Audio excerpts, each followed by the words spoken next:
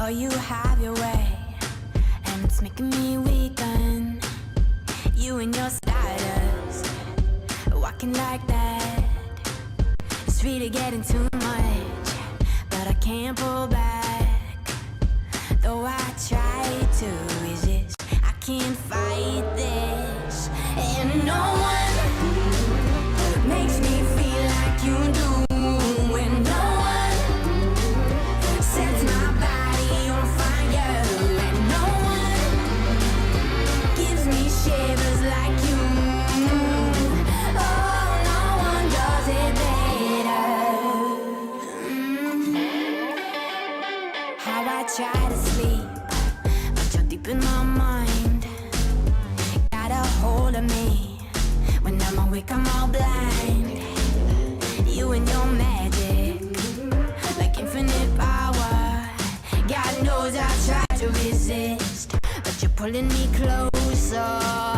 Oh, I gotta stay away, but you won't let me. No one makes me feel like you do. And no one sets my body on fire. And no one gives me shivers like you. Oh, no one does it better.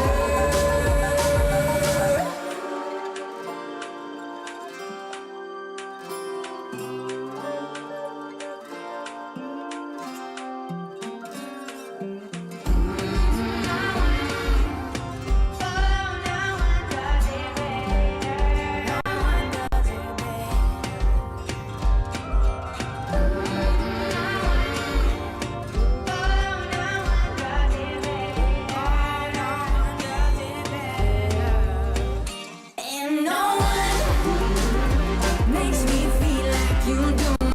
And no one sets my body on fire. No one gives me shivers like you.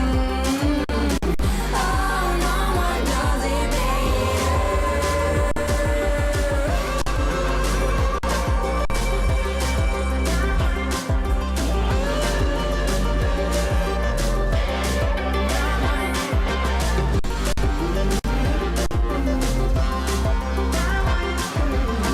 Oh, no one does it better.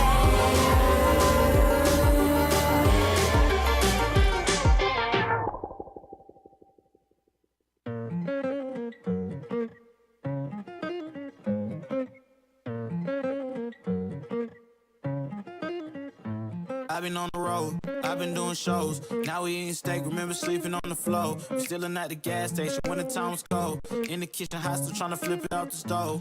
Rocking fake J's, praying that nobody know. Watch them take my dog away, it was way too hard to stay composed. Fight to see the light of day, all this blood on my clothes. I was tired every day, green light, it's time to go. I don't wanna live life fast or die too young.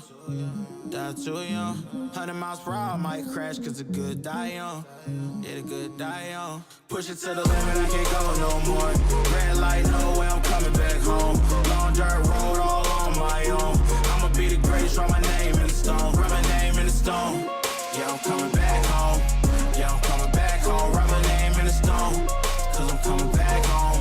Cause I'm coming back home. Right back where I left because I know my people needed me. Diamond in the rough, I don't know what it is they see in me. Go down as a legend in my city cause we beat the streets. Trying to spread the wealth around the block, no I can't keep from me. Told me I should leave. I see the bigger picture and it's way bigger than me. Can't be living like a king, but my people need to eat. If I got it, then you got it, we gon' get back on our feet. And I put it on me. I don't wanna live life fast or die too young. Or die too young. 100 miles per hour, might crash cause good die young. Yeah, but here I come. Push it to the limit, I can't go no more. Red light, no way, I'm coming back home. Long dirt road, all on my own. I'ma be the greatest, write my name in the stone. Write my name in the stone. Yeah, I'm coming back home. Yeah, I'm coming back home. Write my name in the stone. Cause I'm coming back home. Cause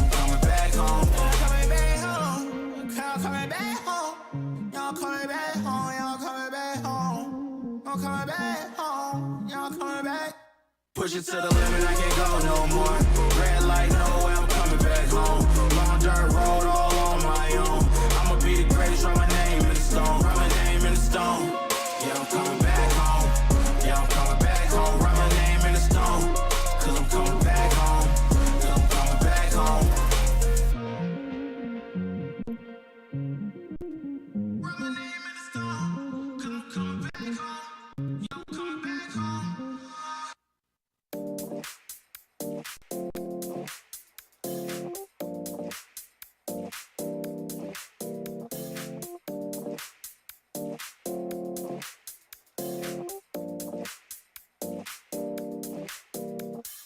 You feel alive, let's hit the dance floor. Don't work too hard, might break a backbone. Return of the Mac, the king is back though. Corvette and cash, I never lack those. She saw the stone, you know how that go. Fatality, my diamonds that cold. Versace trunks, I hit my backstroke. Knock on the door, she at the back, bro. All I really take is a little taste. Island girl, blue eyes with a little bass. Here for the thrill, I don't need the chaser. Wanna vibe at the getaway. Shimmy, shimmy, yeah, I got the semi-4 weight. Don't step out the line like this a probate. You hit the line and try to locate. This for the time, got time for no day. Whoa. Too many, I'm going. Too crazy and I got bad ones and they ready. A good time, so now it's in the whip, we left that. Can't remember anything, but I know we got lit. Good times. Live in the moment, feel like summertime. Obsessed nation, not a world mine. The room is spinning, but I feel fine. Oh my. Chandelier, limousines. Really think I'm seeing things. Read the line in between. Yellow light, I gotta speed up. Get home to a cold shower. Need that pronto. Look like a rave at the condo. Heck of a night in Toronto. She said, boy, you in Morocco. Pearl white mentioned in the top gold.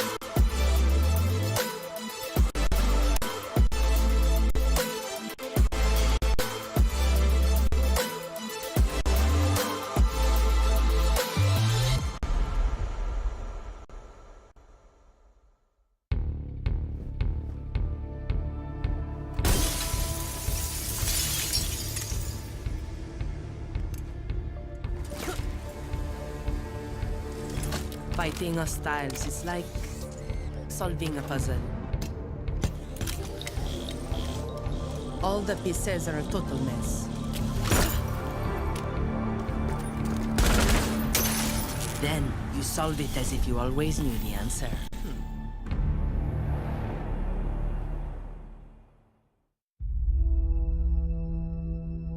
There are civilians out there who need us. They can't fight back. They can't escape. And they can't heal their own wounds. That's our job, and we're the best at it. By being careful and compassionate, we can make the world a safer place for everyone. We do this to be of service, and we can't afford to be complacent. When we go out there, we work twice as hard to protect others. Whatever we have to do, we put the people first. Get them out of here! That will be our focus. With unwavering diligence, we defend. And we get to say that when Wolfguard is on the field, things will be different.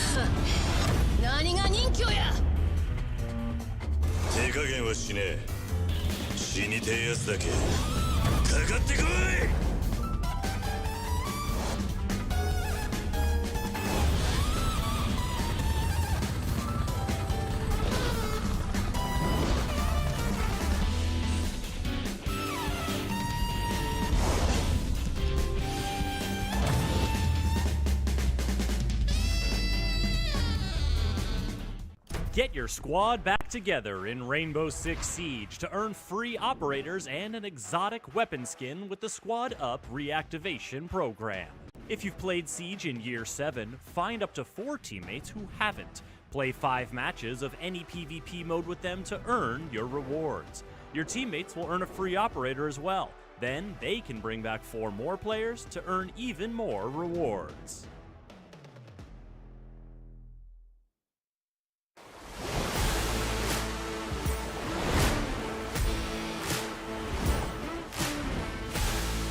That's the sound of a diffuser being planted, and it gets denied. Wow, phenomenal stopping that. No, it doesn't get denied. It gets right through. The attackers win. Harambe picking up the last 2 kills. Cleans that one out. Joe will find a kill on the flank though, at least. Some form of consolidation from the stairs as well. Hoven with 2 big kills. Joe to find a second as well. Gaiman answer back with an end round. All there, Farlord just tucked in. Does he have? Does he know? No, he doesn't. Jackie. To sort of just look to lock this one out in their positions. Oh no. Oh no. Farlord, he's going to be gifted another one. Pushes up, finds Souffle. Can he find a third for his troubles? Almost loses his life there. Being aggressed on from meeting, and Harambe wants to try his hand at it. He's going to rotate himself around. Leverance finds ED. What a headshot! My God, Farlord. He wants to make a play with it. He has it primed and ready. Tolji and Hoven both ball. Make that Joe for a third. It's on to Rex. Tricky Decky to do it, but no. Songdi keeps the fragging momentum rolling. This is what he's made a name for himself.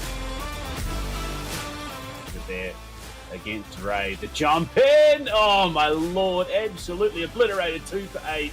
He's embracing the monkey. Finds 3. He's all coming apart here in the 7th. 3 kills for 8. 1 for Rex. A 4th for 8 as well.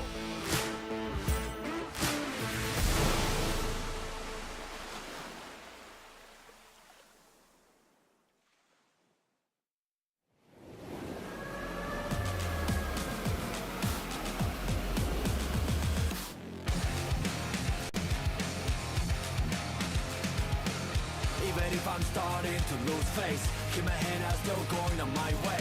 Call my own shots until I'm breaking. Get a move on until I make it. But I can't go back. And having regrets, hitting all the stacks, and that is why we're here. I'm gonna last. Tell me, what are you waiting? Take it over, and this is my year.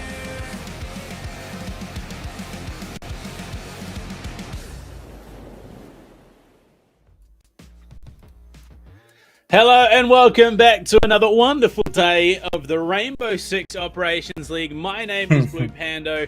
Blue Panda, what am I talking about? It's been a long day. My name is Blue Panda. Joining me on the mic, as always, is Cthulhu. And this, of course, being presented by Kingston Fury, our sponsor, the gaming brand behind the Operations League as well. So make sure you're looking that way if you want some new gaming gear. Of course, they've got some great stuff in stock. But Cthulhu, we're here. We're in it. We're ready to go. Another play day and some unlikely performers showing up over the last couple of play days. Yeah, look, it's been quite an interesting 5 play days so far. I mean, we've had some rather unusual storylines for teams like Fury, but on the other end of the spectrum, the newly qualified team Champion has been showing us some rather curious showcases, especially against some of the more higher caliber teams. Yeah, I mean, getting 7-2'd by Obsession, then 7-0'd by Elevate, into taking 2 matches, 8-7 against Direwolves and Fury. I don't think anyone would have called that coming into, obviously, our play date today. But it sets an interesting run towards the playoffs, of course, and you've got to wonder, maybe there is some fresh Southeast Asian talent that could break into the next level of play come next year. Definitely. The Southeast Asian talent has been built up quite plentifully here, I reckon. And generally speaking, you know, teams like even Obsession, teams like Champion, even Northern Forces to a certain degree, have been showing us some really, really good overall performance. Albeit, you know, looking at the general standings, it does feel rather odd seeing, you know, Fury on the 5th position, Direwolves only on 3rd, Elevate on 2nd, but between Direwolves, Elevate, and Gaming Gladiators, it's all a tiebreaker with the same amount of points. So there's a few really interesting, really tense, you know, storylines that have been building up to this point, and I mean, we're already nearing the half point of the stage, which feels like it was just yesterday we were just starting up the summer season for Operation League. I mean, you talk about the standings and how weird it all is all sitting. Champion, like I said, has beaten 2 APAC South teams, yes, in overtime, but they're currently second last on the leaderboard with only 4 points this stage. And that is a rather... I mean, they even took Gaming Gladiators full regulation rounds. They lost 7-5. So you got to wonder, how much does Champion have in the tank if they can make that last, you know, that last-ditch effort towards the tail end of the stage, make it into Autumn, look to make it into the Prime of Valor, you know, at the end of the year for APAC South? How much damage could they do? Yeah, look, absolutely. There's plenty of damage to be dealt, and I'm genuinely quite keen to see what could be done here, because look, I mean, even the matches themselves, they are looking rather promising, which we'll get to them later down the line. But yeah, look, it has been a phenomenal stage, honestly, and I think we're just starting to get to all the, you know, the nitty-gritty, the actual, you know, the juicy matches. We already gone past, you know, all the farming ones. You know, Obsession farmed up their own one, Fury farmed up their own against the Strape. For a Strape, speaking of them, that was a complete unfortunate kerfuffle for them, given that they are still sitting on a 0-pointer for themselves. But it's been kind of at least for me personally, it's been kind of a talking point where, you know, it's all about currently just learning experience for them, and going into, say, if they requalify via the qualifiers into the next season maybe, or if they stick around in the season, or rather in Operation League, they, I reckon, could have a really solid potential to bring a huge amount of play comes next season. I mean, it's even interesting looking at round differentials. The top 5 teams in the competition all have a positive round differential at the moment. Northern Forces, Champion, and the Strape.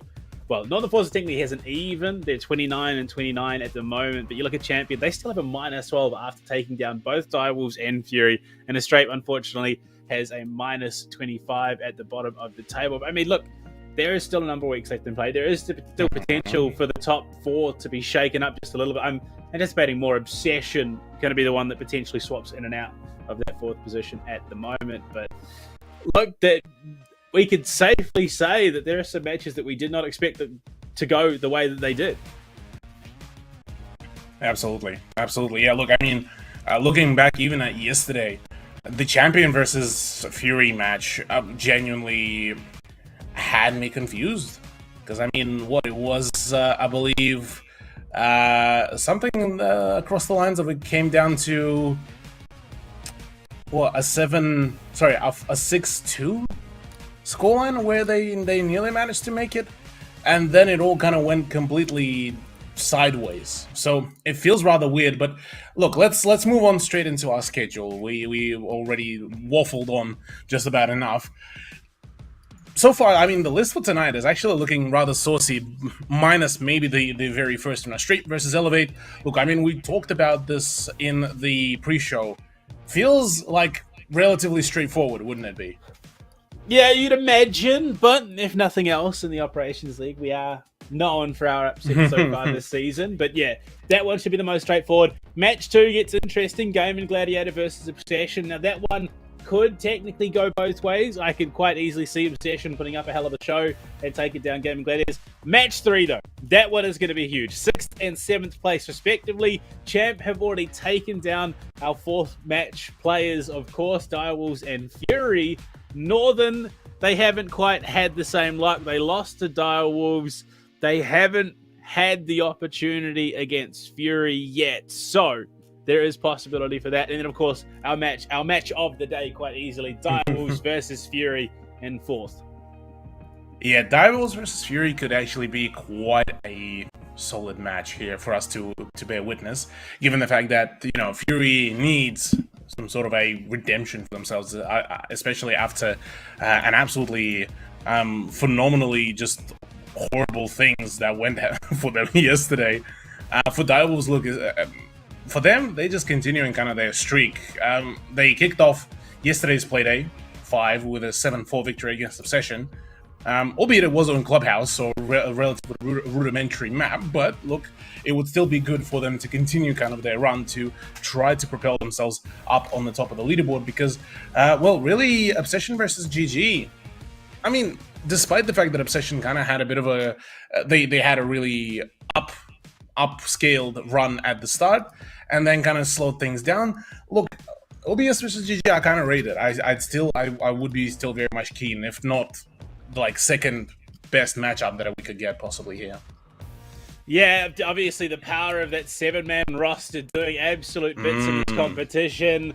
I mean, not to mention the names roster as well, of course. I mean, you think Roldini, Producer Boom. There's just so much history in that roster for the APAC region. That experience has to shine through somewhere. Yeah, look, we'll be talking a whole lot about the experience going against in that very matchup, which I'm definitely looking forward to. But I mean, look, hopefully we do get into the match and the team rosters as well. And there we are, yeah, the Strape versus Elevate. Look, why don't we talk a little bit more now in depth about this one, because it feels like on one hand, a Strape, a team that they need some sort of a breakthrough. They need like some sort of a grand, you know, not finale, but a grand breakthrough. And I feel like against Elevate, whilst the chances are borderline nil, if not minimal, it would be a fitting way to, you know, score their first win. Well, I mean, it would be, yeah, like you're taking a swing at, 6 invitational attendees, almost major attendees. Look, let's be honest, they qualified for it. Unfortunately, they couldn't go. But they're out on your screen. Bolivian Hayabushi, phenomenal. Pig G and Young Alpha. And look, these guys have hit some absolutely massive shots so far this competition. They have gunners. They have the mechanical skill. Unfortunately, though, it hasn't resulted in a win yet. Yeah, they are just one step behind of getting that, you know, the big win, the grand one. And yeah, it's just maybe one of those matchups is going to be the one to really make it. But I definitely have to agree with you, Panda. It's a matchup that, or rather, it's a team that has a lot of potential. A diamond in the rough, one could even say. And yeah, look, their play so far has been interesting. Let's call it that. Interesting in their own entirety, but certainly they need to work a whole lot on their own coordination, because I remember noting it before a few times. It is a roster that occasionally looks like just a team of 5 solo players. Yeah, most definitely. And I mean, Elevate their opponents today. I know Slouch's Mark and Mr. Punch, the newest additions to the roster. And then you got the old staples, DCH, Onigiri, and Sapper. And I mean, you just look at the numbers across the board. 2 players in that roster going negative, and that's DCH and Onigiri. And I mean, Onigiri, look, he's been a bit quieter so far this Ops League season. But everyone knows, if you have even only watched Elevate once, Onigiri, who is a player who can show up absolutely when his 2 knees are. Oh yeah, Onigiri is one of those players that it's almost like an ace up their sleeve. Really, it doesn't get shown until the actual dire straits, and that's when the man gets to perform. The rest of the team, I mean, you look at even the sheer amount of frags. 50, 53, and 58 for Mark, Mr. Punch, and Sapper, respectively. It is a roster that is very well versed in their fragging game, in their fragging potential, and contrasting to what Astrape bring to the table, at least in the context of this matchup, it is almost a day and night difference. Oh, most definitely. And I mean, you only have to think of, that 6 Invitational showing that we saw at Onigiri. What was it, 27 kills in a single map, majority of which was with the MK14. And we go to Villa, and this is a map that Elevate should really thrive on, because they're a team that absolutely excel when their opponents don't have time to think. And on a map like Villa, playing on both sides of attack and defense, you can 100% lean into that and cut down on their ability to capitalize on any given situation. Oh yeah, 110%. You could capitalize a whole lot. And yeah, generally speaking, Villa being a very complex map, it does require you to be very thorough, which Elevate are very much well versed on. On the side of Astrape, look, their main challenge here is just going to be just keep up their own coordination, because they have the mechanical skill. They can do it. There's a reason why they managed to qualify for Operation League, and certainly they're not slouches. It's just more so not even the skill gap, but the experience gap between the 2 rosters does kind of show. So, for me personally, here it's going to be a question of how many rounds can Astrape take off Elevate? Because, granted, Elevate are going into this as the favorites. Maybe call me the non-believer into the underdog, but given the more recent performances, look, it's been rather unfortunate for Astrape, especially their yesterday's performance, the 7-1 loss to GG. Makes you think that, look, things might not be as fortunate as it is. But look, I'd rather not talk about my percentage of the caster predictions. Currently, literally the largest L caster in tandem with Black and Blue. Look, it is what it is. We can all write off Infi, and of course, he has that insider knowledge working with CSGG, so we're going to have to get an admin ruling on that one, because quite clearly there is some insider info trading. But yeah, look, I'll quite comfortably take second. I'm quite happy with the picks that I've gone for tonight. But Proto is a bit of an odd one out there. And look, Cthulhu, look, run me through it. What's your justifications? Why do you think it'll be Obsession and not Gaming Gladiators taking out Map 2? Honestly, it's a bit of a weird one, honestly, for me, because Obsession are a roster that kind of just, they have the potential to show up. It's just their inconsistency is the one that shoots them in the foot. Whenever they're on their highest performance, they're absolutely rolling their opponents. I mean, Silence being a big show up, Deadpool, Producer occasionally if he does get to play, and kind of they have the ability to do so. I mean, taking Direwolves to 7-4 is still a big performance and a big boost, but I suppose that's my kind of last chance for them, given the fact that they did lose to Northern Forces in Playday 3, and it was a 7-3. So suppose blind belief into the underdog. Yeah, and then of course we've both backed Fury in that last match of the day. You give us your thoughts on that one. Look, for the Fury versus Direwolves on, I genuinely think that as long as Fury don't get into their own heads, they might just be able to bring it back. Napier definitely being kind of the core, the key player who basically leads the team in that regard, definitely will have to be, the one to keep the team in check. But honestly, this one more so, to me at least, it is a bit of a coin toss. I'll admit to that. It's definitely both teams could easily win, given some of the more recent unfortunate circumstances for Direwolves, being reverse swept by Elevate and throwing quite a big lead. Fury just yesterday threw a phenomenal lead, probably an even bigger throw than what Direwolves performed against Champion. So yeah, look, there's definitely quite some implications here. And of course, you guys have your chance to win at home. Make sure you put the hashtag in chat, getting it going, and you could win yourself some R6 credits as well. We get into it, and that is a target ban and a half a strafe, removing the Finker. And there's something that's been quite heavily discussed here, Cthulhu. The most telling thing about whether a team is capable enough or not is whether and how well they can play without a Finker. Yeah, true. Finker has been one of those staple operators that quite a number of teams have been picking in for the right reasons. I mean, the loadout is absolutely deadly, especially in the right hands, and yeah, taking her out will make, well, all the damage to the attackers all permanent, so things might get quite dicey if a team does not know how to manage their resources well. Thatcher and Cade, the response from Elevate, pretty stock standard in the grand scheme. Heading into the final ban, I mean, there's just too many options. Think of Mira, Valkyrie, do we see Azami? It's Malusi instead. So Cthulhu, we have a triple threat available on the defense. Valkyrie, Mira, and Azami, which could turn this into an incredibly defend-decided Villa. All of this has one big weakness. With Cade not being on board, it leaves the Breach Denial to basically very basic ways. You can't hide it in any shape or form. So any form of a vertical play will basically rid here the defense of any of the Breach Denial. And so all those Azami setups, all those Mira setups, we don't care.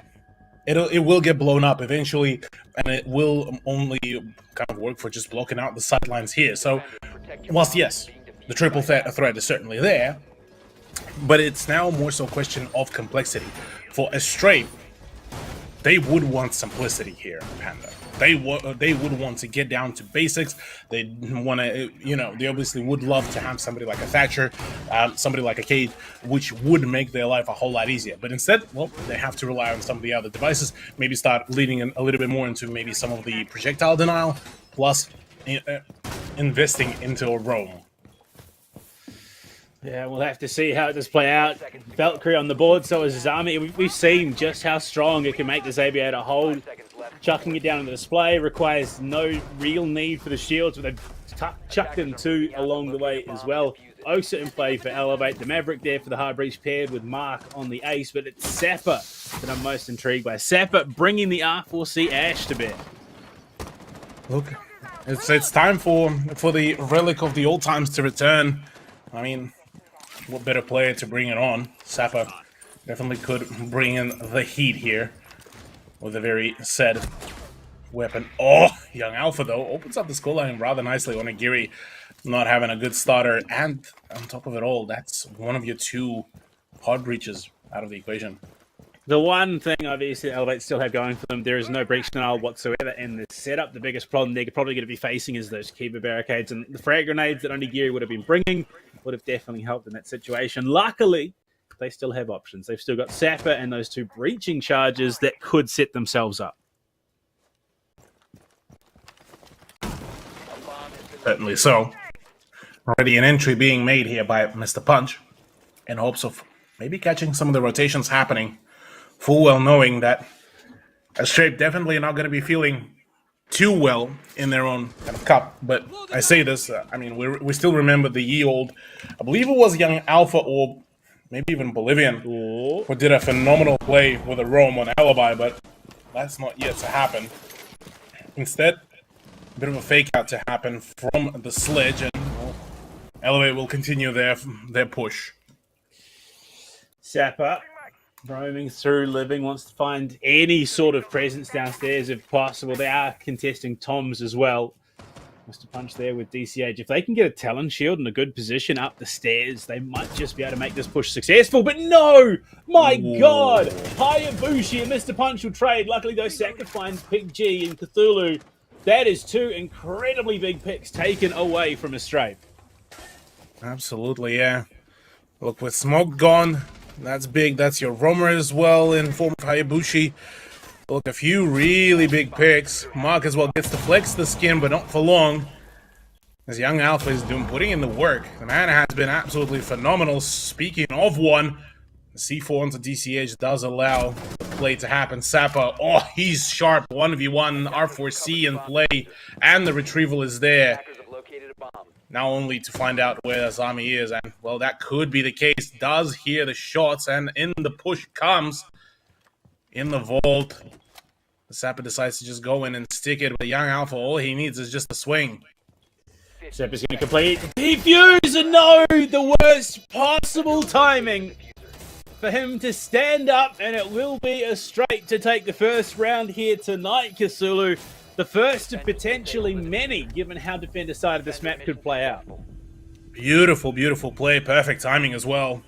Knew exactly when to swing, or rather, maybe it was just purely off the back of the timing. Who knows? Or we'll attribute it to just the good knowledge and the good game sense. Finally, things are starting to align pretty well for Astrape. I mean, starting things off pretty well for Young Alpha to find those a number of really, really big picks. I mean, getting rid of the I believe it was Onigiri's Maverick from the get-go, that eases a whole lot of stress as well from those windows. Indeed it does. Sets it up quite cleanly. And that's where the stress could start to make things a little bit uncomfortable, obviously. We will have to see. But as it stands, look, it's only a first round. There's still many more to be played out here, of course. I just hope that it's not a flash in the pan, so to speak. And one would hope that is the case, and that it is a sign of a consistent kind of play. But I suppose next couple rounds will be that very showcase. Interestingly enough, though, we already get quite a straightforward change of the Elevate lineup. Onigiri obviously introducing the Iana, DCH bringing in the Twitch.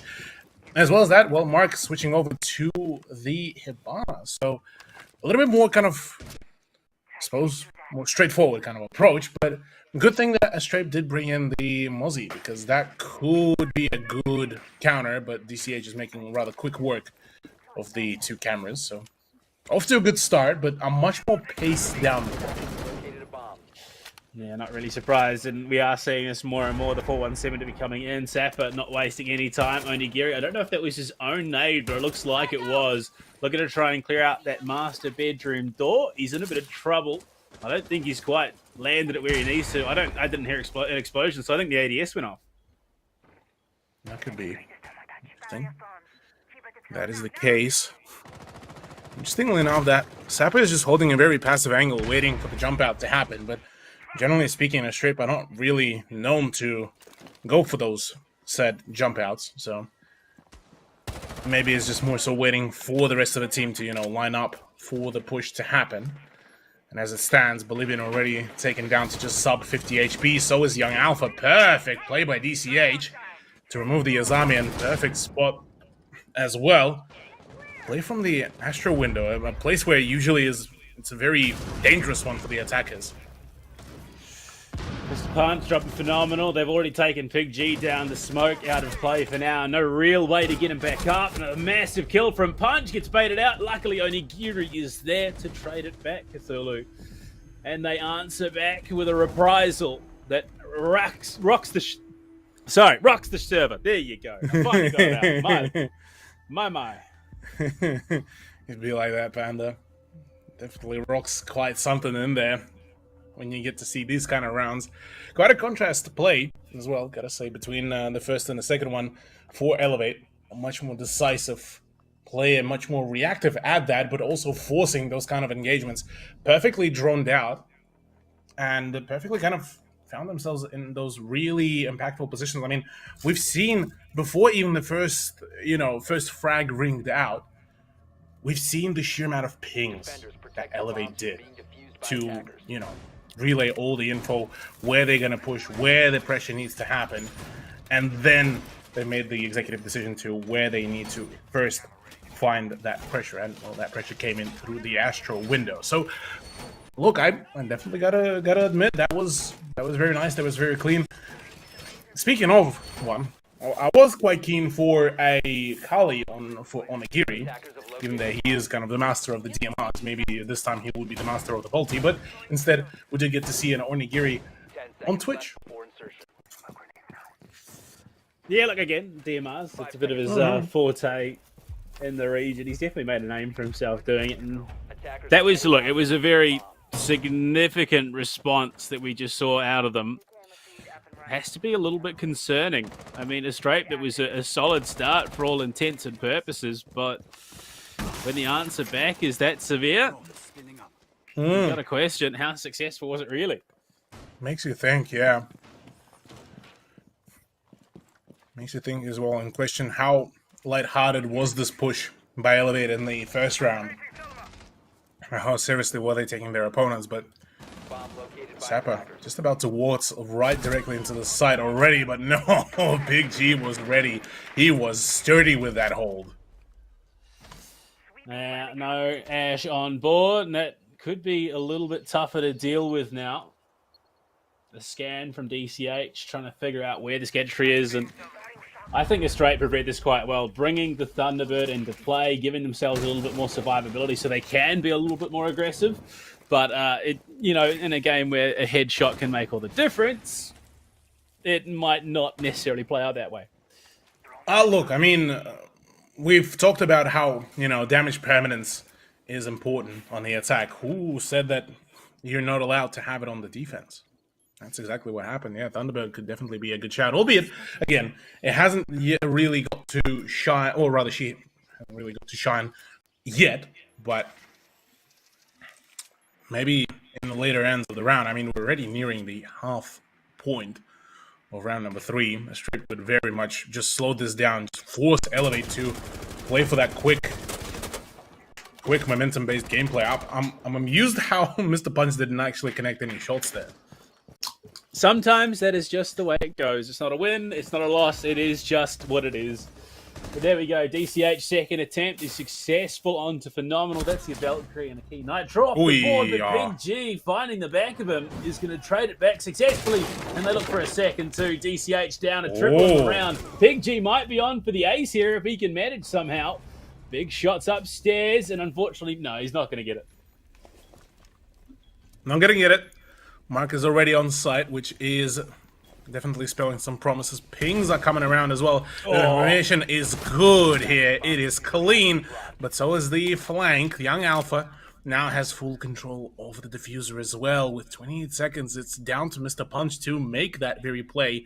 And against the Thorns SMG, not looking pretty, but at least there's the damage heal and, well, rebuff. 16 seconds, no frag grenades. It's a full-on face check to grab the diffuser. Well, he has snuck it away. He's tucked himself in. Has he got safety in going for that plant? He's going to look to stick it out. And oh no, Young Alpha may have played himself here. Mr. Punch, can he get the shots on right now? No, he can't. Young Alpha, crisp and clean, needs no caffeine and gets it done. Second time, Panda. Second time Elevate lose it out straight after going for the plant. Concerning. Concerning it is, but honestly, I'm liking so far what Astray been doing. They have been playing into that almost half chaotic factor. And Pig G, that triple, that was a big deal breaker as well. Yeah, indeed. That's rough. This is Elevate. Like I said, 6 invitational experience under the belt. They've been to majors. They have played amongst the best in the region.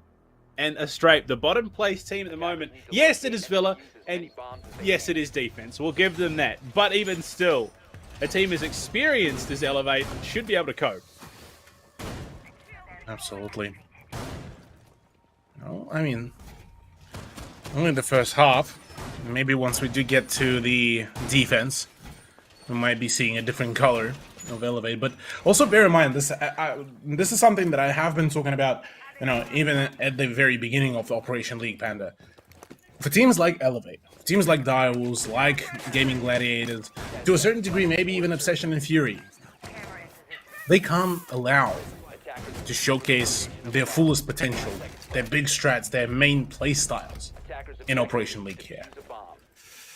They have to basically play a completely different play style here if they obviously want to save strats to a certain degree. So always we have to have that sort of a question of, well, how much of, I guess not even effort, but how much of a real Elevate or a real Direwolves do we get to see in Op League? I think it was Juice from the Knights who said it best. You know, it doesn't matter what league you're playing in, a win should be a win. You shouldn't be pulling your punches just because it's not, you know, the highest level of play you're in. That's not what orgs are paying for. And there we go. DCH kicks it off with a big kill on Oblivion. Big frag. Oblivion, known to be a very scary alibi player, doesn't get to really have a whole lot of say in the round. But both PigG and Young Alpha still alive, and they were the big impactful players previously, so it's up to them to kind of make the plays, make the swings happen. And as I say that, Sapa gets downed. Could be a rather problematic turnout. Just the voice line. You're okay. Get up. You're fine. Shush. But Young Alpha, Young Alpha showcasing the power of those keeper barricades on the Aviator defense. They've got the elevated position. It just creates so many unique and new angles, and it does make it that much harder for attacking teams. Absolutely. He definitely could kick off quite a lot with Sapa and Mr. Punch now tagged up. Sub 50 and sub almost 40 or 30, I want to say. Frag grenade out. Tried to get rid of the new jammers, and it will be good. C4 in. No, it sticks to the last bit of plank. Has to be quite a tilter here for the mute player and fallback. The spray not connecting either. So far, it's not good. Right now, I mean, it's not the end of the world. Obviously, there's no fingerprint play for the attack. There is that ever-present risk that they will suffer some significant health loss right now. The utility dump trying to come in to clear that shield. Looks like Sapa might just have the one lifeline remaining, and Young Alpha explodes, but he wins the gunfight. Jesus. Sturdy on this hold, and being able to get rid of Mark, albeit the breaches have been already done. So basically, Hibana's job has been done, but 22 seconds. Oh no, the pick apart is happening. Only 2 players remain, make it 1. Hayabushi is the last player standing, and well, he's not really long for this world, it seems. 15 seconds, but the plan could be prevented. Long angle from the bar could be held, or whether it's 90 hallway, and it is in fact 90 hallway, and he has to fall back down to the main stairs. The plan down 1v4 seems like almost a dream, but he makes it work at least for now. Gets rid of Onigiri. Technically only 1 player that is on full HP. Yeah, health bar is in a workable position here for Hayabushi. Unfortunately, that tag just catching him, but no, straight into the waiting arms of Sapa and his mouse 1 power. Shuts it down, holding from Volt. Oh my lord, look at it. He only had a pixel to work with, and he spotted the shins and cleaned up. Absolutely. Clinical play for the LMG, and Elevate maybe it just took them a little bit of a moment to, you know, warm up, get things going. Maybe they just woke up, who knows. It's gamer hours on the weekend. So, everything could be assumed here. Apart from that, look, gotta give kudos though to Astrape. On their defense, a 2-2 scoreline. It's very much formidable, especially after the spanking that was handed out to them yesterday. Definitely a lot of learning has been done, and a lot of, you know, conclusions have been found by the end of that last matchup. Oh dear. Yeah, look at that. Just missing. And Cthulhu, you might just get it right now. And Onigiri, he's hovering it. He's hovering the Kali once again. He's teasing you. Yeah, and definitely, man is teasing me. Still 15 seconds to change it off, and yep, right on schedule. Decides to bring in the Iana, which is, you know, let's be fair, it is the operator that, you know, you usually see on Onigiri on. Kali for him would be rather, you know, you know, bit of a kind of a pick that kind of points towards maybe a slight disrespect or so. But I suppose we'll have to wait and see. Interestingly enough, we do finally get to see a little bit of a POV on the Valkyrie, but whether the Valkyrie gets to stick around for long, that's going to be a whole different question. But at least, you know, Big G and Young Alpha playing on the operators that they were able to frag out before. Yeah, indeed. Right now, a lot of free fires. Mr. Punch on the Nook, but it's Onigiri to kick it off. Bolivian down. And that is the MK14 out of play. At least it looked like it was anyway. And it's such an impactful gun at the moment. Having him gone as well, I mean, it just weakens the hold. There's now more angles that one person has to hold. Absolutely. Well, with Nook as well in play, given the fact, by the way, that Nook has been banned rather frequently in the past few days, it is interesting to see that out of all the maps on Villa, she got let through. But we'll look at the setups so far. The Iana with Replicator is actually doing the job. Swing, sturdy. Mr. Punch is very much ready and prepared for the gunfight and for the battle. So far, I mean, Elevate are definitely nailing all the problems that they had. I say that, though. No way.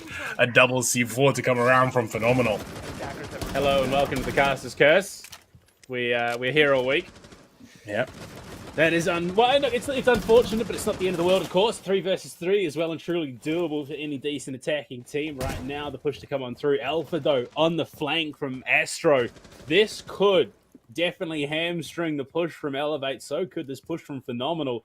If he can catch them unawares as he gets aggressive up in this forward position, do they know? Pre-fires give away the game, but, I mean, that could have been a massive hold. Speaking about the massive hold, Hayabushi doing his best here to try to hold off the onslaught, but right now Sappo already getting rid of a Young Alpha doesn't leave a whole lot of problems, or rather a whole lot of reinforced positions for Stripe to hold on to. Plus, yes, the angles are good and the angles are very profitable here for the defense to hold on to. It does leave a lot of free real estate, and with Phenomenal down, it's all down to Hayabushi. The collapse could happen right here, right now. Swing comes around, and the hold is there. Sappa, he is clean on that frag. 2 rounds in a row. Poor Hayabushi goes to the swing, gets punished for it because Sapper is holding an angle with his big bad LMG, and unfortunately, that's what you're meant to do. Yeah, exactly that. So what you're meant to do, what you're meant to play. Onigiri keeps on teasing everyone, and well, it's a good strat. I mean, for him to keep on concealing, keep the enemies guessing as to what is going to be brought over. Given that he did switch around between a number of different operators, so they certainly play pretty well into the way how Strape been able to counter them. So far, so good. Round 6, though, will be the big decider. If Strape do make it a 3-3, now we get to talk about, well, possibilities that, Strape finally starting their whole, I guess, hero arc, where they starting to finally learn from some of their mistakes, some of their misfortunate turnouts, and then going into the second half of the season, might just be the ones to start, rising from the ashes. I mean, well, only way is up for them right now, being on the 8th place with 0 points. So, I suppose any win will be a huge win for them. Yeah, but I mean, the problem being, this is Villa Cthulhu. This is traditionally a defender-sided map, and if Elevate, I mean, there is more than likely going to be a 4th round for them here. Then I suppose the likelihood is lesser that a Strafe will pick themselves up a 3rd, given how things have been going. But I mean, if the possibility does eventuate, you got to question, how does the second half then go? So, plenty of opportunities, plenty of possibilities. Will certainly prove a whole lot of things. That Claymore could be cheeky, could catch it off. Oh my lord, don't even need that. Phenomenal gets completely deleted, and the man will be absolutely question marking as to how does his life come to that, just being pre-fired through the window. My life choices, what are they? But Olivia answers back before falling. Mr. Punch off the board, but you've lost your alibi and your Valkyrie too. Very important information gatherers, of course, on the defense. They've got the Thunderbirds. So, I mean, realistically, they have the tools they need to hold off this push. Most definitely. Quite a lot of utility still ready to roll. 2 C4s on top of already what has been placed as a static utility. Quite a lot of fallback positions still to play around for a Strape. Elevate lineup as well. Looking a little bit almost scarce, but I say that each and one of them is a unit of its own. Able to frag out like absolutely crazy. So as it stands, well, Elevate might just be able to pick it apart one by one, and certainly with the fact that Big G and Young Alpha are separated, this could be almost a perfect setup for them. Potentially, only gearing on the flank. Alpha falls. Sapper will be the one to get to it first. Now it's on Big G at a 1 versus 4. He rotates back to Memorial. Sees the gate go down. It will drop DCH, but it costs him about 50% of his health. So many angles now to cover. He's sitting on the chassis. He does cop the Kona station. We'll follow it up with a second. But the concussion through. He tries to get out, but no. Sapper has the angle and Elevator good for a 4. That was a tragic result of at the end of the round. Being stuck on that chair is definitely a bit of a heartbreak. But look, at least we did get to see a tactical timeout earlier than later. On a 4-2 scoreline, you know, that's the perfect time to attempt to bring this back. We're getting to chat and getting to have a bit of a discussion as to what needs to be done. Going into the second half, look, I think that's the best time to really go for it, especially against Elevate. Yeah, I mean, how many times have you and I seen a team call it far too late? You know, you're sitting on map, your opponent's got map point, and then you call it, and remember that stage, let's be perfectly honest, it's far too little too late at that stage. So right now, yeah, look, you make do with what you've got, and what they've got is to hold on. Yeah, look, I definitely agree with you on the match point discussion for tactical timeouts. A bit of a kind of delaying the inevitable almost in certain situations, but look, yeah, only 2 points differential for a Strape could certainly open the table for a discussion. And Aviator Room and Games is going to be the first choice for Elevate to bring it over. Could be a decent shout. Yeah, look, I would expect them to play this one quite straightforward. Like you said, they probably won't reveal everything. I would imagine we are probably going to see quite standard setups on the whole, but even then, Elevate quite comfortable playing around it. You look at it. Ancient Anal devices paired with the Vulcan jetpacks, paired with the Azami, and that is a scary, scary prospect, even at the best of times.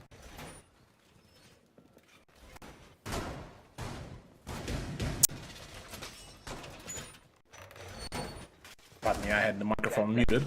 Ultimately, it does lock it down to the idea that if you try to rush through certain key positions, no way in hell you are making it alive, or even just as healthy as you were before, because not only 60 damage from the actual ADD if it doesn't get destroyed, the flames will burn you, and, well, you probably will be forced to run out in the open, which, let's admit, not the ideal situation. It really is. And you and I have seen that so many times now where, you know, with the introduction of Azami, there's so many defensible positions you can play. You detonate it, all of a sudden there's a Vulcan pack on it you didn't know about. And just the creativity that we're seeing out of teams with this utility nowadays is genuinely quite impressive. Oh, yeah. The sheer extent that we did get to see some of the teams go for is kind of nuts. So, seeing some of these plays happen. Definitely is quite a trade, but already Bolivian. Oh boy, he could do a lot of damage here with Phenomenal as well, holding a crossfire. Well, fortunately for Elevate, not really fortunate for Strape, they already dipped out of the Astro and managed to score a frag, but Bolivian still keeps his position rather concealed, albeit Free Fire certainly there. Held the angle, no. DCH is clean with it. And that Kapkan SMG, it is so good, man. Power of a pre-fire. I mean, it's not even that. It's the fact that the Kapkan was utilized to distract, and one of those kills was purely because at that time Bolivian was so distracted trying to clear out what could have been a Kapkan trap, and the pre-fire came through from DCH. Yeah. Perfect pre-fires. Perfect setup, perfect reaction plays as well, with the Azami kind of leading that whole defense is looking good right now. I mean, we've seen even in the Oceanic Challenger League, I mean, the fabled, Ulted Zelios game, where, when we got to see the castle plus the Azami setups for the Astro, which still now etched very much so into my brain until the end of my days. But here, I mean, Villa definitely has been opened up for a vast set of opportunities for the plays. Mr. Punch, though, speaking of those opportunities, does take one with the C4. The real threat for any attacking team on Villa is just how destructible those floors are, of course. And you come on with a Nitro Salivate, you think about, you go to an iconic bomb site, Kitchen Dining, and you think about the pulse potential on that map, on that bomb site here on Villa, and it's one of the most scary things to play up against. And we've seen teams ban it out. Impact onto the window there from DCH. Just baiting the push, but it's Mark to find the follow-up. We could see a flawless, and it is Mark. He just sends it out the classical window. He's used DCH as bait and just gone for it. Oh, just like that, yeah. Definitely Elevate do get quite confident on their plays, and maybe it seems like maybe those 2 points for a Strape were basically the only ones that were allowed, but so many times the Strape did get rather close to scoring themselves another point. So many times, so many opportunities were presented to them. Unfortunately, just Elite were one step ahead so far. So, well, now going into round number 8, possibility for match points certainly are rather high. Attackers need to locate and defuse as many going into this one, well, for Strape, as long as they get the void material, I suppose it's still a dub to a certain degree, but not on the leaderboard. And it's also not going. It's down 7-0 at Elevate, which is a big feat as well. Obviously, we had that. I believe it was played A3, and I want to say, actually no, I'm on the wrong page. Give me a second. I'm almost there. Yeah, go on. But I want to say it was champion. Yeah, it was 7-0 in played A3 against Elevate on Bank. So even then, they can take that away and say we didn't absolutely get monstered by them. True. That's a very good point. I mean, part of it was the veto as well that does allow, it to happen.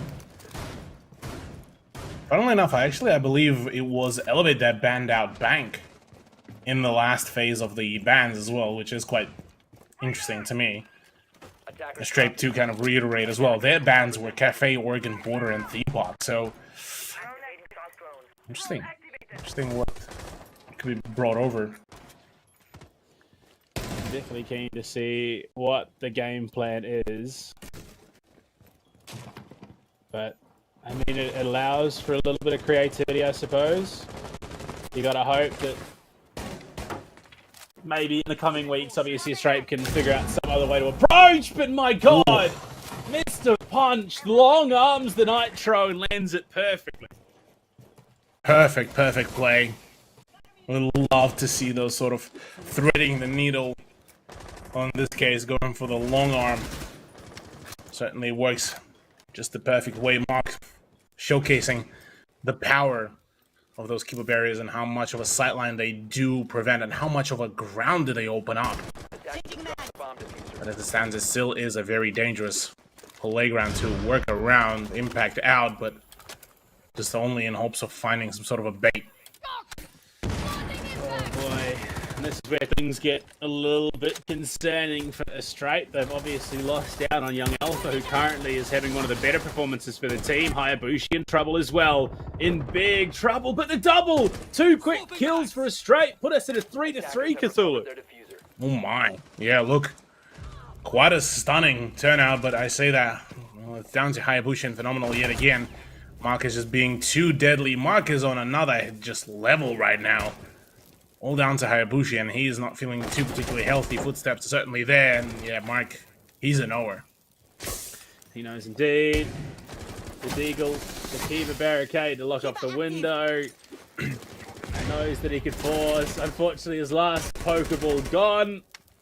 I mean, they can quite easily just milk the time. Hayabushi, a single shot is going to be his death right now. So he can't really afford to pick any winners. Honestly, at this point, you almost just play for time and say, what do we need to do, if anything, to be able to bring this one back?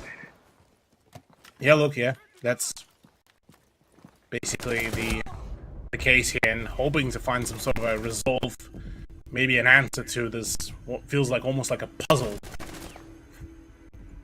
And at this point, I don't think it's even how do we win against them, and it's how do we get another point of them? How do we find that sort of that crack in their defense, in their play? But so far, the only kind of play that worked out for Straight was basically just punishing them on Elevate's own, not arrogance, but I guess own confidence is probably the best way to really describe this.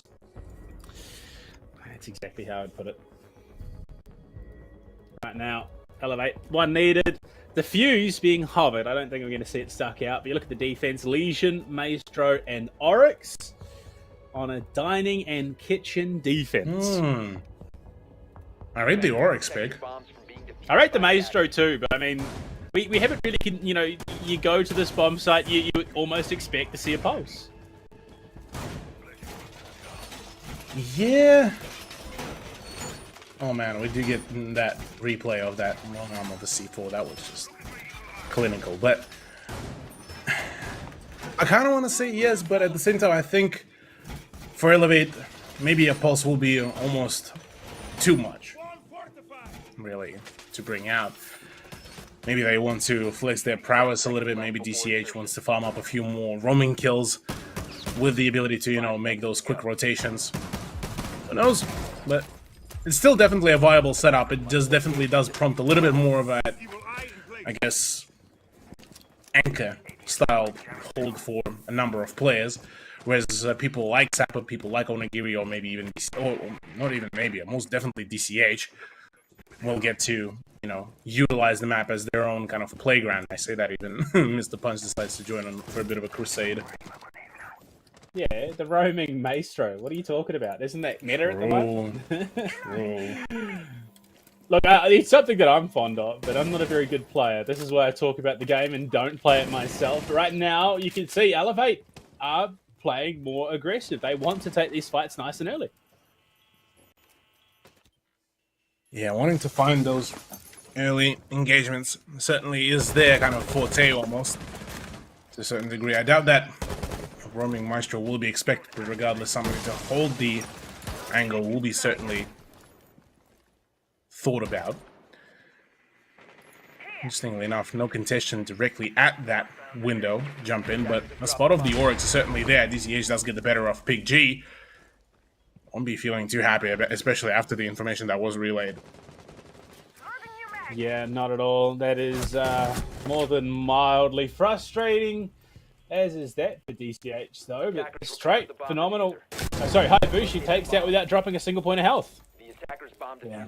Perfect distraction as well. DCH was so focused on that drone that he basically just completely missed out on the fact that he's already being pushed. Speaking of, well, Fuse, the operator that you mentioned that will be picked for this site, actually fits in rather perfectly, I have to say. Especially given the fact that in kind of a similar play, how, you know, say somebody holds the reading room, would be perfect for the vertical game. No, Mr. Punch, yeah, got a little bit too over-ambitious. It's the way things tend to go, of course, unfortunately, but I mean, it's not an impossibly salvageable position for them to be in.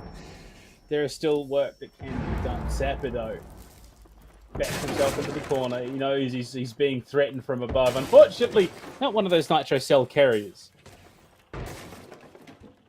Yeah. He's still holding a very deadly angle. Certainly there. 2v4 is on the play as Mark does get fragged out. Sapper basically locked out in Memorial. Not particularly feeling too good. 1v4. Sapper now spotted out. The Reflex Warrior can't really do much here. And that is going to be the third round for a straight, which is basically perfect here for them. That's another weak spot that they found in the defense of Elevate, and well... Why is Bolivian on the ground? Bolivian just, he's vibing. Let him prone the door. There we go. He swings it and gets the kill, but he was prone, watching the door. Yeah, he's just chilling. He's just vibing, waiting for the player to push. He acknowledges that he gives respect to Sapper, full well knowing that if it is going to be him swinging Sapper, he will be the one dying. So to a certain degree, even in that 1v4, so Strape kind of, in a certain way, I guess, paying that respect, saying, yeah, look, I understand that they all can be rather deadly opponents, and with each one of them alive, well, the opportunities for the win for Strape do, to a certain point, decrease. But in a 3-6 scoreline, I mean, that is already quite a formidable scoreline point for a Strape. Despite the fact that, look, it may still end up being in a 7-3 or 7-4. If it does get to a 7-4, even more brownie points here for a Strape, I gotta say. Oh, 100%. I mean, it's just every round that they get against Elevate is a boon, and you cannot look that in the face. It's impressive stuff at the end of the day, and you can't help but sort of sit there and root for them silently. 10 seconds left. Yeah, it's almost. Oh, we already know that. We already know the caliber of Elevate. I roster that so star-studded. It's at this point I'm almost wondering, well, what can't they do? Whereas on the side of a Strape, look, it's a team that we just got to see introduced, and witnessing them almost the only way to really describe some of their games to be butchered. Well, it's good to see that they're finally starting to shape up that form. Interesting, though, choice of an M762 rather than the LMGE for Bolivian, but look, maybe he's got the secret gamer source. Maybe he does, but it's Alpha to kick things off, only Kiri to fall. And Jaeger off the board early. I mean, this might be the momentum that a Strape needed. Certainly. Momentum could certainly be the play, and something that could certainly allow a lot of plays, but speaking of that said momentum, DCH just drifts around the corner.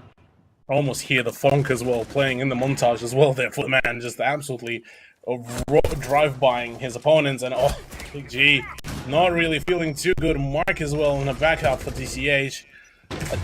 An army of 2 that is halting the entire team. Bushi as well taking some big damage. Alpha is claimed by Mark there with his double-digit kill too, mind you. Hayabushi swinging on in. He's in trouble, and DCH is going to claim double digits for himself as well. Pig G, the last one left alive. Unfortunately, doesn't have much more health than DCH at the moment, trying to hold the angle to Type 89. Bearing 9 out into play. You can see Mark hunting with that D50 in hand. I don't know how much longer Pig G is going to be for this world. Unfortunately, just doing what he can to try and hold, but it's not to be. Cthulhu, unfortunately for a Strape, they can't hold on for much longer. It's a victory for Elevate. Yeah, look, something that we kind of expected almost from Elevate, but look, regardless of the result, regardless of the loss, a Strape are definitely improving on their play, and it shows. Definitely good to see them, you know, starting to get off those 7-1, 7-2 scorelines, slowly but surely progressing. But look, a dub is a dub, and Elevate will certainly take this rather gladly, which will be, so far, at least at the start of the play day, propelling them at the top of the leaderboard. Yeah, look, you can't. It was a little bit shaky. Let's be honest with ourselves, Cthulhu. It was a little bit shakier than we can, sort of used to seeing Elevate. But I would gladly put that down to a straight learning from their experiences so far in the competition and improving. Absolutely. Can't really discredit Astrape's efforts here. Albeit, again, look, it was a bit of a column A, column B on a couple of those rounds where, especially round number 1, where Elevate got a little bit, too keen, maybe is probably the best way to really describe this, for their play, for their push, where they just kind of, tried to go one by one, and well, the one by one doesn't particularly really work here out in the Operation League. Yeah, and Elevate, it's a victory on the board for them, one that they'll quite comfortably take. That obviously breaks that tiebreaker. Push first. We still have to see the game and Gladiator match. So it's not set in stone, but I mean, look, the matchups that we've seen so far, that was the one that we expected to go this way. The rest of them, there's still potential for a bit of a pivot both ways. Oh yeah, there's absolutely potential for, matter of fact, well, all 3 remaining. Even Champion versus Northern Forces. I mean, for both Champion and Northern Forces, I believe those are the two... No, sorry, pardon me. Northern Forces are part of the Taiwan Oblique. I'm just being stupid. But definitely with Champion being able to absolutely score dubs like they did against Northern Forces, this could be an absolute heater of a round. But speaking of the dubs, you, our dear viewer, can also score a scrumptious amount of R6 credits, all by following our very channel, Rainbow Six SEA, and typing the hashtag #FightForGlory all in one word. You have the chance to score yourself a 600 R6 credits, PC only, though, which is F in chat for our console viewers. But a chance is a chance, and it does, I believe, happen to give away 2 codes after each one of the matchups. So plenty of opportunities. Make sure you get in chat. I mean, you got nothing else to lose, of course. And with the new R6 skins in the shop at the moment, some of them quite tasty. The new Elevate one, not bad by any stretch. And I'm definitely keen to see some of those other ones on further down the line from our Southeast Asian friends as well, like Direwolves, Fury. I know that they've got skins coming. Or at least I've been told they've got skins coming. I could be wrong, which look, I'll be honest. I'll take that. Right now, Cthulhu, I believe we are ready to send it on over to a break. So when we come back, we'll jump into our second match of the evening and look to get the action underway. Yes, sir.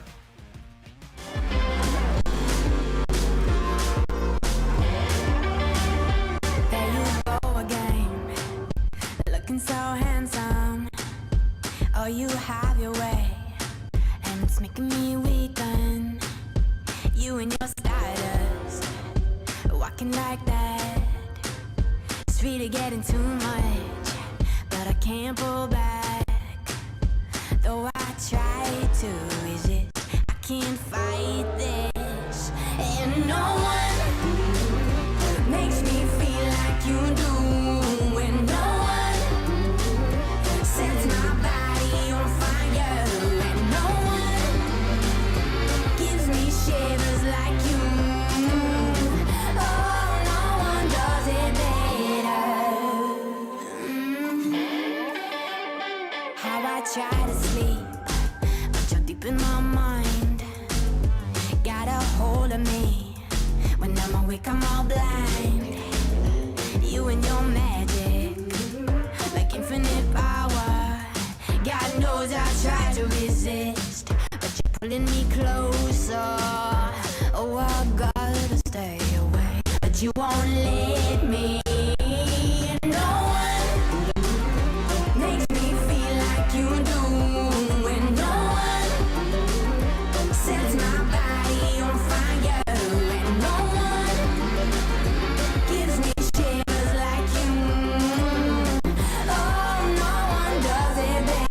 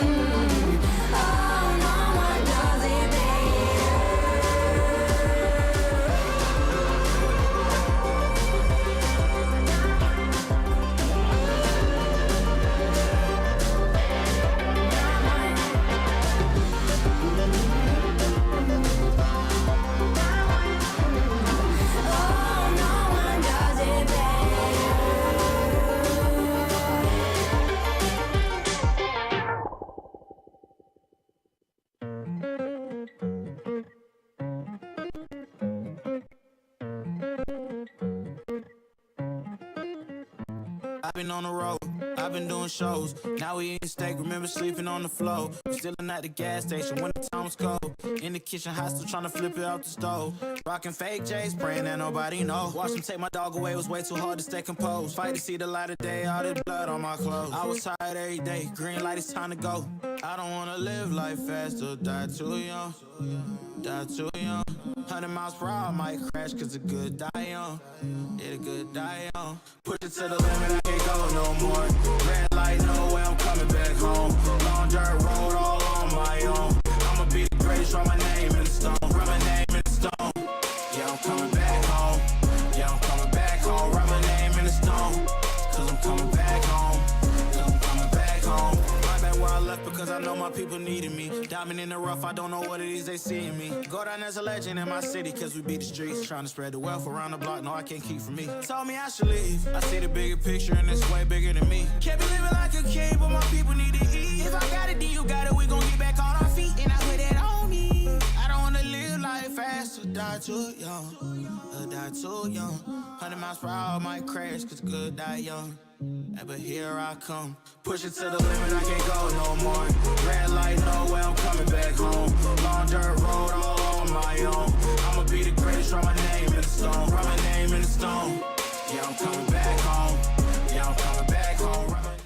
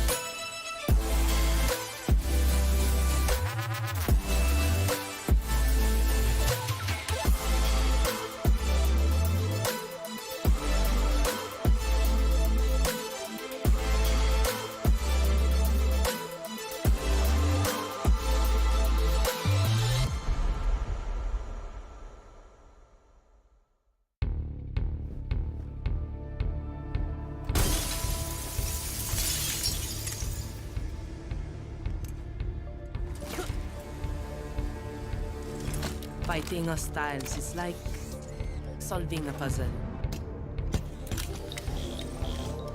All the pieces are a total mess.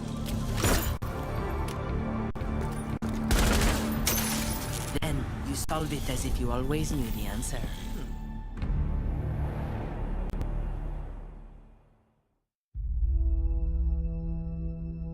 There are civilians out there who need us. They can't fight back. They can't escape. And they can't heal their own wounds. That's our job. And we're the best at it.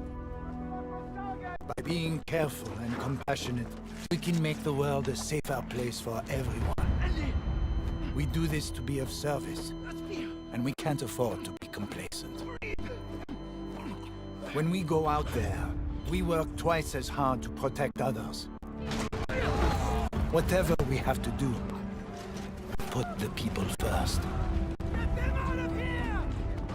That will be our focus. With unwavering diligence, we defend. And we get to say that when Wolfguard is on the field, things will be different.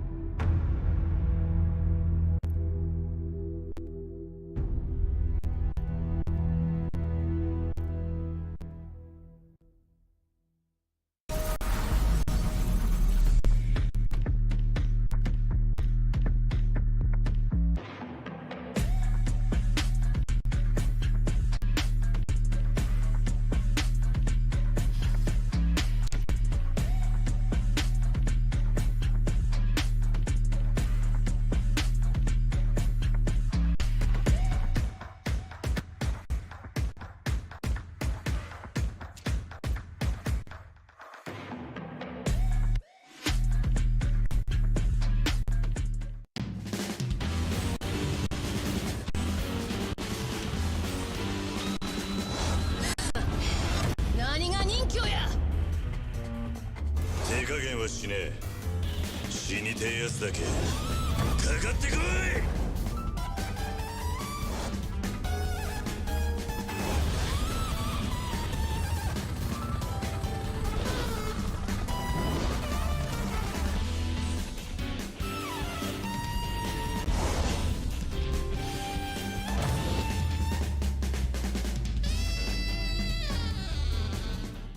Get your squad back together in Rainbow Six Siege to earn free operators and an exotic weapon skin with the Squad Up reactivation program.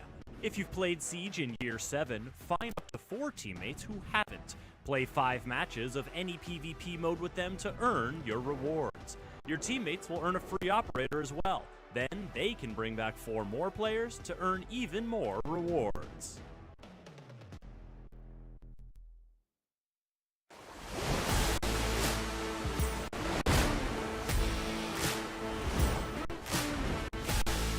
That's the sound of a diffuser being planted and it gets denied. Wow, phenomenal stopping that. No, it doesn't get denied. It gets right through. Ooh. And attackers win. Harambe picking up the last 2 kills. Cleans that one out. Will find a kill on the flank though at least. Some form of consolidation from the stairs as well. Hoven with 2 big kills. Joe to find a second as well. Gaiman answer back with an end round. All that Farlord just tucked in. Does he have? Does he know? No, he doesn't. Jackie Sort of just look to lock this one out in their positions. Oh no. Oh no. Farlord, he's going to be gifted another one. Pushes up Fine Souffle. Can he find a third for his troubles? Almost loses his life there. Being aggressed on from meeting, and Harambe wants to try his hand at it. He's going to rotate himself around. Leverance finds ED. What a headshot! My God, Farlord. He wants to make a play with it. He has it primed and ready. Tolji and Hoven both fall. Make that Joe for a third. It's on to Rex. Tricky Dicky to do it, but no. Song D keeps the fragging momentum rolling. This is what he's made a name for himself. There against Ray. The jump in. Oh my Lord. Absolutely obliterated. 2 for 8. He's embracing the monkey. Finds 3. He's all coming apart here in the 7th. 3 kills for 8. 1 for Rex. A 4th for 8 as well.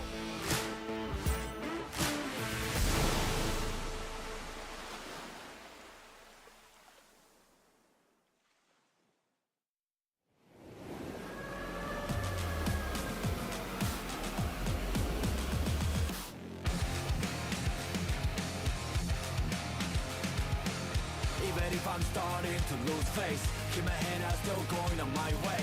Call my own shots until I'm breaking. Get a move on until I make it.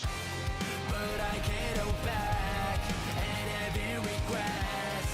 Hitting all the stacks, and that is why we're here. We're one gonna last. Tell me, what are you waiting? Take it over, and this is my year.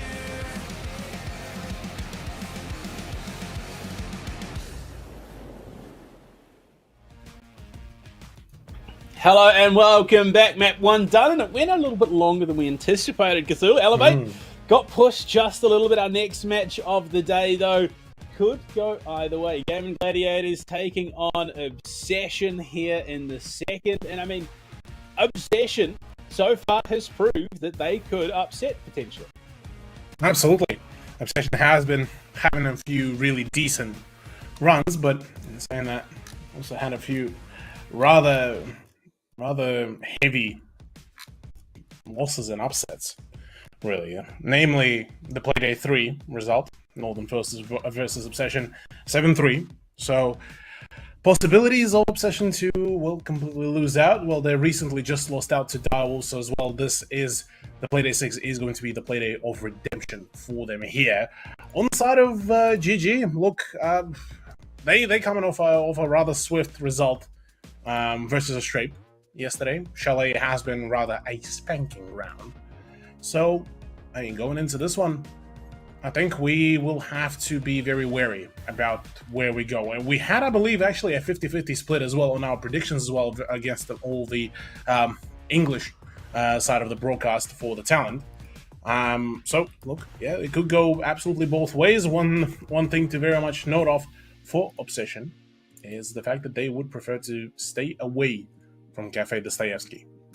Yeah, it's definitely going to be interesting to see how they wrap up that map veto, where they feel like taking Gaming Gladiators, who, look, a bit of a success story coming out of the Southeast Asian Ops League, coming into APAC South. They haven't had, what most would consider a miracle run, but they've held their own quite comfortably in the competition. Oh yeah, 110%.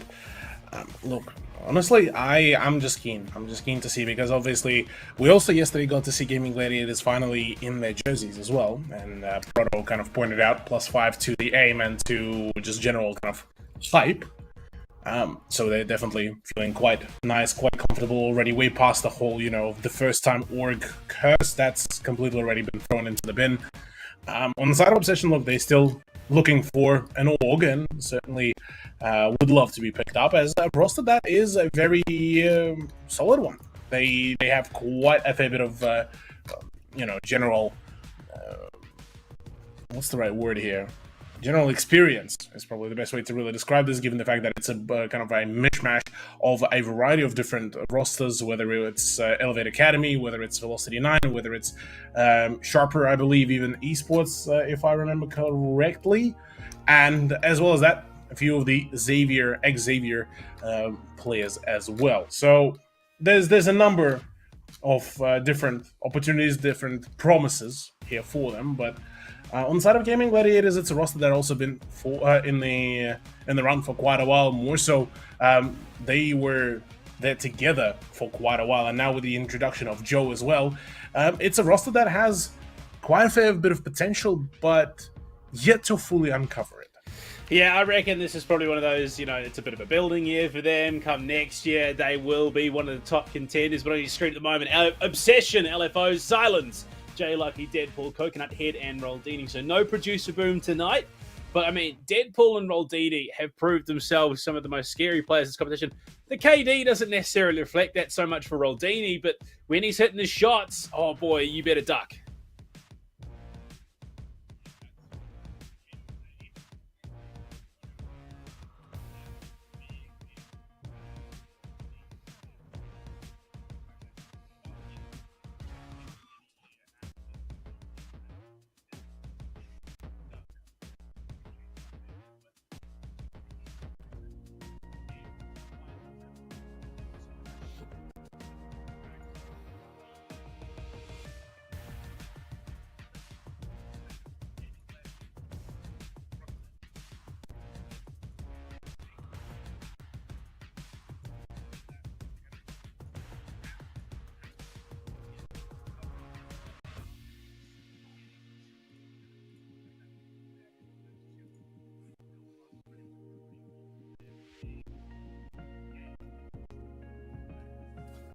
I believe they've got Direwolves still to go. Is probably one of their biggest.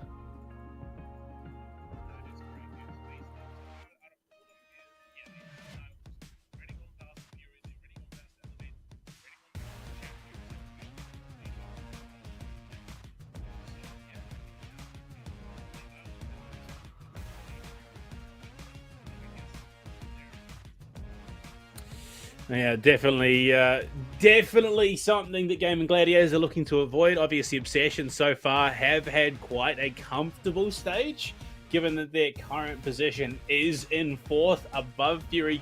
3 wins in regulation, 2 losses in regulation. So they're sitting pretty, and the fact that they've taken down Champ, who seems to be the King Slayers, I suppose, of this competition, they at least can breathe a bit of a sigh of relief. Now, though, Gaming Gladiators on Clubhouse, Cthulhu, do you reckon that favors one team in particular over the other? Look, you look back at Obsession's last performance, it was against Direwolves, and it was on Clubhouse. And things didn't particularly really bode too well for them. Their attack was rather unfortunate, so could be said about the defense. So on paper, it's a pick for Gaming Gladiators. Actually, looking quickly back at some of the GG's performances, weirdly enough, it has been kind of Chalet that has been a big, very prominent pick. Oregon didn't particularly bode too well for GG, Border has worked out, which was the reverse sweep against Elevate. And back on Oregon. So yeah, this is actually, I believe, the first time we do get to see Clubhouse from GG. Interesting. We'll see what they can pull out. Of course, you see them on your screens now. Joe, I mean, history, one of the newer players through that Invictus roster, now finding his home with Gaming Gladiators after their recent run, obviously through the Malaysian, Singapore, Philippines, and Indonesian Ops League. And I mean, he was a standout player for the roster, I believe, at Sharper Esports, and he obviously made enough of an impact that Gaming Gladiators were looking. Oh yeah, absolutely. Look, I mean, Joe is definitely, he's a performer to remember. And all for the right reasons. The man is an absolute gamer. Interestingly enough, though, for Clubhouse, a ban of Hibana. A blast from the past from almost about 2, if not 3 seasons ago, where Hibana ban was very crucial. Thinker ban. The crutch ban, the yield, like everyone and their mom like to talk. The crutch ban, Thinker out. But it does bear quite a lot of heft to it. You don't have, again, the damage permanence is there. The lack of the extra frag grenades, one of the LMG operators is out of the equation, albeit, again, there's plenty of other operators, but none like Thinker, none like her loadout in general. We see the Valkyrie as well. That makes a lot of sense in her current standing. Probably one of the most impactful defending operators in the current pool. And Cade, again, much the same. We will see Mira let through, as well as that Azami, plus the Thatcher on the attack, Cthulhu, as well as the Flores. Very curious about how will that really bode out. We don't get to see Thatcher specifically on Clubhouse too frequently, so I suppose a rare appearance for the operator of Team Rainbow. Looking at the lineup, though, straight off the bat, a very heavy breach-ready lineup. I mean, a Thermite, a Maverick, an Ace, Thatcher, and a Bug. Technically, 4 out of those 5 operators have the ability to go for the hard breach, and given that Bug does have the secondary hard breach, so I dare to say almost an overkill of a lineup for GG, but maybe they're just way too eager to get all the breaches done, no matter what. Yeah, look, I wouldn't be surprised, maybe, but look, it is what it is. I think they can understand. I think this is respect more than anything coming out of the Gaming Gladiators. I think they 100% understand how much of a problem that this Obsession LFO roster could become. Yeah, look, Obsession has been definitely a big, bring up roster on quite a number of teams' radars. All for the right reasons. The team has been a rather scary one, to say the very least, but we did get to see the adjustments come around from GG, the introduction of Sledge, the Fuse, to be brought over, and the swap over to, Ace from one player to another, I believe. So, whilst we are still keeping the kind of the talk of nearly an overkill, 3 still operators being able to get the breaches done, plus Rix with the somewhat freshly buffed Fuse charges, will be doing a lot of good, and exactly for this very reason, to be able to dispose of that utility behind the reinforced wall. Perfect chances and perfect choice. Yeah, look, it's not one we often see, but when we do, it's usually quite notable. Coconut Head, though, will kick things off. Tolji down. And, well, your easiest form of hard breach now removed. It's going to be on to Rix and Joe, but Coconut Head, where was he found from? Had the perfect angle. Completely doinked into the void. Really is Coconut Head. Really get a whole lot of ground to really play around, but so far, an even Steven kind of trade-off. Equally as impactful Melusi can be, especially on denying the breach, especially for the kitchen hatch. Given the fact that Cade is no longer on board, he did get banned out. So impact tricking is the next best thing, and well, Roldini is now the next one to try to perform that very play. With half a round though gone, Panda, this feels like a very much of a down-paced play, given that no top-down clear really happened. I say that. That was a bit of a careless play by Deadpool. Yeah, that's rather interesting there. I mean, Deadpool could have been so huge when that execute came through, but unfortunately running into 8 the way he did, not allowed. Certainly so. Well, already breaches and the fuse charge is starting to come around to try to clear off the position from right under the kitchen hatch. Roldini pops off onto Rix. That's the fuse going back to a 3v3 even ground, but with 48 seconds, the time is ticking in favor of Obsession's defense, and so far this is looking promising. Very one-sided push so far, Boding, and no opening on the kitchen hatch. Spell a lot of problems. Joe down. 3 versus 2 with 30 seconds. Panda, Obsession are looking good. They are indeed. And you gotta hope maybe they can hold on. Hoven and 8 though, the SAS duo on the attack are quite capable. Roldini for a third in the round, and Jay Lucky there, Obsession strike a big blow early. What started off initially as a decent push, really, for Gaming Gladiators. It just didn't have enough of the fuel, didn't have enough of the confidence, it seems. 1 by 1 was kind of the story there, really, for them, especially for the Blue Tunnel push. And well, from there on out, it was all the rest is history. So, going into round number 2 now, well, obviously being unable to play in the same side one more time, we'll be forcing to go into Gym Bedroom, a side that, generally speaking, is considered to be, you know, a tertiary one. But within SEA, we have been seeing kind of a rather prominent kind of pattern where Gym Bedroom becomes a bit of a more of a secondary side. Yeah, I mean, like, it's just, I suppose, the change up of the meta, the picks in the pool, what teams feel comfortable with, and obviously as well, it's that counterpart, what is available on the attacking lineups now. And with the introduction of the operators and having to then pick your battles, so to speak, when it comes to that ban phase, I think you'd rather get your tertiary site, Bedroom and Gym, out of the way as soon as possible. 5 seconds left. Yeah, look, and definitely a good point in the fact that with the meta changing, with the fact that both Sens and Zami kind of coming into the meta, things certainly do change around, and with the Zami's ability to reshape the battlefield to her liking, certainly does make things a whole lot nicer. So I have to see if that is actually going to be the case. For the time being, look, so far everything is relatively stable, nothing too overly ambitious. It's Ape to bring in the Thatcher and an operator that, again, we haven't seen for a whole lot, but might just be able to have the ground to play and a ground to stat. Ready to Gaming Gladiators looking to get things underway, starting those breaches up so they can start clearing across. They even look like they're going to get Con as well. Jay Lucky might find himself in a rather unfortunate position if he's not careful.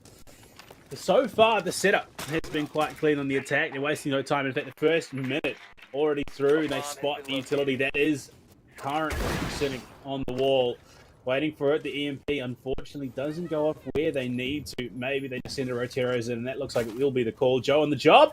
They're going to get it through. And right now, they have, I mean, literally everything. The timing here is absolutely fantastic. EMP looks like end up with the Rotero, but no, not to V. They're just going to go for the exothermic instead. Wall nice and wide open. They've got the angle. Coconut Head the first to fall here. They are just going to keep compounding these losses. That is unfortunate. Unfortunate indeed, yeah, but especially with the fact that, yeah, the Bandit is gone, no C4 has been used. This is a big opener. Hoven as well falls up onto Jay Lucky as well. A double for the man. Ape follows through. Ape on a double. This is all falling apart. Roldini tries to scrape for the at least some sort of a stat pad, but as it stands, not even that is coming around. Does get the better of Ape. Does nearly flick over. That was a nasty one as well added, but Hoven is the one to finish it all up. A triple for Hoven, a double for Ape. And just like that, it's a wrap-up. I mean, it was almost that perfect, flawless round coming through, and then, well, unfortunately, Ape had to go and ruin it. Nearly, but look, hey, still possibilities of everything are coming together, and certainly there are points in this whole performance and this whole act that GG so far put up that, look, certainly shows that not only they have, you know, the chemistry together, they have the ability to pop off solo. And that is something that not a lot of teams can really boast about. Locate and defuse as many bombs as they Yeah, can. big skill. I mean, there are some insanely skilled players inside this lobby. All 10 of them, in fact, have the potential to be the ones to step up and do some big carry work. Right now, though, at one apiece, it is even across the board. We do see the Mira and the Azami come into play here in the third round. Absolutely. Well, about to see some rather vile plays for the possibility of everything really to happen. Another push to come about. Do we get to see, though, yet another masterclass of Azami, though? Because that would be the big cherry on top. Look what Tolji's bringing! We're getting it. Oh, yes, sir. Finally. Coming into play, we will get to see them take to the battlefield. It's not something we've seen a heck of a lot of. And getting to see the green screen go down is really interesting. I really rate this pick, especially on this site. If you get the breach open, you can cut off such a long line of sight. Yes, you got to clear out Deadpool and those mute gems as well, of course. But if you get that done, my God, it gets scary. Unfortunately, though, Tolji will be the first one dead. Yeah. Shame that Azami had the possibility of being the big deal breaker, but unfortunately not to be. Joel does give the refresher, I suppose, onto Coconut Head, and that is one out of the equation yet again. Move through the drone hole as well. Not the kind of play that you want to see happen, and that is all so far spelling a lot of demise, really, for a number of players. Oh, nice toes, bro. Unfortunately, they're gone. You can't, you're struggling, unfortunately. But Deadpool, I mean, this is going to be, I would imagine, probably the first overtime we get tonight. This is chaotic already, and I have every understanding that it's going to get more so. Absolutely, yeah. With Hoven already continuing to compound the losses, it's all down to Deadpool and Jay Lucky to try to make a play flashbang rids of the retinas as well. And Jay Lucky just tries to play off his own kind of, well, awareness while being left to his own devices. Does get the better of Hoven. 1v2, 1-0v2, really. Quick, clean conclusion, but a much closer kind of scoreline, really, going into what I believe was just concluded, round number 3.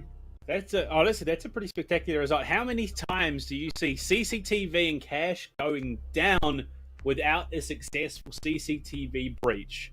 That is impressive recovery there. I did not expect Game and Gladiators to be able to pull that off, honestly. Absolutely, yeah. Look, Gaming Gladiators, can't really discount them. Whilst they're a team not yet of the caliber same as something like Elevate, still a roster that could absolutely just thwart any sort of plans that could be drawn by their opponents, by just anyone really. So certainly I'm loving so far the ability to recover. Oh, that was so unlucky. Through the drone hole, just shot in the knees. He's been definitely weakened through all of those plays, but no doubt the arms are feeling a bit heavy as well. Yeah. Do miss me some monster gates as well sometimes, but look. Right now, 1-2 scoreline. Not the worst one. Obsession could still very much come back from this, and given that it's only the kind of the first quarter, I suppose, of the match all wrapped up, there's still plenty of ground for a retake. And speaking of ground to take, Tolji is going to carry on with his rotation, going around the world in the operator picks. From Ascends, unfortunately, Ascends, they're out, and it's now on to Fuse. He's in.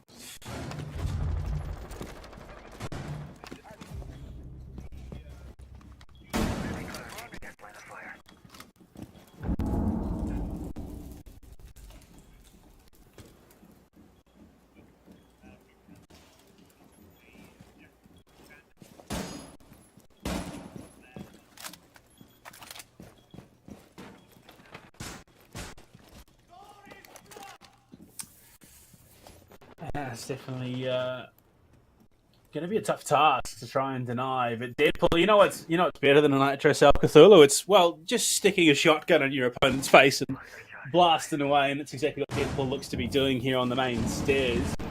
But already, I mean, you look at it, Obsession, they've already made the call. They're all back on the site.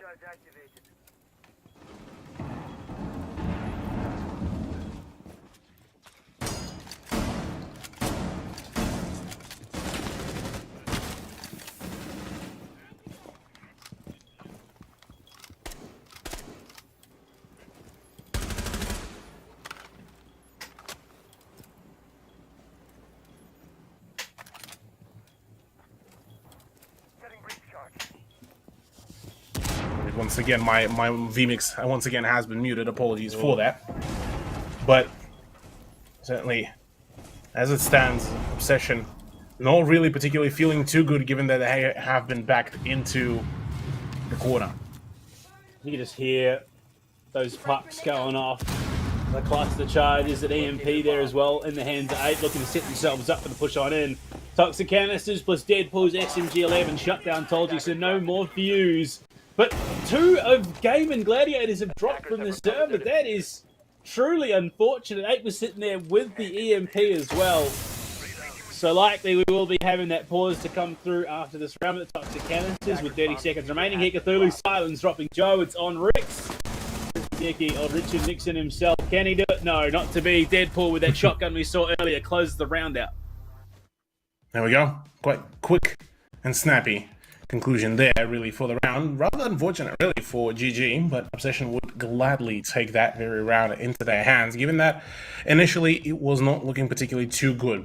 Losing out basically scot-free on the 2 of their opponents is definitely a good promise for them. Not the kind of, win that they probably were looking for, but a win is a win, I suppose, so I have to wait and see what's going to be the end call for it all. But look, I gotta say, so far I'm definitely enjoying how close this matchup is, and certainly wouldn't be surprised if we, at the end of it all, we do get to see an overtime as well. It makes for the content. There you go. You can see Tolji has his jersey on once again. Unfortunately, it's a set effect, as everyone knows, so the whole team has to be wearing them for it to work, of course. But right now, it's not like they're out of this by any significant stretch of the imagination. Oh no, not at all, yeah. Neither of those teams are out of it just yet, for very good reasons, so certainly there's possibilities, let's just call it that, really, for them to, bring this back, to get back into their momentum. Obviously, this whole technical pause could be serving as a bit of a, slowdown to their very own momentum, so, look, wouldn't discount that. For Obsession, though, they happy to equalize, and that is exactly where their own momentum could be kickstarted rather easily as well. Yeah, indeed. Exciting prospects at the end of the day, if nothing else. We go into it, Gym Bedroom once again. 2-2. I mean, this is about sort of how we called it. Yeah. Certainly that. But look, I mean, going into round 5, we've seen so far quite a great variety of different picks. I mean, Soulja went on his own world tour, albeit so far just most have been an enjoyer of donuts. We've seen Deadpool play a number of different roles now, bringing in the alibi. Possibly Obsession starting to look into, switching up the playstyle a little bit, switching up the momentum, the pace, and starting to get a little bit more in their own opponent's faces. I mean, you can see it. The Obsession are in those more aggressive positions. I wouldn't be surprised if we see someone send it outside before the conclusion of the half. Definitely a possibility of that coming down. I mean, where do Game and Gladiators look to try and break the back of Obsession right now? And there's plenty of possibilities for the entry. I reckon even the heel Logi Hatch could be a big opener. Probably the easiest one would be to obviously push for the CCTV push for the west wall opener.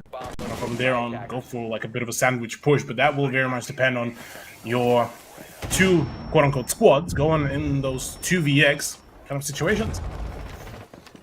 Silence is just waiting, and the cheeky little reinforce there as well to get out of danger. I rate it, I really do. The confidence to be able to go for something like that is truly impressive. He pulls it off safely as well, but it's Coconut Head finding 8. That's your Thatcher down. And they might just be able to hold a significant chunk of this push off. Absolutely, yeah, there's plenty of possibilities for that to happen. And certainly, we've already seen Obsession to be able to pull it off before. With Ape now very much missing out of the action, with a minute remaining, it'll be very much of a strain onto Gaming Gladiators to push for those frags, to find that momentum. And with the fact that now I'm not yet sure if they confirmed that there's presence downstairs. They sure did. Hoban does get rid of that rather rapidly. That could have been the linchpin, really, but now with the fact that there's now a Phantom Menace one, you could call it, be some problems compounding from that. Yeah, but look at that, the health bar's dropping. Luckily, Joe is sharp when he needs to be. Roldini, the next to fall. Comparatively, the health bars, I mean, look, they're a bit bleak in all honesty for both sides, but Gaming Gladiators in the game where headshots are everything. No! Rex caught out by Siege. Timing brings us to the 3 versus 3 going to the final 18. Coconut Head makes it even worse. Joe told you that to go big. Told you Johnson. No, it's Joe. Joe for the triple. Might even plop it out the win here. 10 seconds now. He's in red time. He's got to go for the plant. Does he know where the final player is? And Logi, no, he doesn't. Tucks in behind the chassis. He tries to bend it out. No. Oh my God! What? He hits it through the wall! I'm sorry, what? How is that even allowed? My man just absolutely tapped him into absolute oblivion, and that has to be a tilter. What in the heck? Gaming Gladiators, oh look, saved by a miracle is probably one way to really describe this. Must files, please! My God, that was truly amazing stuff there from Joe. I never, in my wildest dreams, would have thought he would have pulled that off. Oh yeah, me neither. That is one hell of a way to score yourselves an appearance on the highlights as well. I mean, that play, oh, crispy with a pistol as well. Joe once again showing the reason why he was poached from the IG squad. There was a second. There was less than a second. 10 seconds to go. And he hits it. 100%. If Gaming Gladiators do not make it to the major in the 3rd stage of this year, or even this stage, I will be truly confused. Definitely. I have to agree with you here, Panda. Gaming Gladiators, with each and every appearance, certainly show signs of great growth. Told you though back in the 70s. An operator that, at least personally, I have very much mixed feelings of, because on paper, Sens is amazing. They can do a lot of groundwork, a lot of kind of almost solo play. But in reality, in the actual practice, has been very much of a questionable kind of turn. Oh boy. Right now, it's all Hoban. No. As he pushes in, they lose Joe, but I think, look, let's be honest, Joe's done his work from the last one. This is massive. Ape, does he have any idea? No, he doesn't. Hoban's found himself 3, though. It's dead pull to close, and my God, it's just over, Cthulhu. What a round. Just like that. Yeah. Very quickly, very rapidly is the decline there of the remains of Obsession, and I think we are starting to see the cracks in the performance of Obsession, where it's such kind of a tilter. Look, a 2-4 scoreline, especially on GG's attack. Panda, this is clinical here from them. Oh, and I think at this point, with this kind of like turnout as well, we start to distinct, you know, the good players from great players. And while Gaming Gladiators, they have been already showing, they have proven already that they are a formidable team. This clubhouse already showing those signs. I mean, Joe himself, that sort of decisive push where even under the impeccable amounts of pressure, he's able to just perform and go for the Hail Mary plays, allows just so much more leeway in the mental department. Oh my, look. So we go from this very, very even half into Joe hitting a one banger out of nowhere to close the round with milliseconds left into the absolute smash grab onto the site. Wham bam, thank you ma'am, to close the half. 10 seconds left. I would never have called that. Look, we were already basically by that point already saying, oh yeah, well, look, GG, yeah, well played, Obsession, and scored a nice point in there. Oh, Moving out to locate a bomb. never mind. The score was not in fact scored there, and well, by the end of it all, the rest is history, I suppose. Yeah, look, well played. Can't really say anything else apart from that, really. Gaming Gladiators just show prowess and ability to perform under pressure, and that is something that not a lot of teams are able to, you know, flex, really. We've seen a number of players and a number of teams that are able to, you know, go for good setups, go for good strats. Not every team is able to stick even up in the last 10 seconds of the round. So, look here.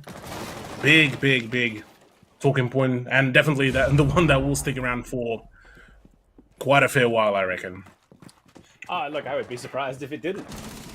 Oh, you'll have to see it Hoven right now. 11-4 on this vigil, playing the dual roam with Joe. Silence and Obsession have Jacuzzi open, so they are starting to work their way into the building. But with a minute already burnt, we head to the old-timey grainy footage. There we go, it's fixed itself. But right now, look, yeah, the tool's on board. Told you, running that Mozzie will slow down the push of information. They spotted there the pre-fires from Coconut Head. I don't think he's going to be able to find the kill, but he's still hunting for it. Certainly hoping to find any sort of opener, maybe in his way a bit of a closure as well, but I mean 11-4, 6-4 for Joe now as well. What was that push by Jay Lucky? Not gonna lie, that's a bit of a question mark for me. It was unlucky. I'm sorry, I apologize to the people at home. That was in bad taste, but yeah, look, Joe gets himself back down to the basement. 8 on the Thunderbird means he's nice and healthy. And Hoven, where is he even swinging from? How was he there unpunished? Hoven is a magician. Changed my mind. And is able to just swing in at the positions that usually would be unswingable, and being able to find the frags that shouldn't be fraggable, but regardless of that, 3v5 doesn't particularly spell a whole lot of possibilities for success, and certainly looks like I might be the clown here for picking the Obsession as my prediction, but in reality, I'm happy to be proven wrong. I'm happy to, you know, be shown that, look, yeah, maybe be a little bit more confident in the top dogs. And maybe this is going to be the show more so about the top dogs. I say that. Tolji, nice C4 as well for himself. And a wrap up as well on top of it all. I don't even get to throw properly to you, Panda. Hoven is doing his best impersonation of a jukebox there. Unfortunately, we not allowed. Not to be. You can't be doing that. And as a result, yeah, the round just quietly closes itself out and sees itself through the door. 5-2 now the scoreline, Cthulhu, and I mean this Monty feels very reactionary. Yeah, that's basically the perfect way to describe it, Panda. Yeah, reactionary is the choice here for that Monty play, to try to just, well, basically go for the same attempt that Jay Lucky was attempting to do, is just face check ahead of the team, but not too sure if the choice of a player is a good one. Goldini busting out the French shield operator, but Meanwhile, on the side of J-Lucky, he wants to bring in the power, he wants to bring in the pain, and the LMG for Zofia could be the one way to really do it, plus in tandem with Silence, present that in quite a numerous set of situations was able to, you know, show his performance really, really well. Maybe this is the opportune time for Obsession to bring it back. Well, we'll have to see, of course. The Monty looks like it is going to be a stick here for Roldini. Diffuser in hand as well. So I'm definitely keen to see whether it's accounted for and dealt with on the side of them. That is, they've got the smoke. So, I mean, there are technically tools in play with which they could look to deal with it. But in saying that, there's also an insane amount of strength in terms of their defensive setup. I mean, Mira and Azami, not to mention that Malusi. Yeah, look, solid lineup that could absolutely upset just the general swing of things, so wouldn't be surprised if that is the case. Plenty of options, plenty of opportunities and possibilities for it all to happen. We get to see that, though. To be seen through is a completely different question. An opener into the con wall. Not the, you know, usual choice of things, but certainly does open a window of opportunity, let's call it that. Whether that window will be closed off in the early stages or not, that's a whole different dilemma, but we'll get to it when we do see it through. Yeah, where this Monty goes, though, could definitely dictate how the round plays out, whether they have the freedom to make those moves with the French operator in play. And already we start to see it kick off 8 for 2. Where was that, a run out? Yeah, it was. It was a run out from Garage for 2. Oi. Spicy runouts all across the board here. Panda has just upset Central. Gaming Gladiators looking to score themselves a 6th point, and look, we were hyping this up, saying that this could be basically going back and forth. This could be a overtime game. No, none of that. Obsession are about to be on the brink of a 2-6 scoreline, a four round differential, which will be promising more problems than solutions. Yeah, they absolutely didn't want a bar of it. None of this dealing with the game and dealing with Obsession and the chances of upsetting. So right now, with 2 players remaining, they are going to have to play a pretty flawless game if they want a chance at taking down the remainers of the Gladiators. This Toxic Canister setup is going to deny Roldini for the moment, but they're going to have time to work with, given it's the last one. Absolutely. Well, Deadpool, meanwhile, nowhere to be seen, attempting to push through the main stairs while Rodini is trying to divert majority of the attention, but the Gaming Gladiators are very much aware of the possibilities for that push is happening. Also confirming with the camera as well. Unfortunate timing, unfortunate results, and Olvin and Rix, as a matter of fact, actually tagged up so low that the ARX could very much take them down, but a crossfire is certainly there to wrap it all up. No even chance is being given to the Iana player, and well, yeah, match point for GG. Yeah, and again, it looked like there was going to be some sort of resistance there from Obsession throughout the majority in the first half as well. I mean, you and I were just sitting there like, yeah, cool, it's probably going to be that even half, it's probably going to be heavily contested, probably even overtime, and then Gaming Gladiators turned around and said, well, you know what, actually, we don't really want that. They really do be saying, no you. Well, for all the intents and purposes, well, this might just end up being the 7th round, or 2 bag for Gaming Gladiators here, as we do get to see an interesting decision to bring in the castle here for the CCTV hole. Usually we are accustomed to see, you know, castle to be brought on something like the gym bedroom on some of the odd occasions when we do get to see the bar and supply room. That's also where he usually would be, you know, picked and where he would thrive. But here on this extension play for the defense of CCP and Cash, an idea to, you know, have a little bit extra walking room around the master bedroom could be a million IQ idea. Could be. Unfortunately, we won't know if it is or not until the round plays out. So let's get into it. The round underway here. Attackers are moving to defuse the bomb. And okay. Interesting. They are trying to defend this mirror window setup. Very much so, yeah. The mirror setup. Oh, look, it's an interesting one, and we have seen it a number of times where it's a questionable one. Let's call it that, but certainly does provide quite a number of opportunities, and it certainly does open up now quite a few plays. But with the fuse on the other hand, look, spooky opportunities could arise. Whether or not they've dodged it is a different story. What they haven't dodged is unfortunately Ape and his Vector. So, well, Cthulhu, you cursed it. You got your one caster curse and you used it on Obsession. You horrendous person, you. Ay. How could I? Located a bomb. Absolute villain. In all shapes and forms. Suppose. Someone's got It comes with the perks of me. Yeah, someone has to be. Plus, suppose it comes with the perks of my own alias. But speaking of, Obsession are able to quite eloquently eliminate two of their players for literally zero issues.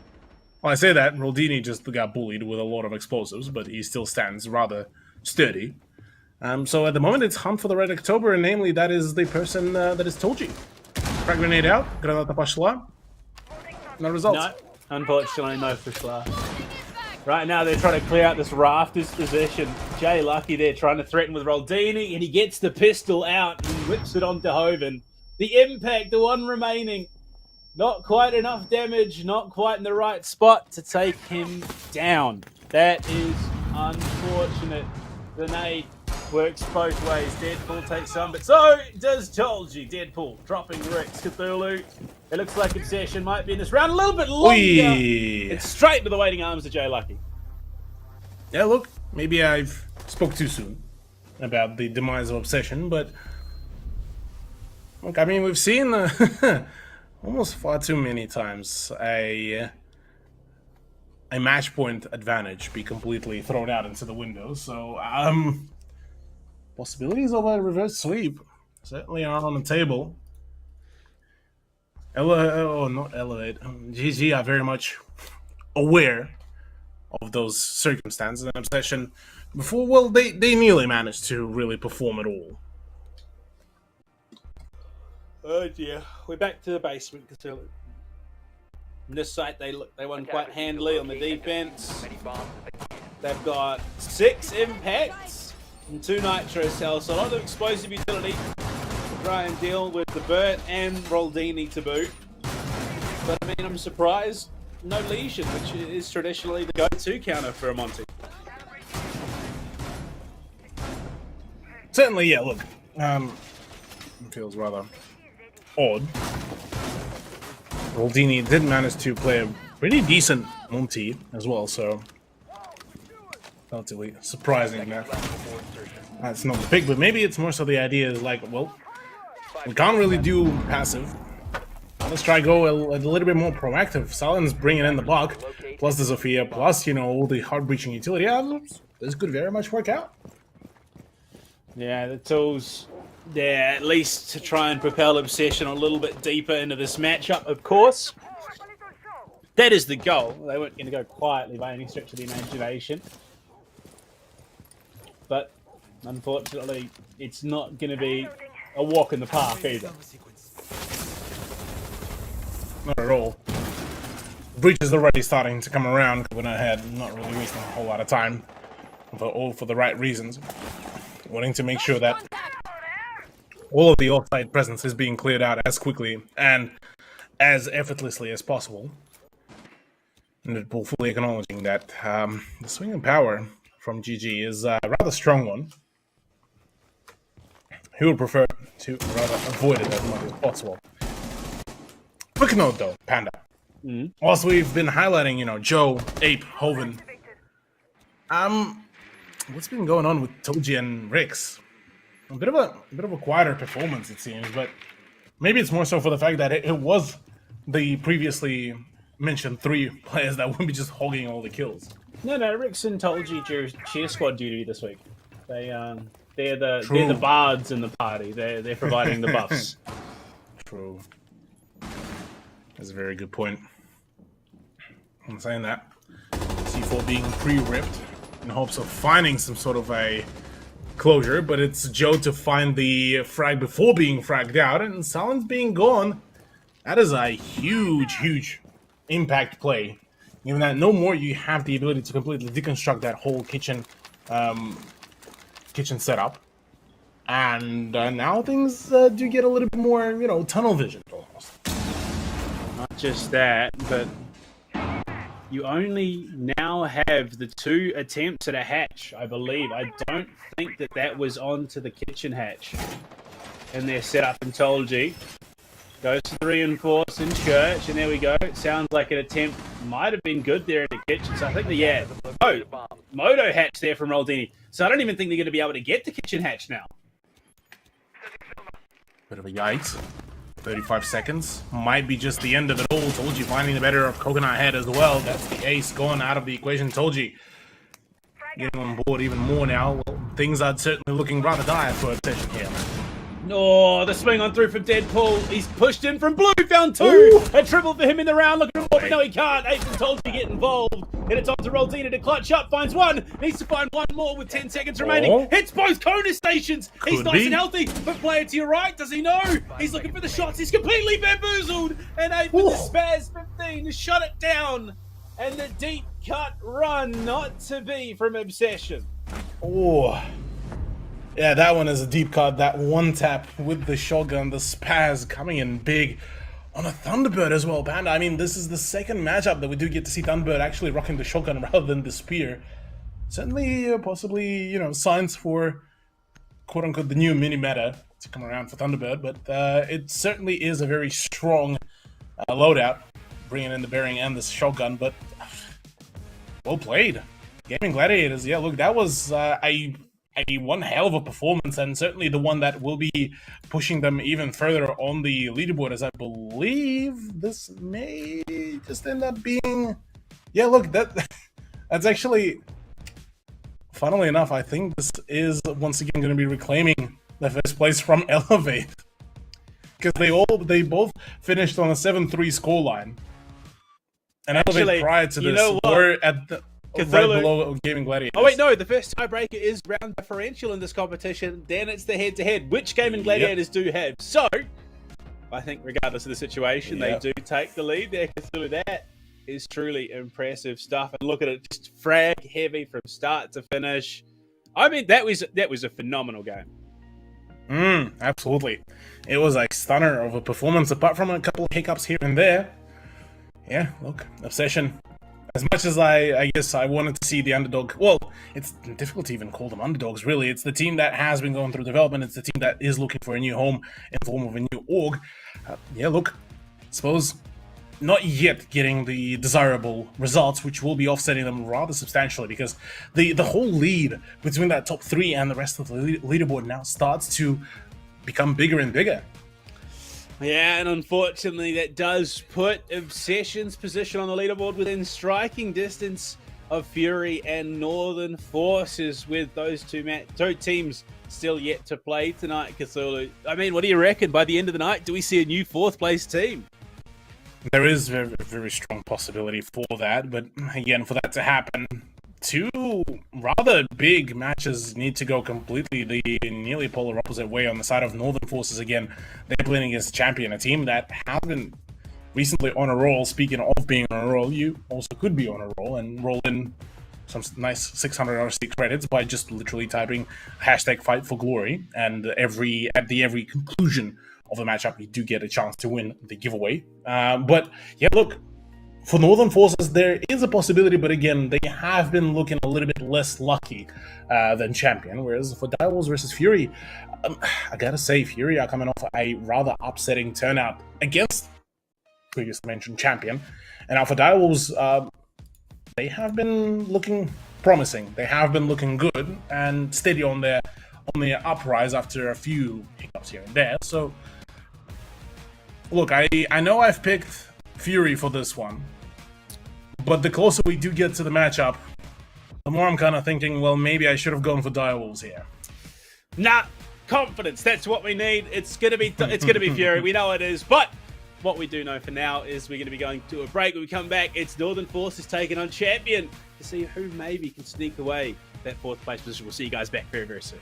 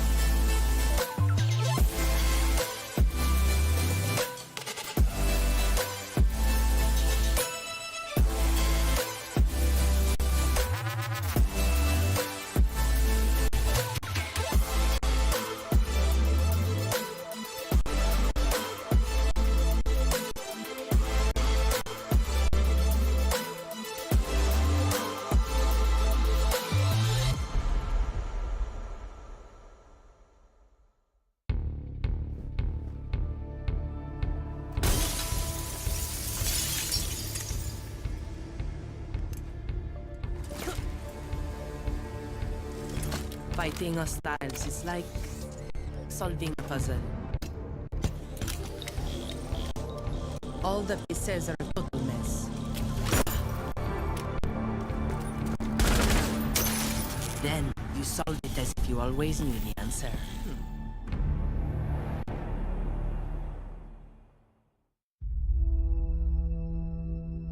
There are civilians out there who need us.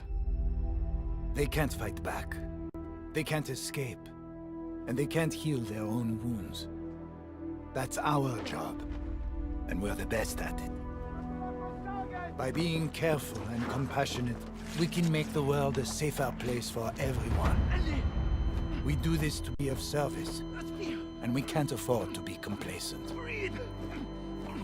When we go out there, we work twice as hard to protect others. Whatever we have to do, we put the people first. Get them out of here! That will be our focus. With unwavering diligence, we defend. And we get to say that when Wolfguard is on the field, things will be different.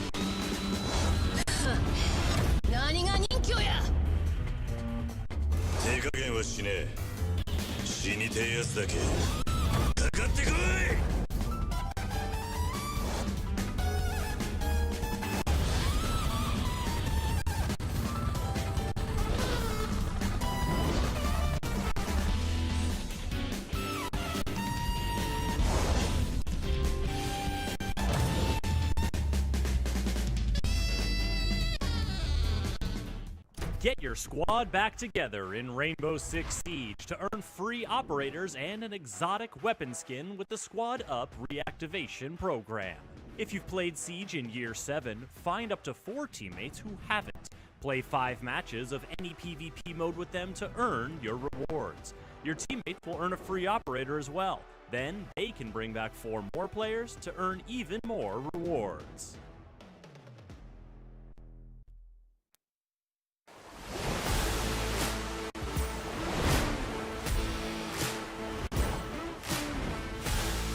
That's the sound of a diffuser being planted and it gets denied. Wow, phenomenal stopping that one. No, it doesn't get denied. It gets right through. And attackers win. Harambe picking up the last 2 kills. Cleans that one out. Joe will find a kill on the flank, or at least some form of consolidation from the stairs as well. Hoven with 2 big kills. Joe to find a second as well. Gaiman answer back with an end round. All that Farlord just tucked in. Does he have? Does he know? No, he doesn't. Jackie. To sort of just look to lock this one out in their positions. Oh no. Oh no. Farlord, he's going to be gifted another one. Pushes up, finds Souffle. Can he find a third for his troubles? Almost loses his life there. Being aggressed on from meeting, and Harambe wants to try his hand at it. He's going to rotate himself around. Leverance finds ED. What a headshot! My God, Farlord. He wants to make a play with it. He has it primed and ready. Tolji and Hoven both ball. Make that Joe for a third. It's on to Rix. Tricky Dicky to do it, but no. Songdi keeps the fragging momentum rolling. This is what he's made a name for himself. There against Ray. The jump in. Oh my Lord. Absolutely obliterated. 2 for 8. He's embracing the monkey. Finds 3. He's all coming apart here in the 7th. 3 kills for 8. 1 for Rex. A 4th for 8 as well.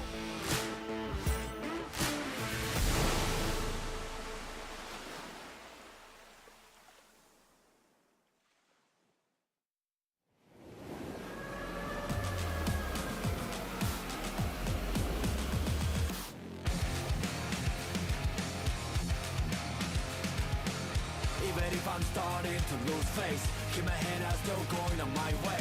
Call my own shots until I'm breaking. Get a move on until I make it. But I can't go back, and having regrets, hitting all the stacks, and that is why we're here. Real one gonna last. Tell me, what are you waiting? Take it over, and this is my year.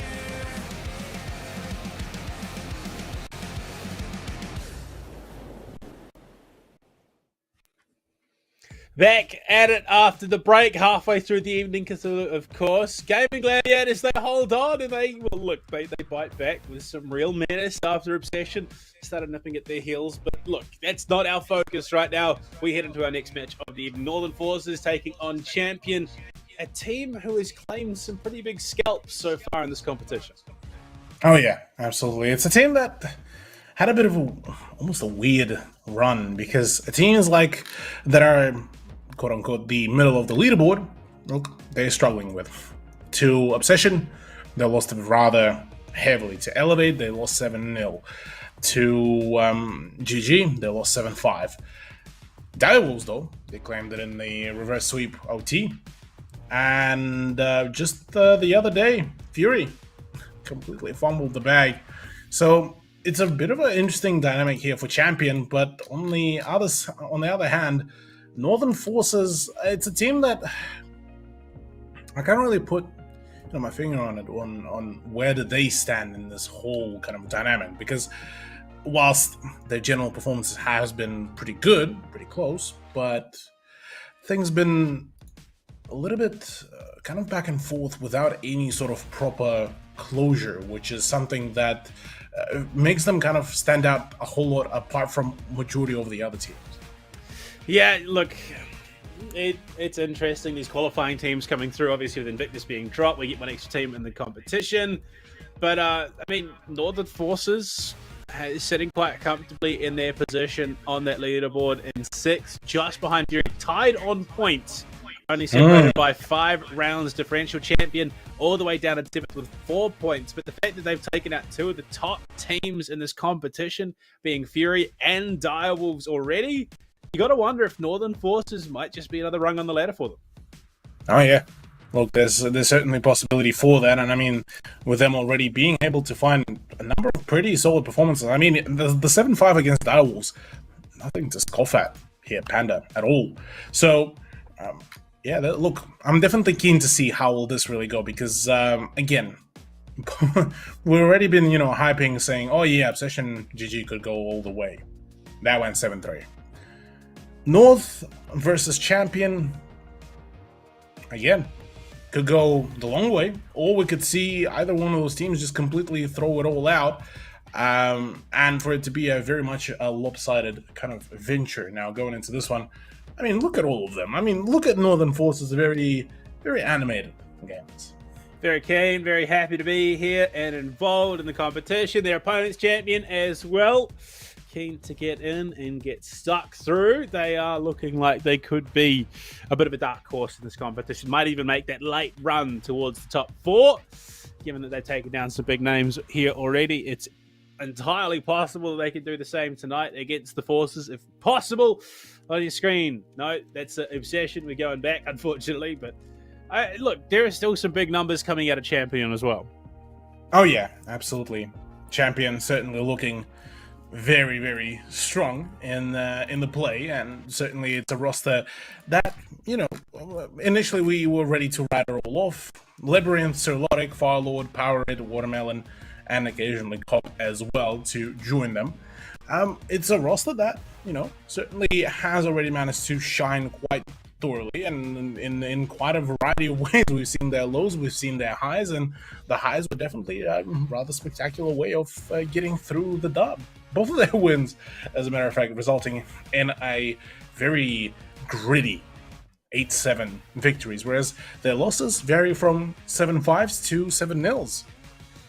Yeah, definitely keen as we jump on into Champion and see just what they're bringing into this matchup. Of course, I think that they obviously have a bit of momentum coming into this, given the, you know, the teams that they have taken down. Northern Forces, whilst, you know, being 3 points ahead, I don't think they've had quite as hard a run as Champion have so far.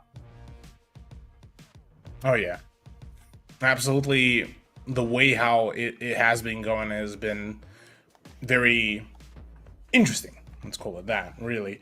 On the side of Northern Forces, though, whilst we are waiting for the graphics all to be updated, Juan, Bin, Yiga, Ray, and Khaleesi. A roster that, honestly, well, back in the previous season of the Taiwanese Op League, they were a second team that made it there. And, you know, with players like Ray being ex-Direwolves, this is a very fitting roster. But yeah, we finally did get to see the Champion roster. And, I mean, look at the stark difference, Panda. I mean, Power, unfortunately, not having the shiniest of the KDs, and well, one would hope that maybe he could, you know, reverse it 180. Maybe then it will be a shiny one. But then you look at somebody like Labyrinth, somebody like Serlotic, Firelord, very high on the numbers. Yeah, I mean, look, Zerlotic has been a pretty standout performance this competition. Firelord as well has had some very, very highlight moments. Parrot and Watermelon, unfortunately, in that position that they play, not quite finding the results that they want. Whereas you look at the side of Northern Forces, look, it's not only Songdi going positive, but his kills this competition have been truly terrifying. And you look at the rest of the roster, all within at least 6 kills of being positive anyway. Absolutely. Yeah, so plenty of talent is being garnished here, really.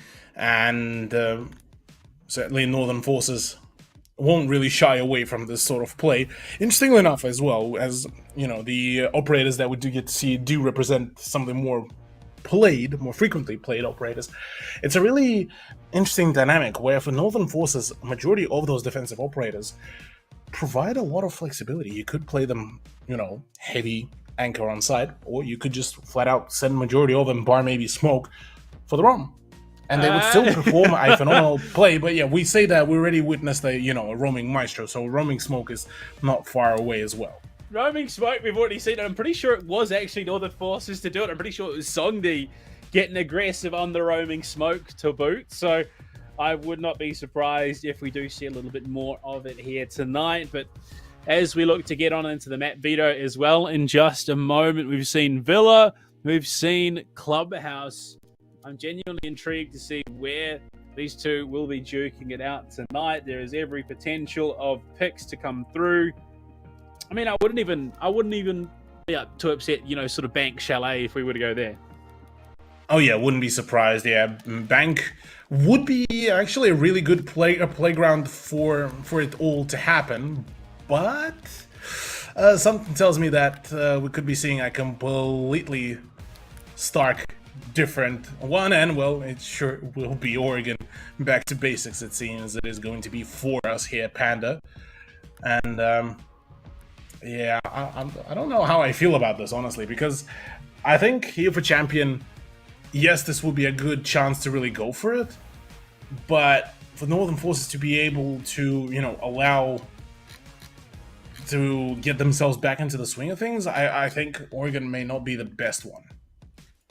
Well, yeah, look, it's a pretty strategically intensive map. You're going to have things locked down in the ways that you approach it, but in how things play out, it's a pretty even map on attack and defense, sort of sporting that 50-50 win rate across the board. Very much so. Looking back at some of the, records, Northern Forces, they, to my memory, they haven't really played a whole lot of Oregon. Yeah, last time we did see it, it was on Playday 2 against Direwolves. It was a 7-5, so not the worst map, but again, something that you would prefer to obviously divert yourself away from.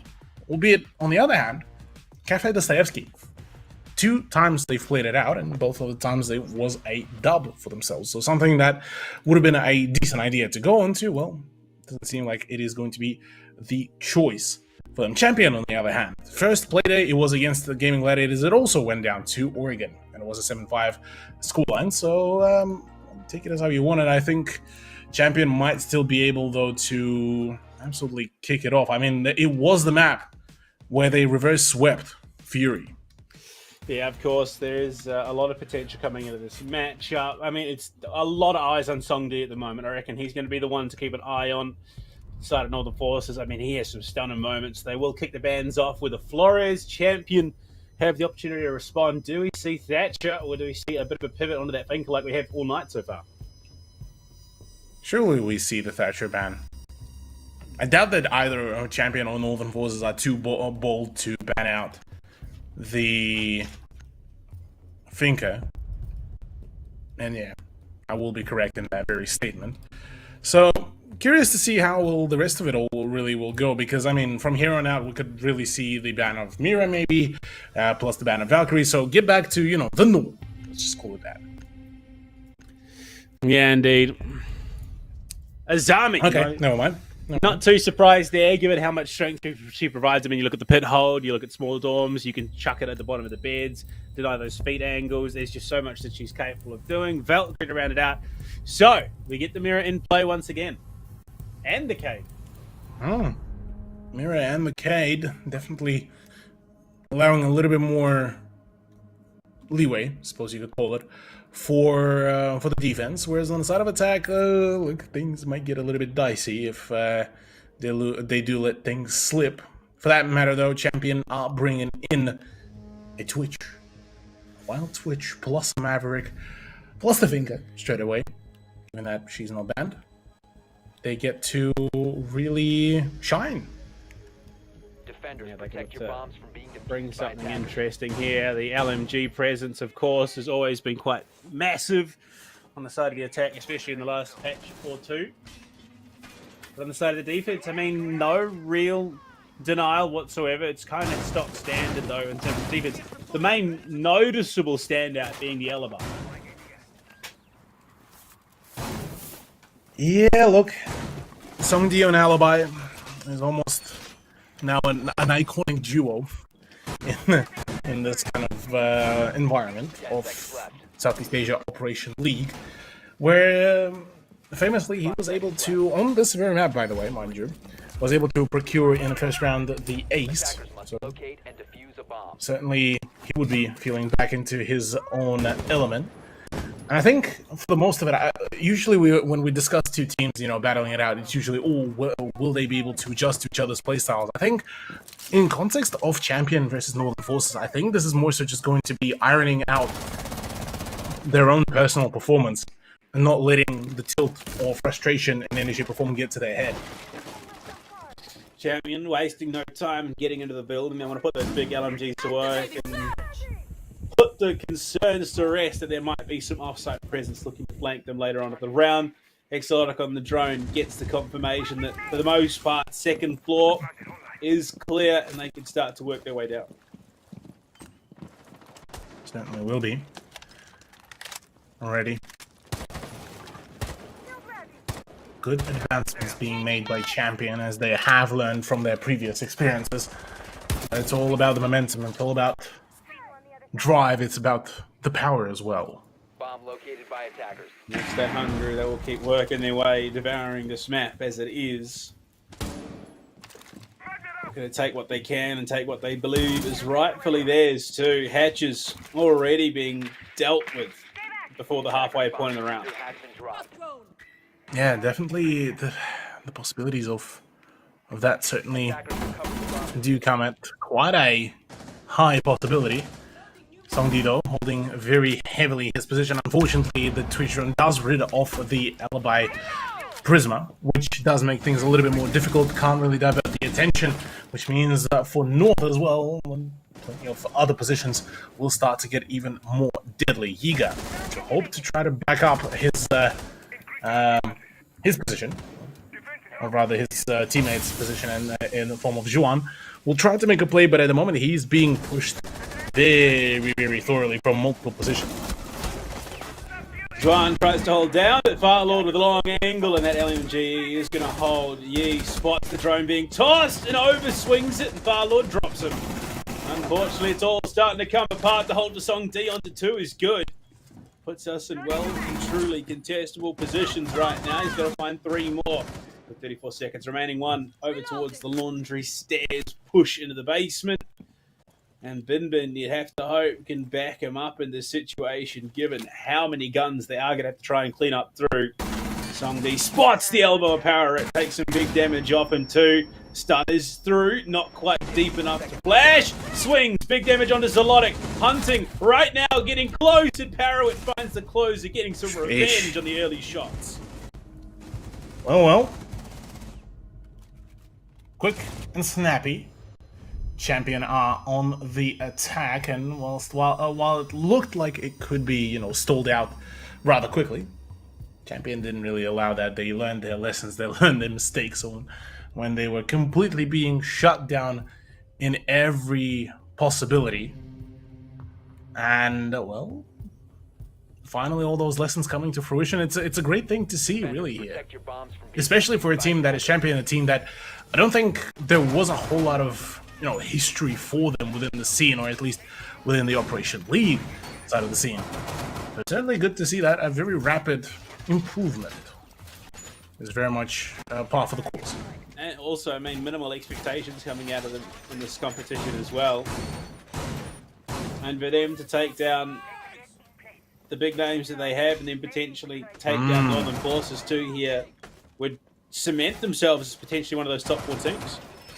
Absolutely. It would be good to see, and to have a team like Champion to really make a name for themselves in the early stages. And a kickstart this legend, their storyline. Maybe one hell of a way to do it, I suppose.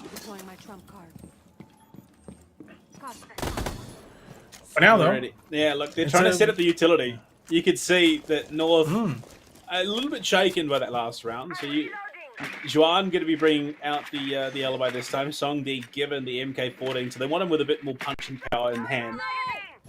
But the fact that they've already pivoted off the basement side it goes to show just how concerned they are. Yeah, that sort of ferocity on the attack definitely did rattle them rather heavily, and for all the right reasons, really.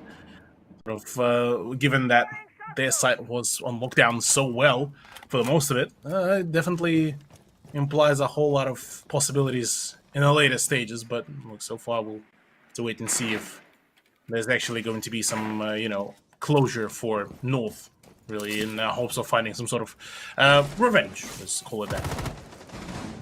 So, like, pushing in main lobby already. Firelord may have found some damage in towards kitchen, but not just yet. What a kill with the 416 carbine. Gets himself a bit of revenge for that last round. Definitely one hell of a way to kick things off. Firelord as well, the big MVP player for Champion. Not really being present in this round will certainly make things a little bit spicier going into the further end of round number 2. And I'm liking the fact that we're already getting, this sort of heated in the early stages of the matchup. This is definitely something that we were even maybe awaiting from the previous matchup as well. Yeah, definitely brings some real intent here. Champion on this attack and setting up those angles a little bit off Watermelon with his breaching torch right now, but it's power to equalize. No more alibi. Toxic Canisters though almost spell his death there up at Armory. Just gets himself out of danger. Luckily they've got 2 more nano boosts remaining. Yeah. The aforementioned damage permanence won't be as much of a problem as it used to be, so fingers crossed. Well, rather more so for Champion, they will be able to solve this problem, but with the lack of a time really for their play and lack of timing as well, Racy is able to just completely shut down the play, power it as well, get some sort of some form of a sweet revenge. Watermelon goes for his own swing. Yiga responds back, so this is so far looking still like a North victory here and a bit of a returnal after an absolutely rattling loss in round number 1. And Song D, the confidence is back in. Yeah, power it hitting the vape, still hitting the headshot. Unfortunately, it wasn't enough for them to push the round over the finish line for themselves. It's claimed back, and we find ourselves at 1 apiece here, Cthulhu, as North look to head back down to the basement. Back to the basement, indeed. Could be the sign that, well, now that Northern Forces got back on their feet, regained their posture, regained their stance, they might just be able to properly hold the site. Oddly enough, though, very same lineup, so not a whole lot of changes. Northern Forces definitely want to almost force their sort of own playstyle, but given the fact how well Champion were taking with, given that the chaotic nature of how that attack onto the downstairs site was happening, I'm having minor doubts here, Panda. I'll be genuinely honest for North's success, but look, I'd be gladly once again proven wrong. And given that Song D has been already on quite a fair bit of a heater, so is Yiga. Wouldn't put it past that. That could be the second chance that they need. Well, whether or not it is the case, obviously the round will have to play out for us to figure. But already you can see Champion beelining themselves toward this basement. They obviously have an understanding of what they need to be doing. Once again, no breach denial that they have to play out. Just the utility burn in the form of the Jaeger and the Wehrmeyer. Yeah, curious how well this time a fully unleashed Wehrmeyer could do the work. Obviously, on the side of Northern Forces, they would want to shut down power its Twitch drone as soon as possible. But given the circumstances as well, it is all in relatively close proximity to the attacking side, so nothing too dangerous just yet. As long as they are able to keep a hold of those, I guess, projectile denial in the utility, that's where they should be all fine and solid. North, very much careful about the play pre-fires. Nearly landing at the right position, but no damage yielded, no damage dealt.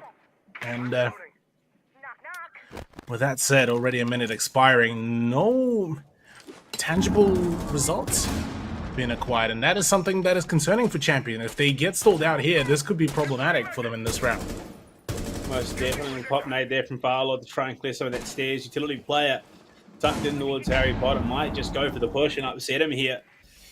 There's so much to do, and they are quickly finding themselves running out of time. Wattmelon on the drones will likely try and provide that opening for the rest of the team going to the final minute, but everything's there. It's just they need to take the step. Absolutely. Step needs to be taken. It needs to be them to put in the incentive into their play, to put in the performance. And really, at the moment, it has been a little bit lackluster, really, with the way how it's been going. Bomb located by attackers. Maybe some sort of a later down the line results, but I mean, we've already seen a number of plays from a team like GG to perform under the pressure, so we'd be surprised if maybe Northern Forces could perform the very same feat here. Running in, Labyrinth will just immediately die. Luckily, Wattmelon dropping down into E-Box will claim a kill back. Juan falls. Parrot, having already pushed through Freezer, is looking to do some damage and contribute himself. But with Labyrinth off the board, they have no option to open that elbow wall anymore. Farlord in trouble. He will fall, but Ray C was already on the ground. Parrot next in the line. Unfortunately, it's all looking a bit bleak. Wattmelon for one. Can he find more? He finds a second. It's a triple for him. It's a 1v1 Cthulhu. He just needs some D! And the pre-buy is good there for Wattmelon. Champion claimed the third round. He is clean with it in every shape and form, and that is exactly what we love to see here in the Operation League. Oh man, getting spicy, and I'm definitely loving it all. 2-1 champion regaining their own footing, and once again proving that you don't really try to defend the downstairs side with them present in the lobby. So Defenders, protect your bombs from being defused by attackers. possible opportunities at a later date to maybe try to find some sort of their own footing. But I mean, with the matchup being this back and forth, Panda, do we sort of expect this sort of play, or is it more so just kind of testing grounds for both sides of the end? Because whilst yes, Champion did manage to net themselves that nice clutch, not nice play, but it was off the back of a clutch, really. It wasn't a decisive team victory. So how confident can Champion be going into the further rounds if Locate and defuse a bomb. one round they win out off the back of just them forcing themselves onto the side, and the other one was off the back of just the last moment clutch? Yeah, you're right. It's not a sustainable mode of playing, is relying on that clutch every round. But look, it helps, if nothing else, to alleviate some of that pressure. It's a round. Whatever mistakes you have made have been redeemed by that one player who was able to bring it back. So you take it, you progress on to the next, and you try not to look too far back without, so that you don't focus on those mistakes and get yourself tilted. Champion, they'll take it, and they'll be grateful for it, I believe. Oh yeah, 110%. They will be very much happy and much obliged to score themselves yet another point, and it definitely does help the whole, discussion of how much can you rely. Well, if it brings the points, I suppose it works. Third time is the charm, though. Hope, rather, for the third time is the charm for Northern Forces as they're attempting to rehold this very site once again, fully acknowledging that last time it was off the back of a clutch. Surely we could just keep on attempting the same play, and surely the play will finally, almost come to us. Bold assumption. I don't know if they will, but yeah. I mean, it's power that I'm expecting to be the wedge that drives itself in and cracks open the Northern Forces' armor. Attackers have located So a far, bomb. he's been quite hesitant. He's not pushing down Freezer. He's not trying anything. He's on the drones, I believe, at the moment. He is. Sorry. So he's looking for that information, but it can be quite hard to play in Nook on a basement attack. Yeah. That plus maybe it's also kind of speaking of kind of Champion toying around with different ideas for their opponents. Farlord claiming Yiga before Juan trades it all off. Back and forth yet again. Sledge for Jaeger is always going to be a defender-sided kind of affair. But this is a very heavy pressure push here that is going to be forced here by Champion. Oh, tucked in the corner. Leverett, what are you doing? He somehow comes out on top with a Type 89. He almost gave his life and the diffuser control there. Not ideal. What is he doing? Get on the plant. Your teammates are there to cover you. Why are you wasting time here? This is a questionable decision that could come back to bite Champion if they're not careful. Player tucked in around the corner. They seem to have an idea, Ray. Does he have the audio cue? Swinging, power in there to cover. What is the play here from Leverett? This is needless wasting of time when he could be getting that diffuser down. He finally does. You look at his health. He almost could have cost his team the round there. Yeah, that could have been rather problematic if things went completely sideways, and maybe once Northern Forces do rewatch the VOD, it would be a different reaction to it all. But for the time being, Juan, being the loner, will try to go in for a swing. Labyrinth is the one to claim the final frag. But yeah, look, again, whilst amazing, yeah, well done, well played. Third point is on the board, but it is off the back of some rather very courageous kind of plays, and, well, yeah, the disconnect as well on top of it all.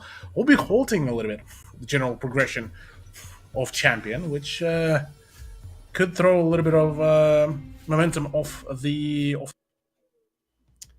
Yeah, I mean, look, that was just an exceptionally questionable play. I mean, even if you knew there was going to be a pause at the round conclusion, regardless of the situation you were in, your job as the diffuser carrier is to get that town and trust your team to get control. And unfortunately, you know, if you know, for some reason that first shot had connected, Leverett hadn't been able to contribute and help Parrot get the kill onto the smoke player, that could have been a vastly different result. So it's surprising.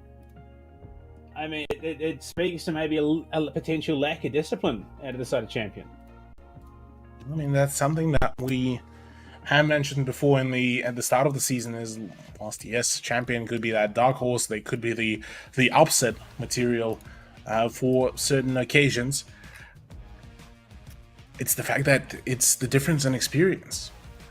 Northern Forces, whilst yes, a team that is losing, we could be having later down the line a talk about the possibilities of the the discipline and how well can they really play it out on the attack. We've had confirmation, unfortunately, he's not able to get back into the service. We are going to be going for a rehearsal. So right till a short break. When we come back, we'll dive back on into Champions versus Northern Forces.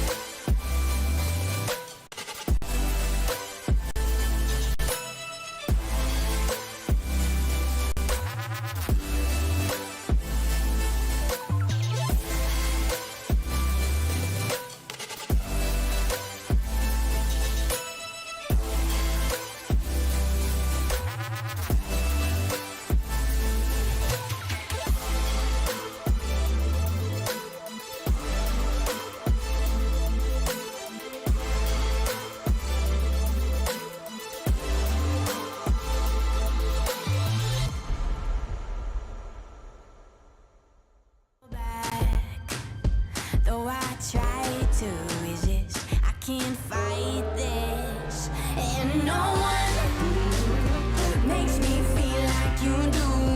And no one sets my body on fire. And no one gives me shivers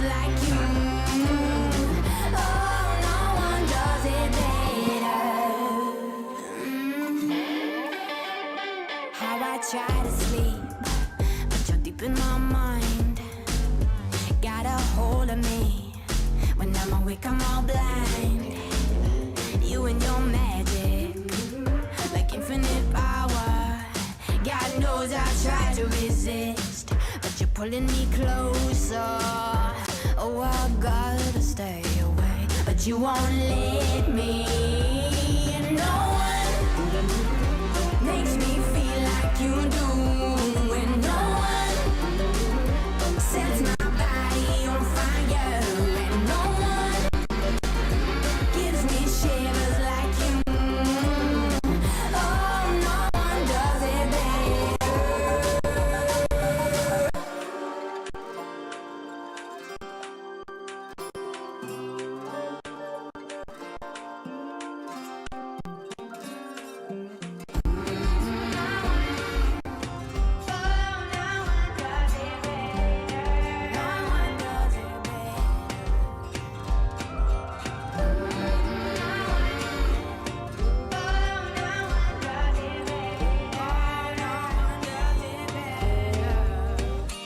And no one makes me feel like you do.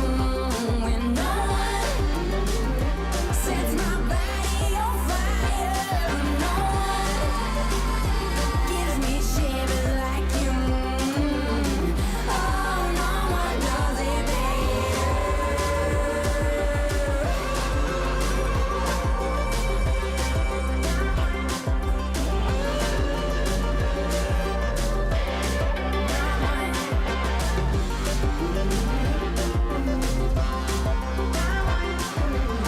Oh, no one does it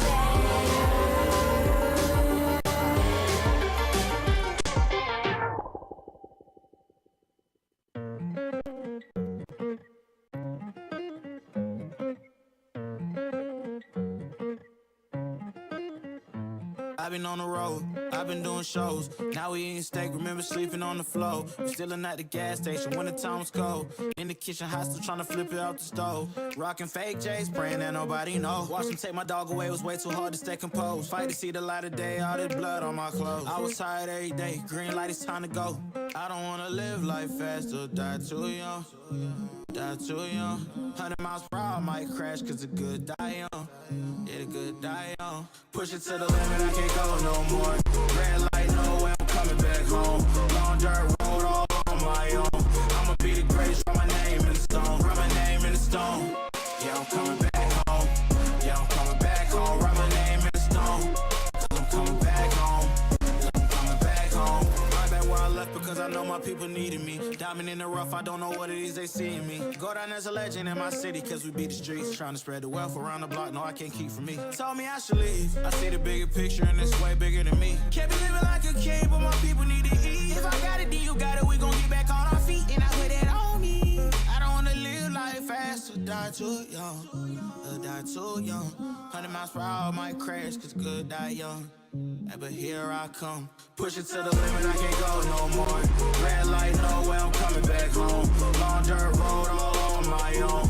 I'ma be the greatest, write my name in the stone. Write my name in the stone. Yeah, I'm coming back home. Yeah, I'm coming back home. Write my name in the stone. Cause I'm coming back home. Cause I'm coming back home. I'm coming back home. I'm coming back home. Y'all coming back home. Y'all coming back home. I'm coming back home. Y'all coming back. Push it to the limit, I can't go no more.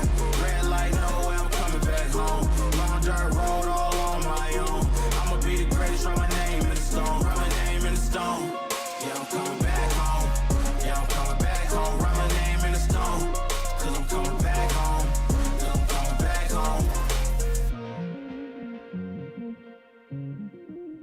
Write my name in the stone. Cause I'm coming back home. Yeah, I'm coming back home.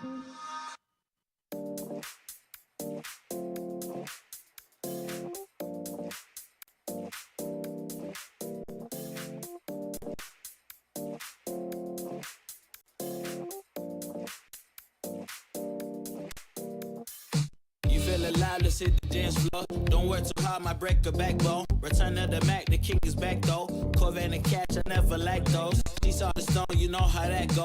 Fatality, my diamonds that cold. Versace trunks, I hit my backstroke. Knock on the door, she at the back, bro. All I really take is a little taste. Island girl, blue eyes with a little bass. Here for the thrill, I don't need a chaser. Wanna vibe at the getaway. Shimmy, shimmy, yeah, I got the semi-four way. Don't step out the line like this a probate. You hit the line and try to locate. This for the time, got time for no day. One, too many, I'm going. Too crazy and I got bad ones and they ready. A good time, so now it's into it, we left that. Can't remember anything, but I know we got lit. Good times. Live in the moment, feel like summertime. Obsessed with nature, not a world mine. The room is spinning, but I feel fine. Oh my. Chandelier, limousines. Really think I'm seeing things. Read the line in mid-between. Yellow light, I gotta speed up. Get home to a cold shower. Need that pronto. Look like a rave at the condo. Heck of a night in Toronto. She said, boy, you in Morocco. Pearl white mention in the top gold. Fill up my cup with the pop, whoa. High off life in the spot, though. Running up the visa, really talking to a real life Mona Lisa. Jesus pieces hanging off the fleecer. So much going on, it's hard to focus on the features. I got too many, I'm going. Too crazy, and I got bad ones and they ready. A good time, so now it's into it, we left that. Can't remember anything, but I know we got lit. Good times. Live in the moment, feel like summertime. Obsessed with nature, not a world mine. The room is spinning, but I feel fine. Oh my.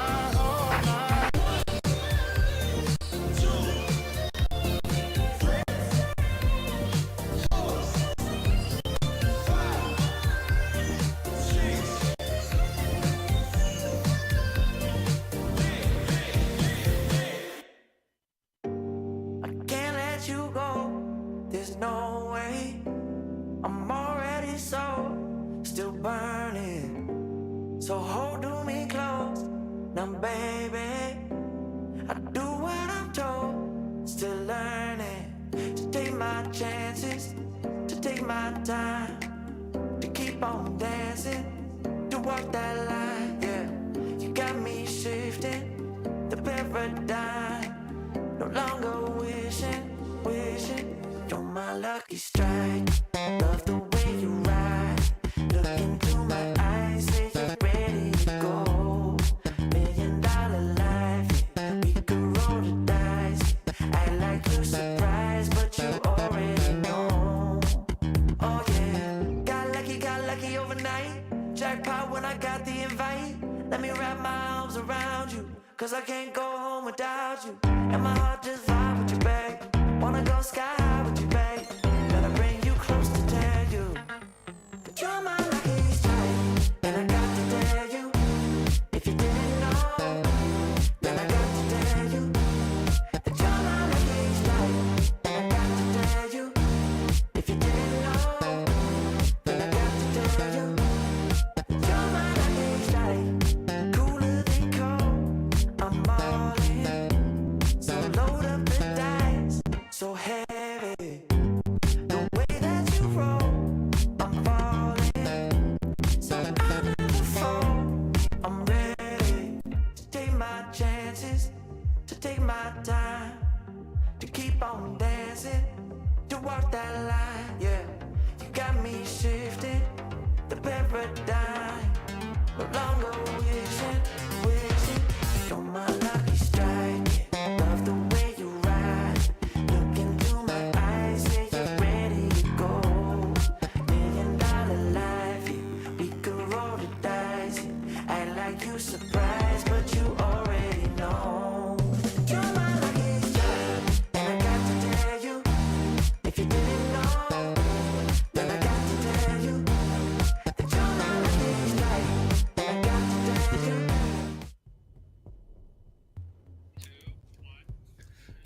Hello and welcome back. We're jumping on into round number 5 here, Cthulhu, as we look to carry things on over on Oregon, of course. So far, Champion had a ripper of a start. Absolutely. Champion, off the back of albeit rather questionable results, still managing to keep themselves in a nice, solid lead. A 2-pointer differential certainly is nothing to scoff at in the first half, and with the second to last round of the first half nearing Attackers need to locate its and beginning, defuse as many bombs as they can. we could be seeing the continuation of that momentum that Champion have progressed towards, but given the length of the break, that very momentum could be diminished rather quickly. Now, defense here, and well, Cthulhu, I can hear my favorite gun going off right now, the ACS in the hands of Juan, going hard on the Elevai. Magnificent tool for site editing, not to mention a ripper of a gun when it comes to actually connecting. Massive damage. What is it, 59 damage per shot at the moment? 10 seconds remaining.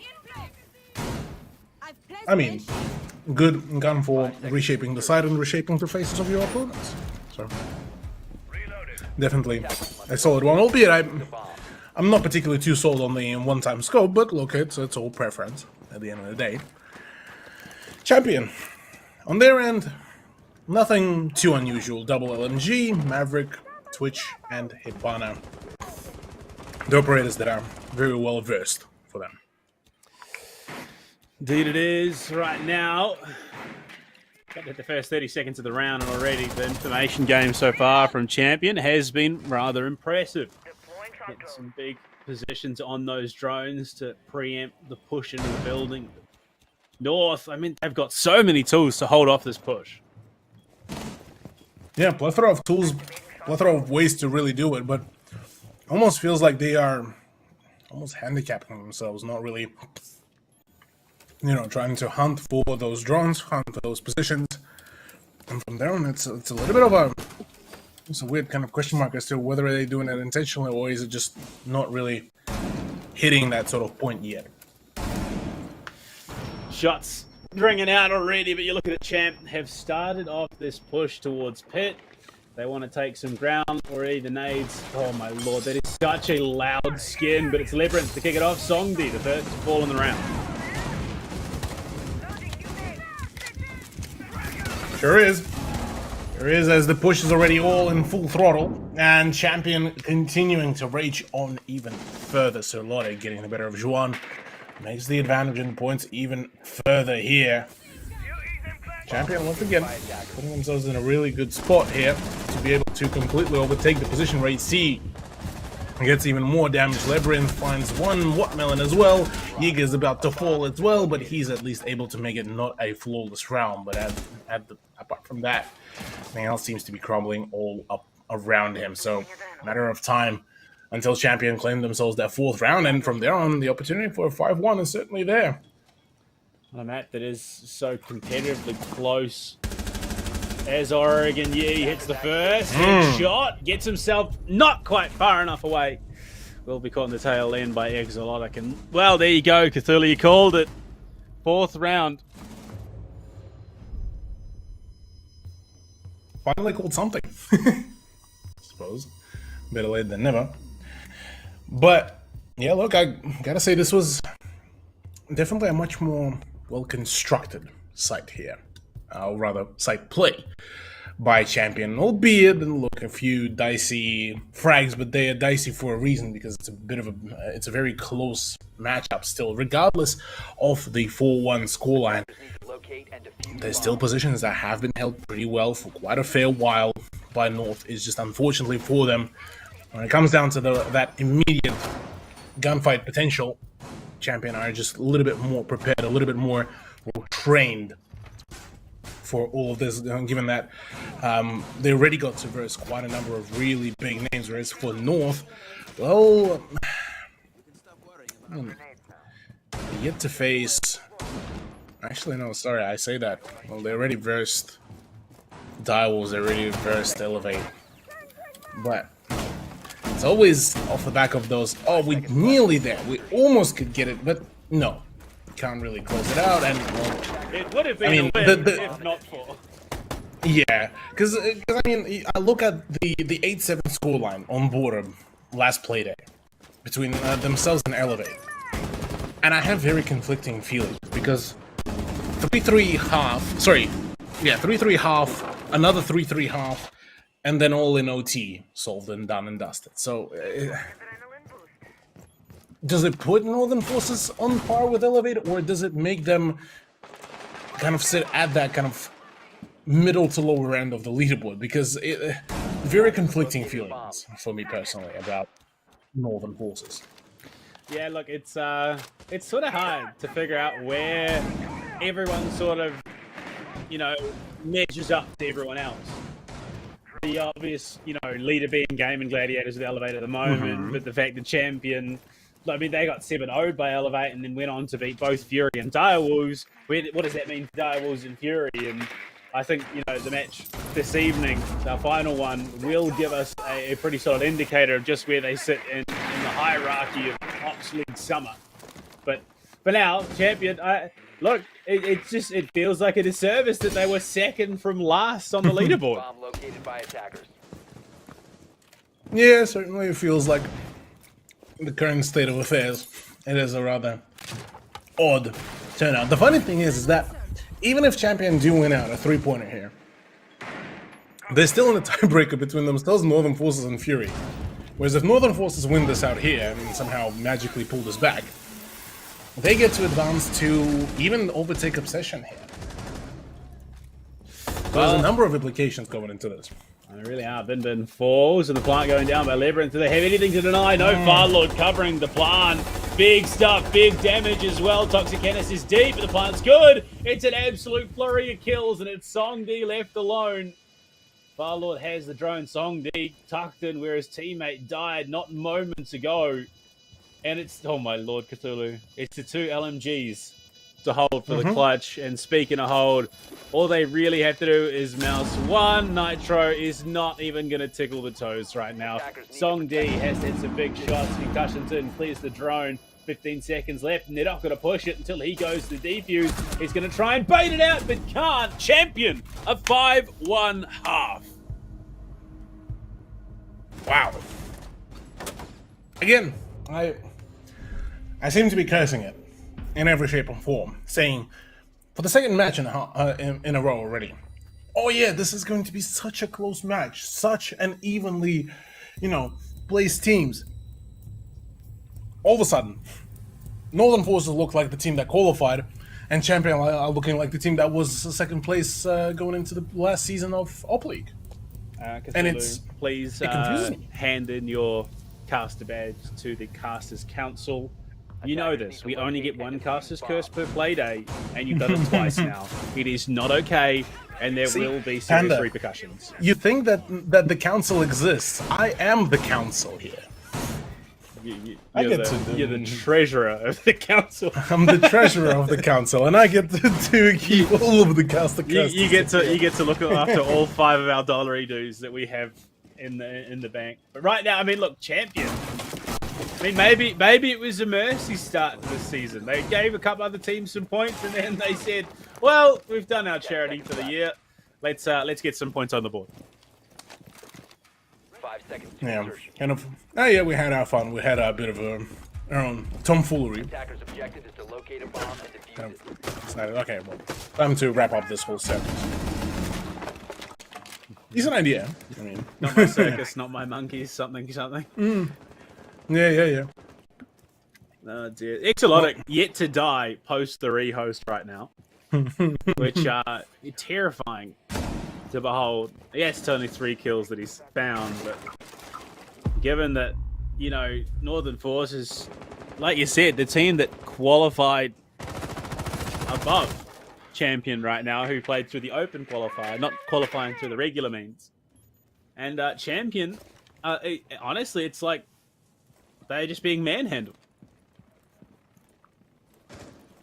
Oh yeah, absolutely. That's the perfect description of what's happening to Northern Forces really here. Champion just looking one step above their opponents, and whilst I was a little bit, you know, hesitant to, you know, pronounce as to, well, is it a good map for Champion? Is it like a promising time? Again, it looks like all of their teachings, all of their mistakes have been learned, and well, from here on out has been a rather steady play from them, which is good to see, given that, look, there has been quite a few unanswered questions leading into a number of champions matchups. Yeah, right now though, Ray C is doing his best sneaky snake impersonation on the floor up in attic, looking for the angle through the hatch and onto the big tower stairs right now. And you can see Northern Forces are in position to push on down.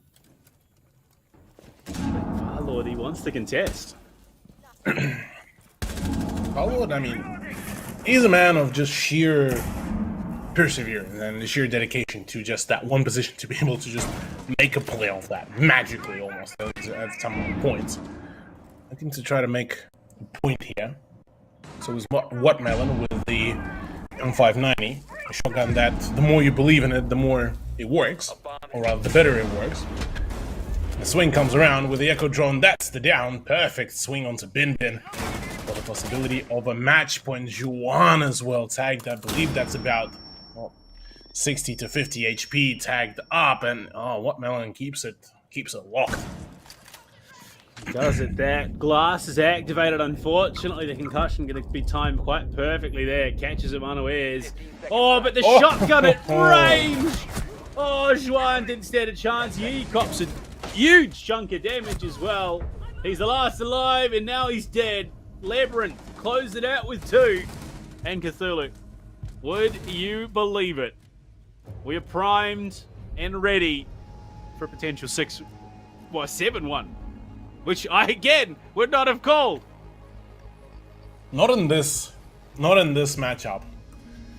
I genuinely has me a little bit lost for words, I guess, is the only way to really describe this Panda. Because to have this sort of a dominant scoreline, to have this sort of a performance, I mean, that is a statement and a half that Champion are here to stay. Because on the side of Northern Forces, yes, they were leading in the Taiwan Op League. Once all of these sub-regions got merged into one, oh boy, they got a bit of a run for their money to go for. Wow. Oh boy, a 7-1 potentially on the horizon. That's insane. Ay, ay, ay. And it feels so surreal with the way how it is going, really, for especially more so for Champion. It's almost like a Cinderella run that has been happening. First they kick off their whole, revenge tour, I guess you could call this, by getting those 2 back-to-back, mind you, big wins. Playday 4, 8-7 against Direwolves. Playday 5, 8-7 against Fury. And now Champion are about to pull a 7-1. That's good. That's definitely quite a hefty improvement. It's a spanking. It is a spanking. Farlord gets the second kill as the trade comes through. And that is your Osa and your Lion. 2 massive parts of your attacking lineup gone. Especially on a match point round as well. Heartbreaking. Juan and Songdi both having a very quiet game. Matter of fact, the whole of the North lineup as well starting to very slowly but surely fall apart. Racy and Yiga, basically the only ones remaining in this lineup to have any sort of hopes and chances and opportunities to bring this back. But Panda, this might just be a rather quick one to wrap it all up. A 7-1 Champion versus Northern Force. And technically, Solodic hasn't died after the rehash. True. But I mean, look, you got Yi and Ray trying to hold on here, trying to battle back whatever they can. So they've got to find 4 kills and then win the next 4 rounds after that just to go to overtime. I don't even know if it's worth the mental effort right now. Ray with a nade, pops it over the stage. About 14 X-Kairos in play, looking to burn some of that utility. And long nade, no, the flash onto Ray. Has to tuck himself into a corner. Yeah, you're going to be the first one to push on through. There's a player there. He knows there was a player there. He's going to run around the gap. There's also support in the form of Zelotic. The fifth for him in the round, and Labyrinth closes it out. Cthulhu, an absolute stomping from the champs. Stomping, washout, however you want to call this has been an utter domination from Champion. On their way to become the next big team, big scary one as well whilst at it.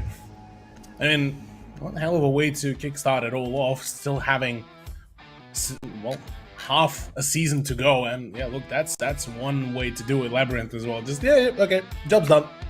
Up and out of his chair. And look, I'm a little bit remiss. I can't for the life of me remember which way I actually called in the predictions, but we're not going to check that because I don't want to be proven wrong if I was going the way of Northern Forces. I don't know if I was, but I feel like realistically after, you know, everything we've seen out of the champions, why not go for them? You kind of got to back them, especially when they're pulling off matches like that. Oh my God, what a match! Absolutely, yeah. This was an absolute heater of matchup. Apart from round number 2, it was all Champion, no matter what, and no doubt at all, they're the ones that just so far are dominating. Bar their performances against teams like, well, I want to say Elevate, yeah. But we're not gonna speak about that 7-0.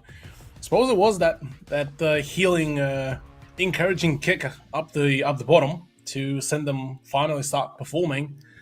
Well, that's one way to really do it. So from here on out, I'm curious how will they really be able to sort out, because with this kind of very rapid improvement, I mean, the sky's the limit really for them. It most definitely is, but Cthulhu, that is our third match of 4 done and dusted, and our last one of the evening is definitely promising to be quite a big one. The implications just got even bigger, of course, now that race for 4th is just a little bit closer. Direwolves could definitely lock it out, and make sure you lock it out as well. Get yourself some R6 credits. Hashtag Fight for Glory in chat. You can win yourself a pack of 600. PC only, unfortunately, for our console brethren out there as well. But look, you want to win, you want the opportunity. Why would you pass it up? It's free credits, and all you got to do is type hashtag and a couple of letters after it. So, I mean, look, you want it on the board, especially going into a matchup like this one. Direwolves, Fury still have their skins to come out. You want to save up the credits for that one, of course, because I have no doubt they're going to be absolute bangers when they do drop Cthulhu. But what do you reckon? Are you feeling a little bit confident now that with your pick after a matchup like that one? Yeah, we're definitely starting to believe in Champion, and certainly it's a roster that could prove to be, the one be quite beneficial for myself as well. But look, yeah, keen to see what they can perform in the later stages. Given that we just after the next Saturday will be passing the the halfway point into the season, and from there on it's going to be a bit of almost a game of sudden death, where at least at the start of the season you can afford a couple of losses here and there and a couple of kerfuffles. Going to the later stages of the stage, well, that's where you need to start scoring the dubs. You can't afford really the losses, and from there on, well, the scoreline could get, or rather the leaderboard could get rather volatile. And speaking of volatile, our last match on the horizon up after the break. Direwolves taking on Fury, and the wins and losses definitely do count for them. So we'll see you guys back very, very soon. To resist, I can't fight this, and no one makes me feel like you do. And no one sets my body on fire, and no one gives me shivers like you. Oh, no one does it better. How I try to sleep, deep in my mind, got a hold of me. When I'm awake, I'm all blind. You and your magic, like infinite power. God knows I tried to resist, but you're pulling me closer. Oh, I gotta stay away, but you won't let me. No one makes me feel like you do, and no one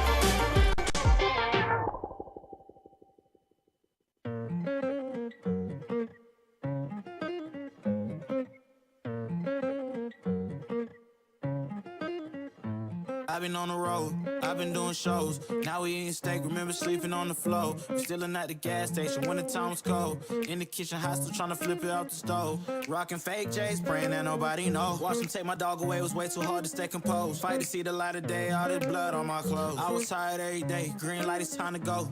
I don't wanna live life fast or die too young. Die too young. 100 miles per hour, I might crash, cause the good die young. Yeah, the good die young. Push it to the limit, I can't go no more. Red light, no way, I'm coming back home. Long dirt road, all on my own. I'ma be the greatest, write my name in the stone. Write my name in the stone. Yeah, I'm coming back home. Yeah, I'm coming back home. Write my name in the stone. Cause I'm coming back home. Cause I'm coming back home. Right back where I left because I know my people needed me. Diamond in the rough, I don't know what it is they see in me. Go down as a legend in my city cause we beat the streets. Trying to spread the wealth around the block, no I can't keep from me. Told me I should leave. I see the bigger picture and it's way bigger than me. Can't be living like a king, but my people need to eat. If I got it, then you got it, we gon' get back on our feet. And I put it on me. I don't wanna live life fast or die too young. Or die too young.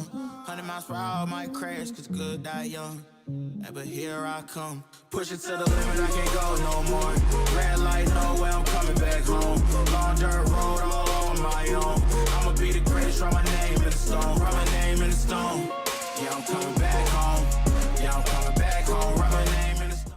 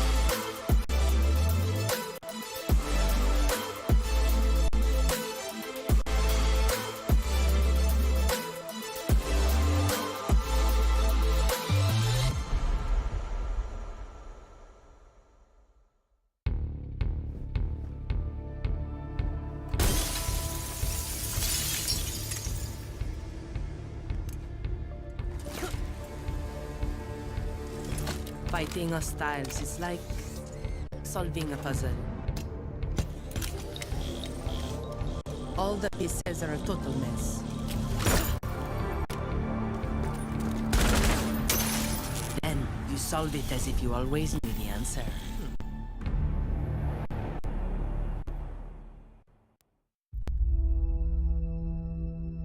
There are civilians out there who need us. They can't fight back. They can't escape. And they can't heal their own wounds. That's our job.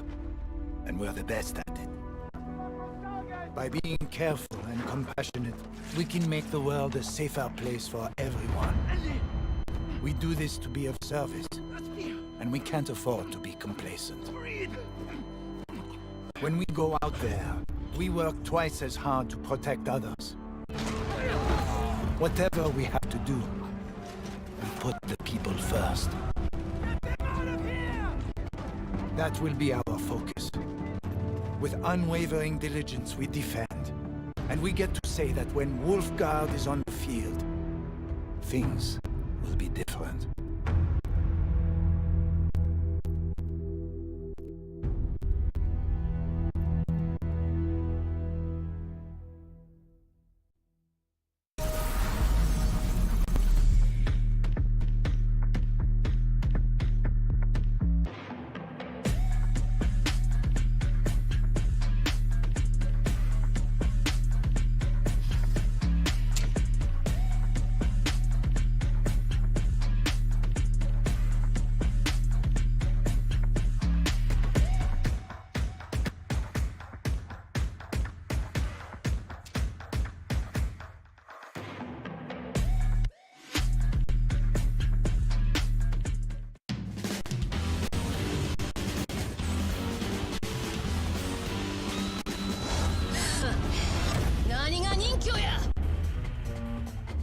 加減はしねえ。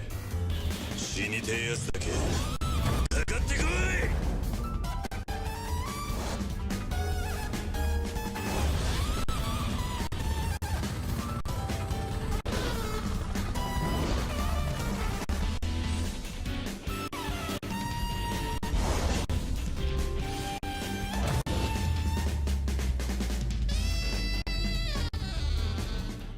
Get your squad back together in Rainbow Six Siege to earn free operators and an exotic weapon skin with the Squad Up reactivation program. If you've played Siege in Year 7, find up to 4 teammates who haven't. Play 5 matches of any PvP mode with them to earn your rewards. Your teammates will earn a free operator as well. Then they can bring back 4 more players to earn even more rewards.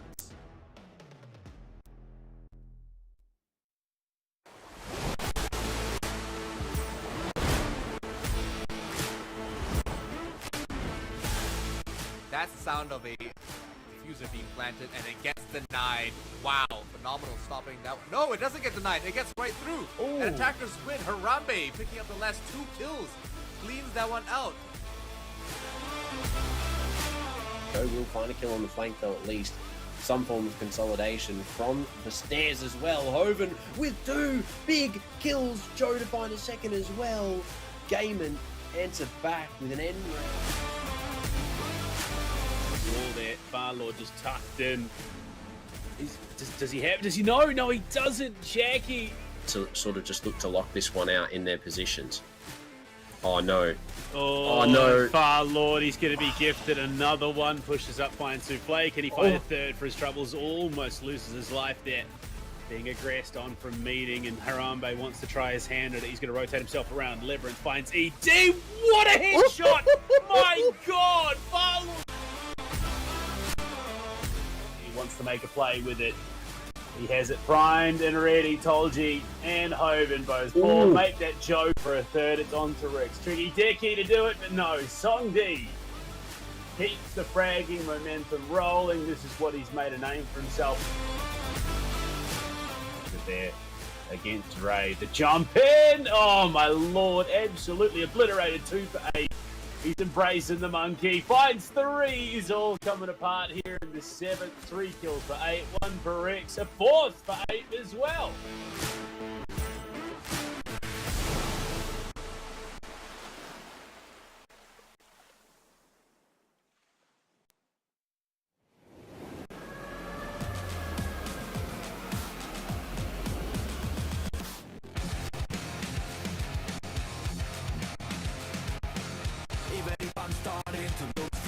Keep my head out, still going on my way. Call my own shots until I'm breaking.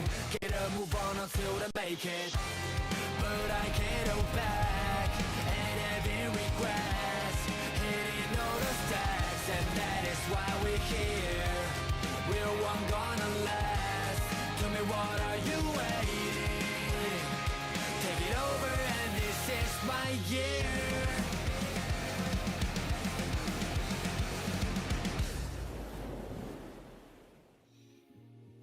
Hello and welcome back. We're heading into our final map of the evening, of course, Cthulhu.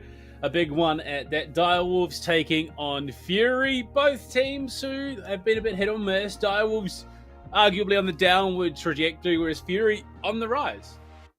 Absolutely, yeah, look, honestly, it's difficult to really call whether it's one team or the other rising, because both of them had a very shaky turnout so far throughout the first half of the season. I mean, you look at Direwolves, Playday 4, or rather, let's start off with Playday 3, 7-1 against the Strafe. Playday 4, 7-8 against Champion. Playday 5, 7-4 against Obsession. Whereas you look at Fury, 8-7, lost to Champion just before in Playday 5, 7-5 lost on Playday 4 to Elevate. Also fair enough, you know, against Elevate. Look, it's a team that so far has been perfecting their craft. And prior to that, Playday 3, 7-3 against GG. So look, suppose I think it's more so actually worth mentioning that I think it's more so for Fury time for redemption really here. going into all of this, but both are coming into this, I would hope at least, with, you know, a completely fresh new mindset. Obviously, new day, new them, new map to play. So there's plenty of opportunities for really both teams to really find their claim, stake their kind of victory here, and basically call it a day. But look, honestly, with the fact that Fury currently are still scraping kind of yet to get into that top 4, look for Direwolves, at least, even if they do lose out tonight, it won't be as tragical.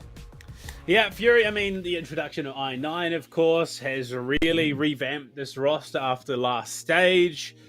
And, I mean, it's truly impressive what he's bringing to the team. All of a sudden, there's this dynamic shift of them sort of struggling to find where they are in a map and round to round, just not quite knowing what's going on, to the ones dictating the pace all of a sudden and making the front foot moves and being the ones to catch their opponents off guard now. So Fury, this introduction, this injection of I9 has really started that momentum forward. And there they are on your screens. Direwolves in the green, Fury in the orange, of course, both Apex South teams. And I mean, look, Fury, for them to strike a blow here would definitely boost the morale, especially going into the next play over Apex South.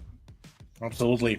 Fury would definitely need that sort of revival for themselves, given some rather unfortunate circumstances a while ago. But the team that we are looking right now, Direwolves, is a roster that certainly has quite some heft to it. They had a phenomenal stage 1. Stage 2, though, has been very much shaky for them, at least within Apex South going into this one.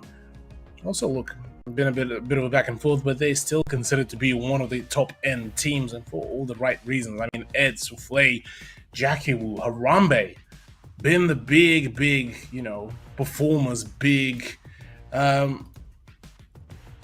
players to really look out for. Yeah, I mean, you look at Souffle alone, 60 and 31 right now in the season. Their opponents, though, it's a little bit closer across the board. Lycola, Spacehead, Dark, BG Man, and I9, the newest injections to the team, formerly of the Elevate organization between the Academy and main rosters.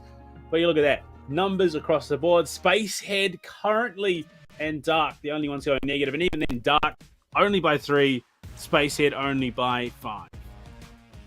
Absolutely, yeah, look, it's a roster that, you know, has a lot of promise, but it's yet to be tapped back into it. They had a pretty decent run, I believe, back when they were part of the Xavier roster, and the legacy was certainly left there as they used to be, you know, a big powerhouse, big scary roster, but ever since then, kind of lost their fire, so looking to rekindle that very same fire with the injection of the I9 certainly has been a relatively successful venture for them. Yeah, I mean, he's just, it's something that I've talked about. Honestly, at some point, he's got to change his name to I9000 because he's been looking phenomenal. Oregon, the map of choice. We head back there, back-to-back maps, of course. Instead, we could have gone to Bank or Skyscraper, which I find rather interesting. I feel like Bank would have been a bit of a shot in the foot for Fury, given that it's one of those niche maps. It's the one that Direwolves had quite a fair bit of experience back in Apex South, so for those two teams, really, here, going back to the basics is definitely going to be a much better kind of choice, much better idea, purely for the sheer fact of just don't reveal too much strats, still get to play out the map that both teams know, maybe get to throw a spanner in the works here and there. Yeah, I mean, Direwolves in a great spot to upset that push for top 4 for Fury.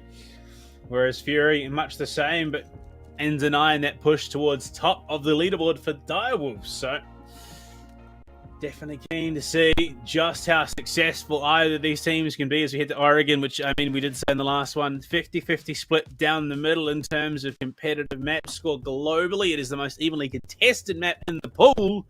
But we didn't get to see that in our last map. It was rather a one-sided affair. Absolutely. Well, without wasting any more time, we'll be jumping into Oregon yet again. And as much as my only reaction to seeing back-to-back Oregon is just, oh, not wrong. It's a map. I'm much there with you. Yeah. We can leave it at that. It's a map. It's a map, yeah. And well, It's a map, it's a pick. Fury. At least the gonna bans ban out don't the disappoint. Ying, so we are changing things up a little bit. What do we get on the defense? Do we see the Azami taken out? I would imagine so, but no. Fury kick it up with a Wemai instead. So Wemai and Flores, which means they've got the option. Direwolves, what do they ban out here? Is it a Valkyrie? Is it a Truly Cave? Valk. Truly Valk. Or is it Azami? Oh. Could be an idea. Could be an idea. Well, suppose we'll get to see in a couple of moments. And other than Mirror, okay. Well, that does certainly still make sense, given that Mirror would probably cause a little bit more of a problem for the attack. So, getting her out of the equation will make things a little bit easier. But looking at the lineups, well, Finka straight away pops up. No surprise at all for us here. No, not at all. It is the crutch pick to come through. So kind of understandable. On the side of the defense, we're going to kick things off with Dorms. No Azami played here in the first round. The Aruni and the Alibi. So a mixture of information gathering plus utility denial with the Jaeger on board. Definitely, indicates that we are going to see some... It's kind of quintessential in terms of how they play it. Yeah, I mean, definitely agree with you here. Panda going into the top floor defense. Quite a refreshing start, given that our first sight was the laundry, which then proceeded to be repeated 3 times before any sort of success, or well, almost success has been found, when it's a bit more so success for the attacking side. Nothing. Do we think that this is actually a prolonged game, or do we curse it the 3rd time in a row? I mean, I think if it is going to go one way violently, I think it would be more Direwolves than Fury to be the one to run away with it. But in order That's to like the win condition. Yeah, anything is possible. As Medic Monday would ask, what is the win condition? Honestly, I think the win condition is Fury need to lead into that aggression that they've been playing so well. Direwolves, much the same. Both teams need to be the aggressors and the driving factor in terms of the momentum here in Origin.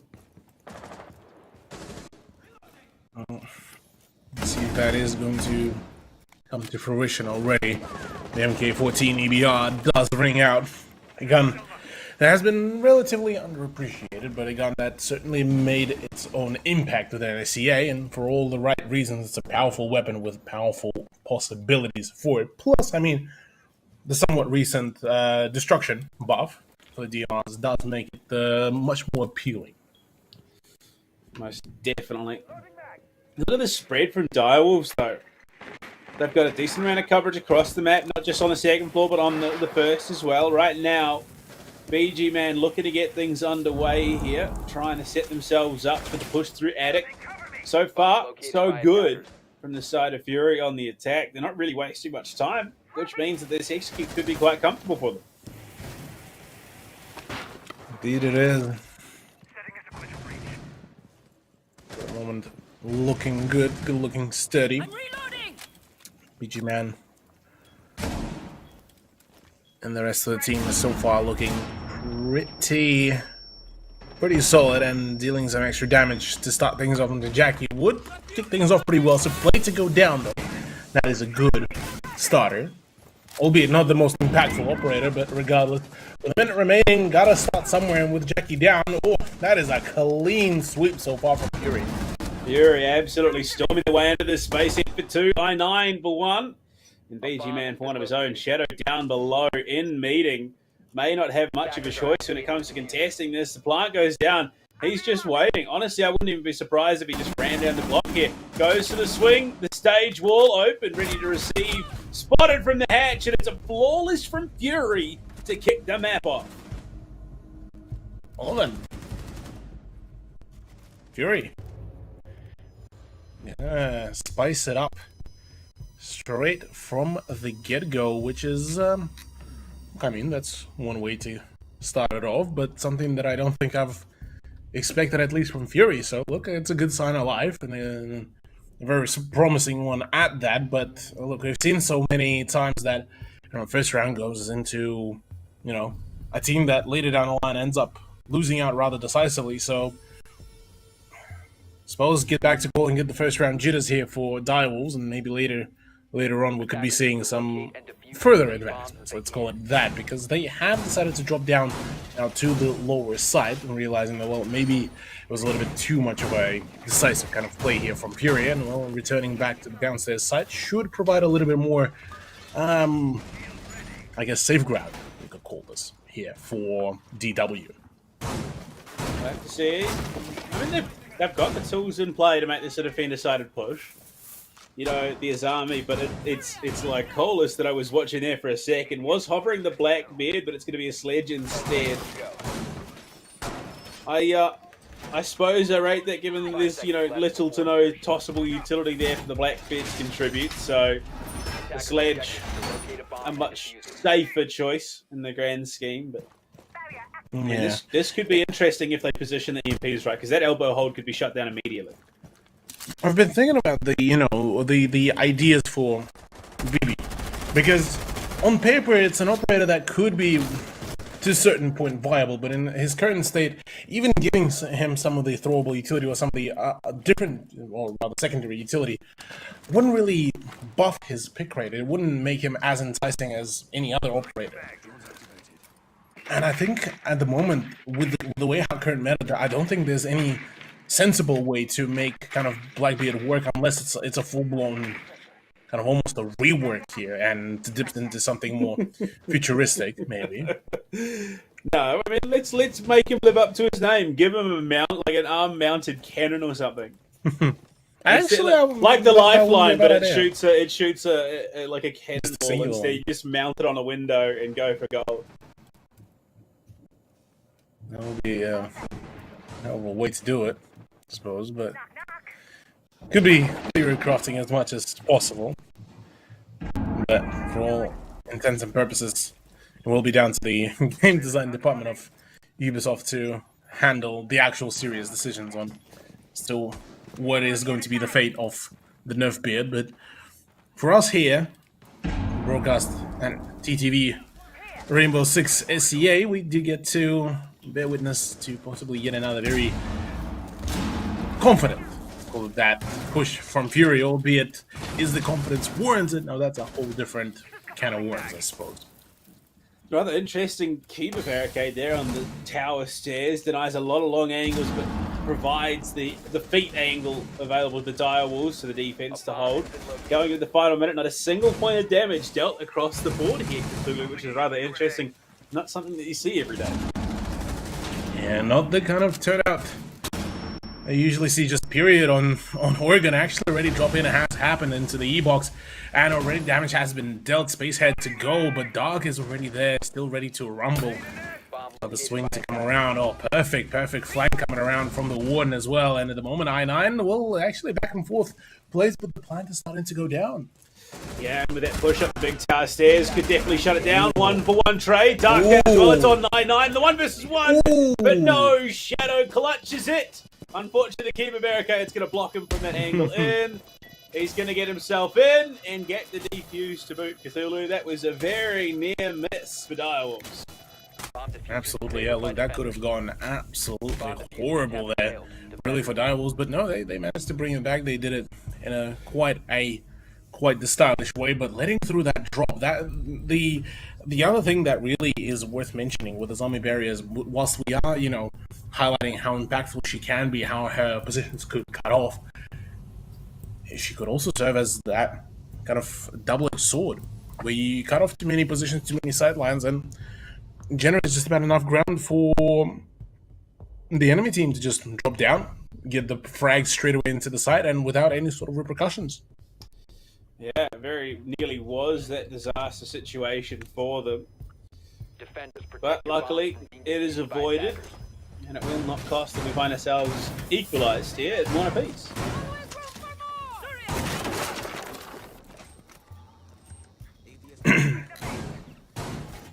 In the round number 3, look, that was a phenomenal play by Shadow, by the way, last round. Straight off the bat, you get a rather well-contested sort of matchup here between DW and Fury. Both teams being able to respond with rather convincing solutions, but Fury just a teeny tiny bit more well-composed in the way how they conducted themselves, the way how they played. And from there on out, it was a relatively steady sort of performance. So, makes me wonder, with Direwolves only being able to score the play only through that sort of a clutch, I guess, to a certain degree, was it just a one-off kind of issue, or is it going to be a recurring problem, given that the fact that I9 already gets the better of Shadow once again? Big kill there. Shadow, one of the newer members, obviously, of this roster. I mean, taking down someone like that is going to chip away at mental just a little bit. So, you know, the first kill going down the first 30 seconds onto him is going to make it hard, but Harambe gets aggressive and denies the opening of that walk-in wardrobe breach, and all of a sudden, Fury find themselves in a horrendously unfortunate position. Yeah, that is a dangerous situation. Not being able to get that breach properly done, now it being quite relatively, well, for lack of a better word, scuffed.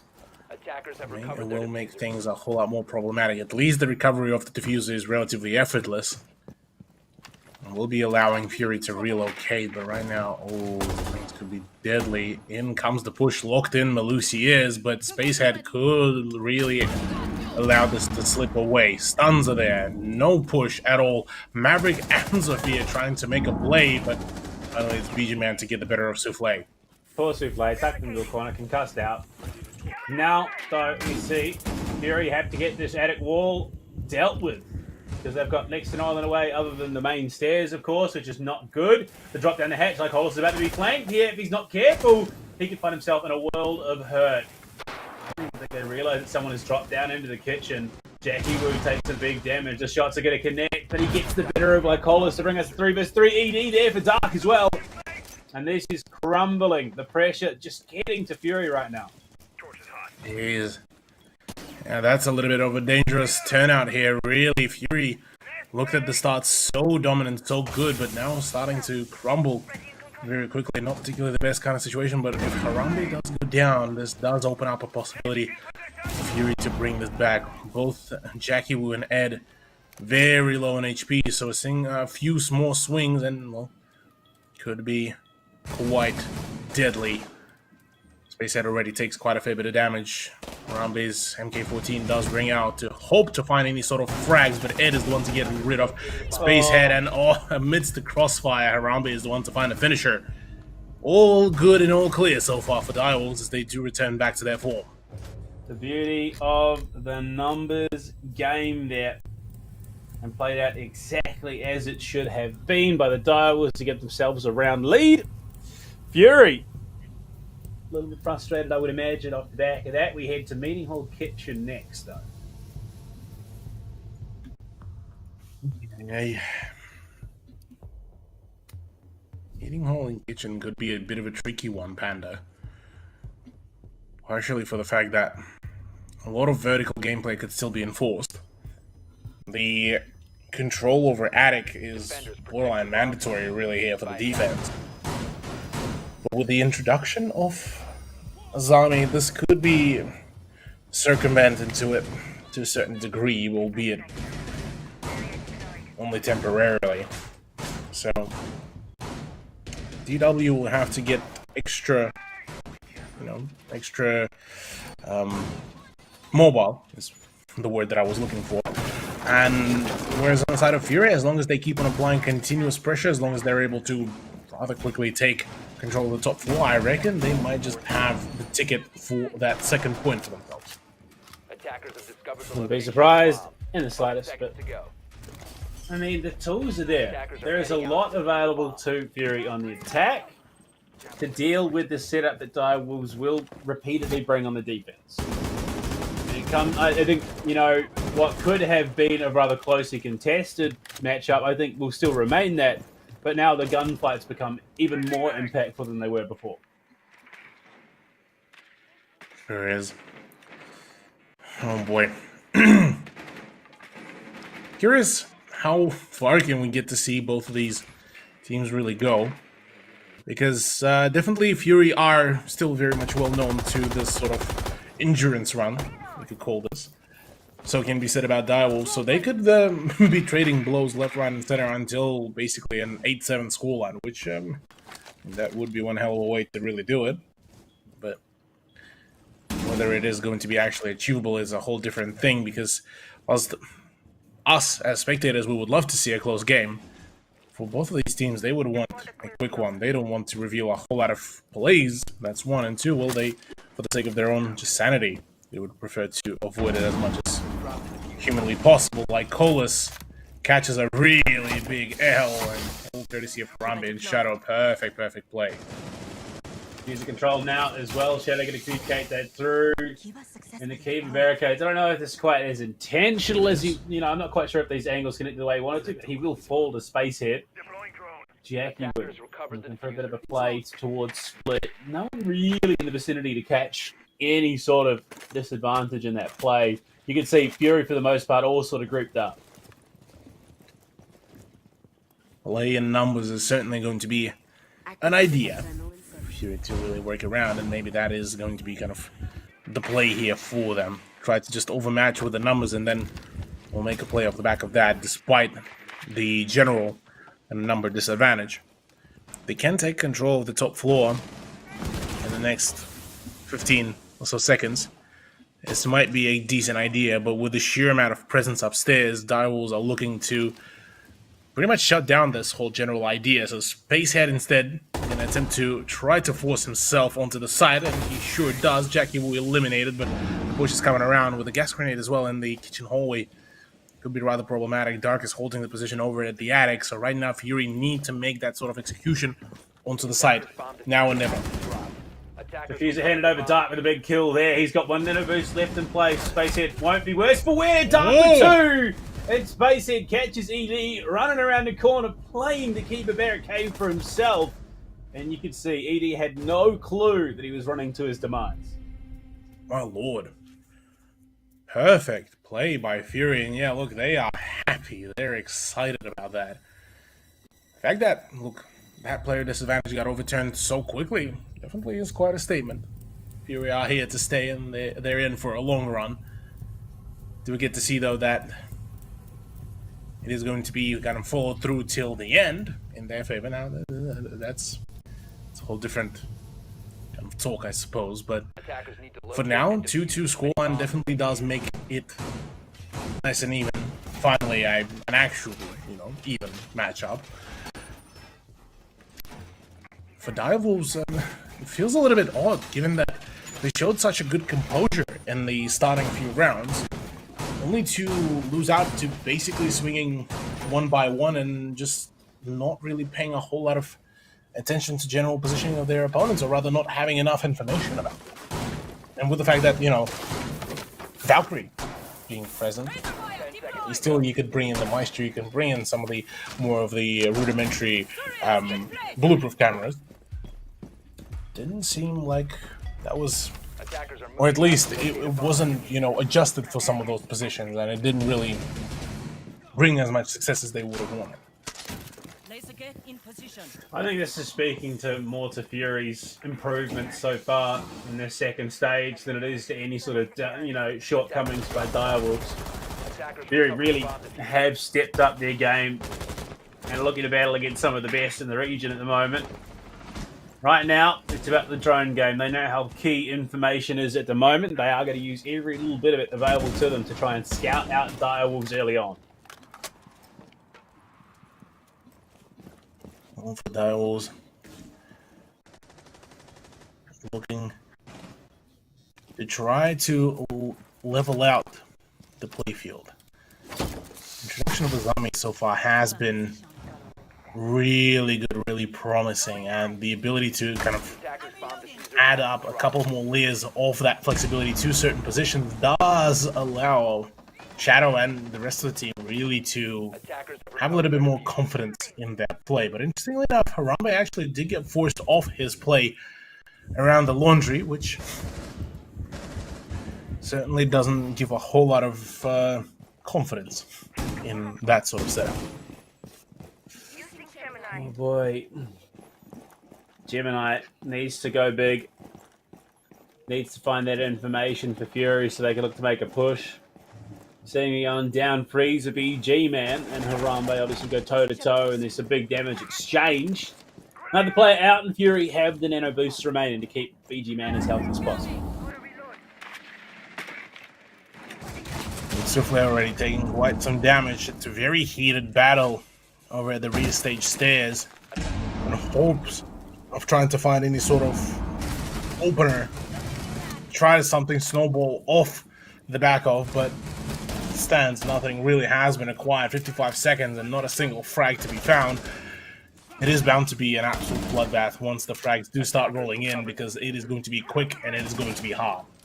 Yeah, the health bar is looking worse for wear for the dire wolves. Souffle gets aggressive, tucks himself into the corner of Boiler right now, waiting for that E-box drop. Whether or not it comes is a different story. They're looking for this crossfire. Shadow, they're preoccupied. Might get himself in a bit of trouble if Souffle falls early. Jiggling around, BG Man fighting his time. Shadow finds the first like Hollis to fall, so it is dark. It's all coming apart for Fury right now. 3 in a row. What a headshot from BG Man, but he finds himself the last man alone versus 4. Trying to find the clutch, but unable to do so. Souffle down, shot in the knee. Second player follows it up. Jackie Wu, but ED's there. Direwolves will take the fifth round for themselves, making it a third for themselves. But Cthulhu, that was dangerously close. And that did get a little bit dangerous there. Not gonna lie. It certainly puts a little bit of a question mark as to, well, are just Direwolves just getting a little bit more anxious, or do they just want to start forcing those fights? Because if few more connections to the head were happening there in the round, especially for the Maverick, that would have been a completely different turnout. But despite the result, well, I guess we'll never know, at least in the context of round number 5. Unfortunately, a disconnect does happen, and well, for us over at Oceania as casters, well, this means that we get to prolong our stay here on the stream as well. For Direwolves, though, look, it gives us and them to really talk it all out as to what happened and what needs to be kept up. And at least it's good to see that smiles continuing to come around, apart from Souffle's forehead.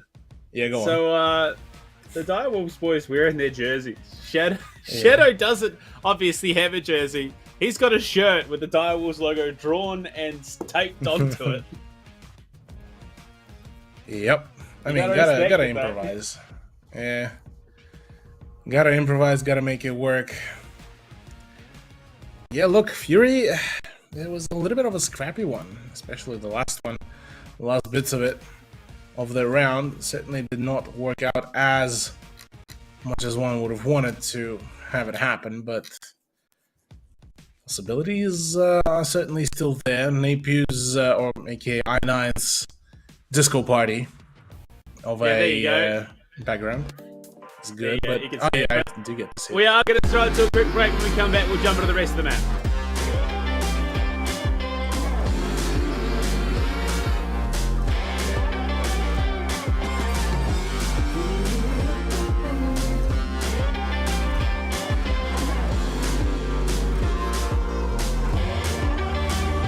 There you go again, looking so handsome. Oh, you have your way, and it's making me weaken. You and your stardust, walking like that. It's really getting too much, but I can't pull back. Though I try to resist, I can't fight this. And no one makes me feel like you do. And no one sets my body on fire. And no one gives me shivers like you. Oh, no one does it better. How I try to sleep, but you're deep in my mind. Got a hold of me. When I'm awake, I'm all blind. You and your magic, like infinite power. God knows I tried to resist, but you're pulling me closer. Oh, I gotta stay away, but you won't let me. No one makes me feel like you do. And no one sets my body on fire. And no one gives me shivers like you. Oh, no one does it better.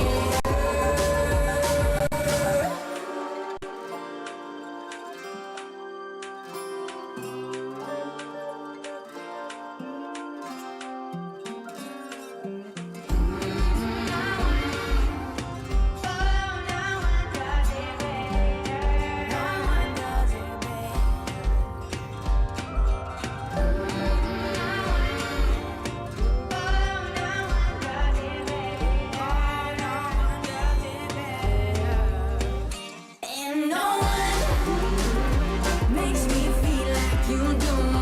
And no one sets my body on fire. No one gives me shivers like you. Oh, no one does it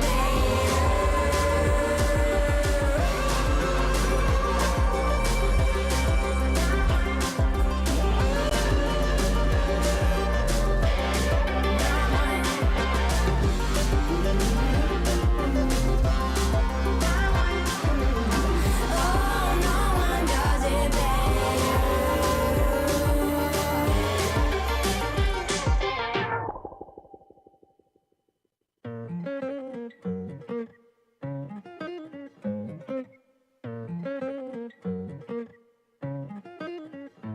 I've been on the road, I've been doing shows. Now we eating steak, remember sleeping on the floor. We stillin' at the gas station when the time was cold. In the kitchen, hot still trying to flip it out the stove. Rockin' fake J's, praying that nobody know. Watch them take my dog away, it was way too hard to stay composed. Fight to see the light of day, all this blood on my clothes. I was tired every day, green lights, time to go.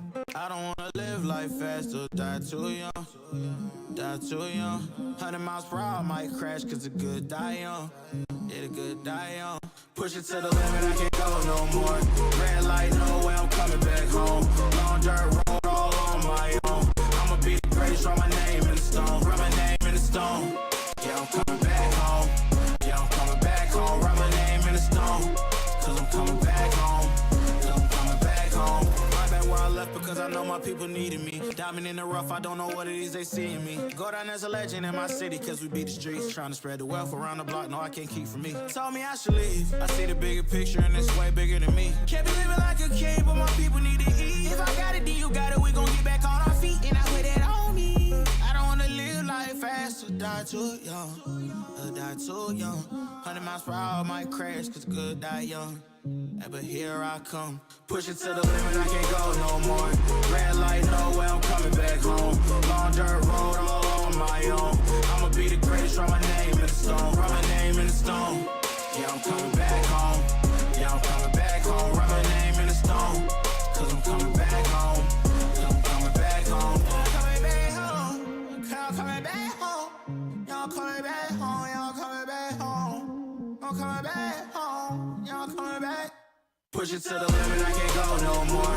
Red light, no way, I'm coming back home. Long dirt road, all on my own. I'ma be the greatest, write my name in the stone. Write my name in the stone. Yeah, I'm coming back home. Yeah, I'm coming back home. Write my name in the stone. Cause I'm coming back home. Cause I'm coming back home. Write my name in the stone. Cause I'm coming back home. Yeah, I'm coming back home.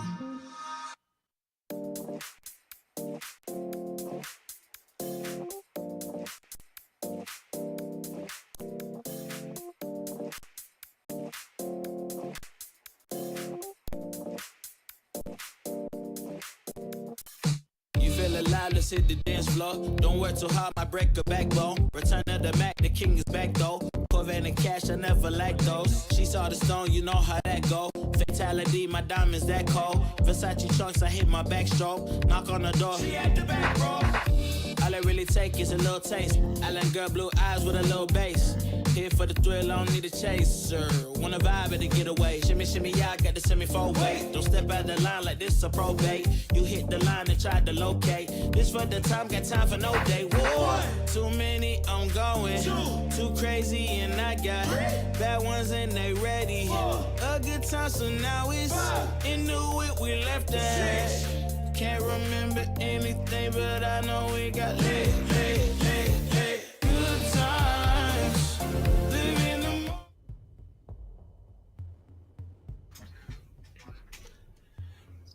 Hello and welcome back. Cthulhu, we jump into the final round of the half at the moment. Direwolves lead 3-2, and we are about on par.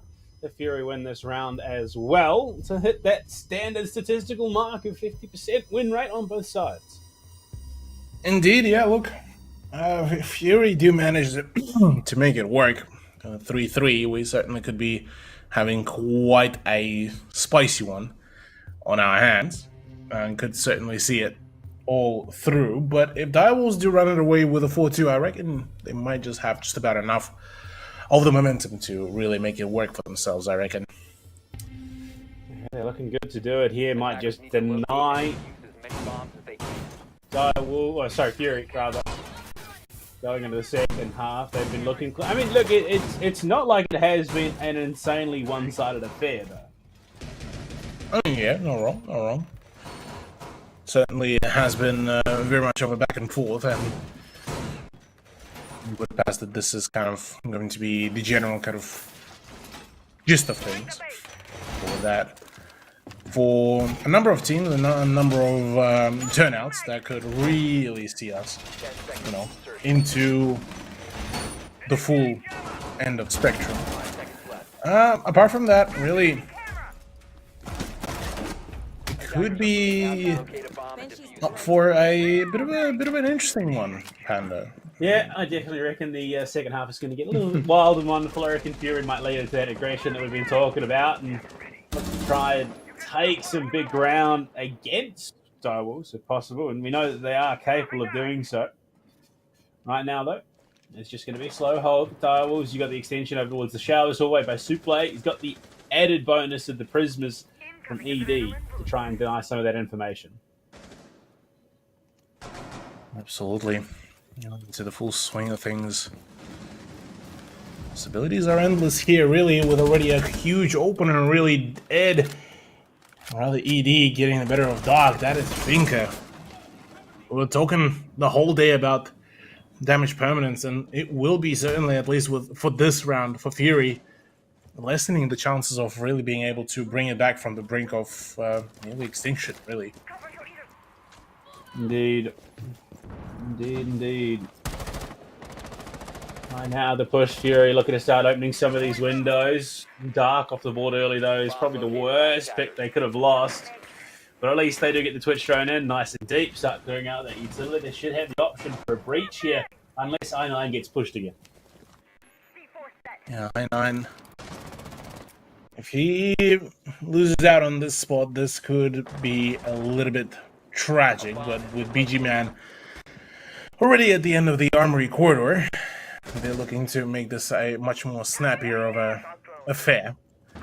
No cameras around, at least in a visible range, and well, with the breaches already all done, I9 is very boldly holding the position all right by the breach, peeking out his head. Harambe gone, and so this sort of cracks open the side wide open. But with like all is taking so much damage, and Jackie Wu getting rid of I9, well, this now puts the ball back into the hands of Direwolves. Yeah, once again clearing out that walk-in wardrobe player. Has completely gutted the push Jackie, just waiting, biding this time, wants to go for an aggressive peek. Has the long angle there as well. Whether or not he can capitalize on it is a different story. Souffle takes the damage, but ED's there to answer back. A trade for Fury successfully, but not to be. As another trade follows it up quite close on the tail end of it. BG Man alone in the closet right now to try and hold. Nade goes into the middle of the site. Finds some damage onto Souffle, but it's nothing but chip right now. BG Man has 3 frags to find, but no, he just sticks his head into the door. And unfortunately, there is someone waiting to answer. What a pixel headshot from Souffle. Souffle is just too keen, too good. Panda right now. That will still go into the second half with a 2-round differential. Will be generating a really, really nice buffer for them going into the remainder of this matchup. No matter what, they get to toy around a little bit more, and say 1 or 2 plays don't really go their way. They still have that sort of ability to, well, yeah, look, that didn't work out. Go next. If go next doesn't work, well, try another one. Whereas on the side of Fury, well, they're now starting to really sweat. You look at the webcams as well. All the smiles are all gone.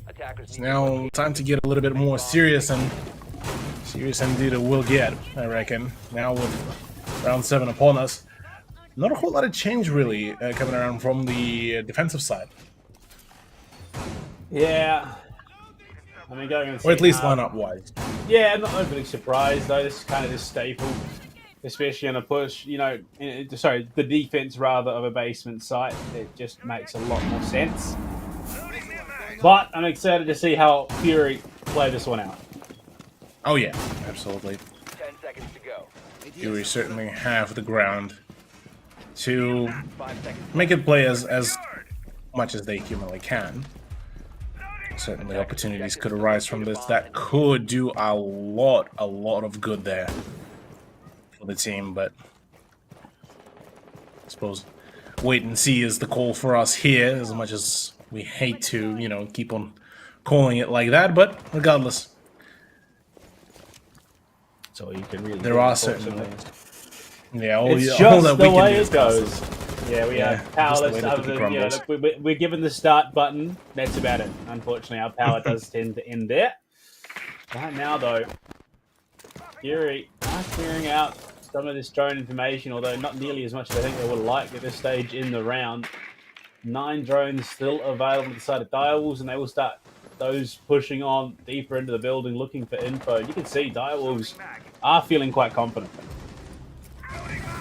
Absolutely ready. Jackie Wu does ring out the LMG, but thankfully for Fury, i9 is able to scrape the situation before it's too late. With Finka gone, though, already damage has been dealt. At least a 1-for-1 trade, but trading out your Jaeger for a Finka will always be a defender-sided kind of favor. Oh, 100%. No more nano boost, no more genal surge, rather. Frag grenades gone, 6, plus that box mag LMG. Yeah, Fury are going to be quite happy with that one. Losing the Jaeger, who already had his utility down, and will remain for the rest of the round as well until it is either shot out or depleted and then blown up, of course. So I think they are quite happy with that. Absolutely. BG Man, meanwhile, they got very thoroughly droned out, and pre-flies could certainly start coming around, which could mean a whole lot of problems, but in comes the hunt, and Souffle is just too sharp with that sort of swing. My lord, that was quite something. Absolutely blows BG Man away there, and they will start to get the hatches done. Getting themselves set up in ED, setting up the team's flank watch, quote unquote. That being 2 claymores on the same double door. You think you got the first one, then you find yourself in trouble with the second. We'll see whether or not anyone falls for it. Right now, look at Souffle getting themselves that aggressive position, setting themselves up by clearing the barricade. They are primed and ready for this push. Absolutely primed and ready to go, and it seems like it is to be the go time, really, as well, the push starting to come to fruition. We could possibly see that very thing to happen already. A number of players, though, do fall. DW, the roster that we once thought that, oh yeah, they're about to go and they're about to kick some ass. Well, their own ass is being kicked rather thoroughly. 2v2, though, is being enforced in seconds. The push needs to happen. DW are on the brink of extinction, and it will be i9 with the quad as well, looking to claim an ace, but denied. ED knows full well he will want to deny all sorts of enjoyment to their opponents. Toxic, give ace. But, I mean, that flank, laundry stairs, they double down on the flank watch on the tower stairs through that double stage door. And then all of a sudden, I9 pops his head in, says, how you doing? Finds 2, make that 3 and then 4. And all of a sudden, that push that was so heavily committed to by the Direwolves might as well not even have been there. Indeed. Yeah, look, I'm not too sure what's been happening. What's been kind of the go for Direwolves there, but seemingly all the confidence that was initially present kind of all vanished in a rather untimely manner, and one would beg to think, what is actually happening? What's kind of the win condition here for them on the attack? Because it looked so promising at the beginning of it all, but to fall apart like this, rather heartbreaking, to say the least. Yeah, I think you hit the nail spot on the head there. That flank could not have come at a more perfect time for I9. Spacehead, though, going to take a bit of damage early on from the shotguns, I would imagine, of Lycolis, because I think he's the only one running his shotgun right now. And that, I mean, that's one of those situations where it could come back to bite them later on. Oh, yeah. Absolutely. Could bite back at them really badly, and that they would need to be very mindful of to prevent themselves from being bit back like this. Look, round 8. Direwolves, whilst they still continuing kind of having that sort of advantage only by a single round, well, this could get diminished very, very quickly. They won't be too careful at it. Introduction of Nomad, though, with an AK. Could be an interesting play. Could be, well, play to make that play, and certainly Jackie will once again brings out the LMG, the fabled one that we all basically waiting for the nerf to happen. As the meta LMGs does go brrr, and it continues to go that way. In fact, as Lycolis falls as well to it. Rather unfortunate demise in 3v5. Surely at this point, Direwolves do have it in their hands. One would imagine. Not necessarily a locked-in thing, of course. But already Direwolves making some great time to get this utility underway. Not wasting any time with the ace, of course. Exothermic onto that wall. Gets Walker and Wardrobe open nice and wide, of course. So now they can set themselves up for that execute. Certainly so. Oh, already Jackie will continue his own crusade, I guess, with the finger. Looking to make that frag grenade play in, but not just deep enough. Half a round to go. We get to see that sort of the solvent, the solution to it all, or Spacehead and the rest of the team will be able to chop away at it. The plant is also going down, very clean, squeaky clean, but I say that, a lot of losses amidst all of that. All of a sudden, the favor is in the side of Fury again. I9 overplaying his hand, puts it back in the 2 versus 2 with 3 on the board. They've got to play the numbers game. Spacehead as well to fall. It's on Dark's shoulders now to clutch it up. They have a crossfire, one from the game's window, one from Pit as well. They go for the pickup. Spacehead's alive here with 16 seconds left. They got to go for the force. They got to go for the swing. The goo mine tossed out. Dark going to kill it a souffle. It's ED alone, holding the window. Someone has to get on the defuse. Someone has to hold. Spray's good there. They might just hold him off. They're going to hold it down. Dark's looking for the defuse. The lineup. No! ED proves why he is considered one of the best in the region and clutches it onto both. Yeesh, that was still a bit scrappy, but Direwolves do manage to bring it back once again. 5-3, and this is our final matchup. 2 more rounds is all that Direwolves really need, and that would be one hell of a way to completely upset Fury, who were looking at the start pretty good, but straight after that, it was all just almost all for nothing, really. Half of what has been brought to the table. Do we feel like there's some more fuel in the tank? Because if not, Fury could see a rather tragic conclusion to it all. But again, I suppose I'll follow your lead and still believe in the Fury roster. Yeah, you do have to sit there and wonder, sort of how much is left in the tank. As much as you want to believe as much as you want to back the boys, Direwolves are absolutely hammering away at them. Oh yeah. And I can only imagine just how exhausting a match like this must be for the side of Fury, even with all the delays, even with everything. I mean, we're hitting 4 o'clock in the morning here, so it must be getting close to midnight there. Yeah, I think just about to actually hit the midnight. Attackers must locate and defuse All the the boys over at both camps, and Direwolves and Fury. So certainly the question of fatigue could be starting to creep in at a rather much larger scale. So round 9 could be bringing us a lot, and I mean a lot of surprises. Could it be the one to be the actual kind of decider as to where the general kind of pace is going to be held? But that is a completely different thing, because between the two teams, they both have been in the position where they had the match point advantage by a large margin. And both of these teams have tasted the fact that they lost that very advantage. So it's not over till it's over, and certainly both of them will very much know that, will very much feel that as well. So ready. Losing out on ED though, that's gonna sting.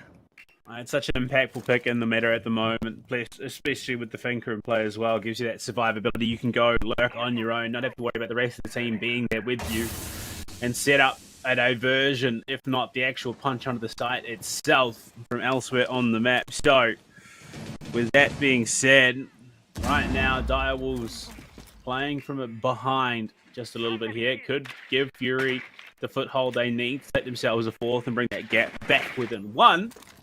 But Direwolves, I mean, they've proved nothing if not the fact that just because they've suffered a loss does not mean they're out of a round.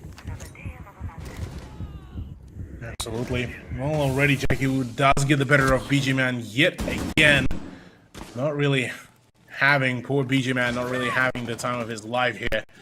Trying to, just struggling almost for his life, and hopes and dreams of finding any sort of solution for his own self, but in reality all he hopes is just his own demise. I9 does frag out, but so does Dark gets fragged out as well. It's all just back and forth. I9 is the holding pillar right now for Fury, but the plan's still going down. 2v2. Harambe hits the shot that he needs to. Space swings like Colas. The toxic canisters is going to find the kill, but Direwolves, the souffle, covering the cross from the double window, will take themselves map point here, Cthulhu. And unfortunately, that locks out the potential of points, or at least full points for Fury. Direwolves have it at the moment. Whether or not they can push over the line is a different story, though.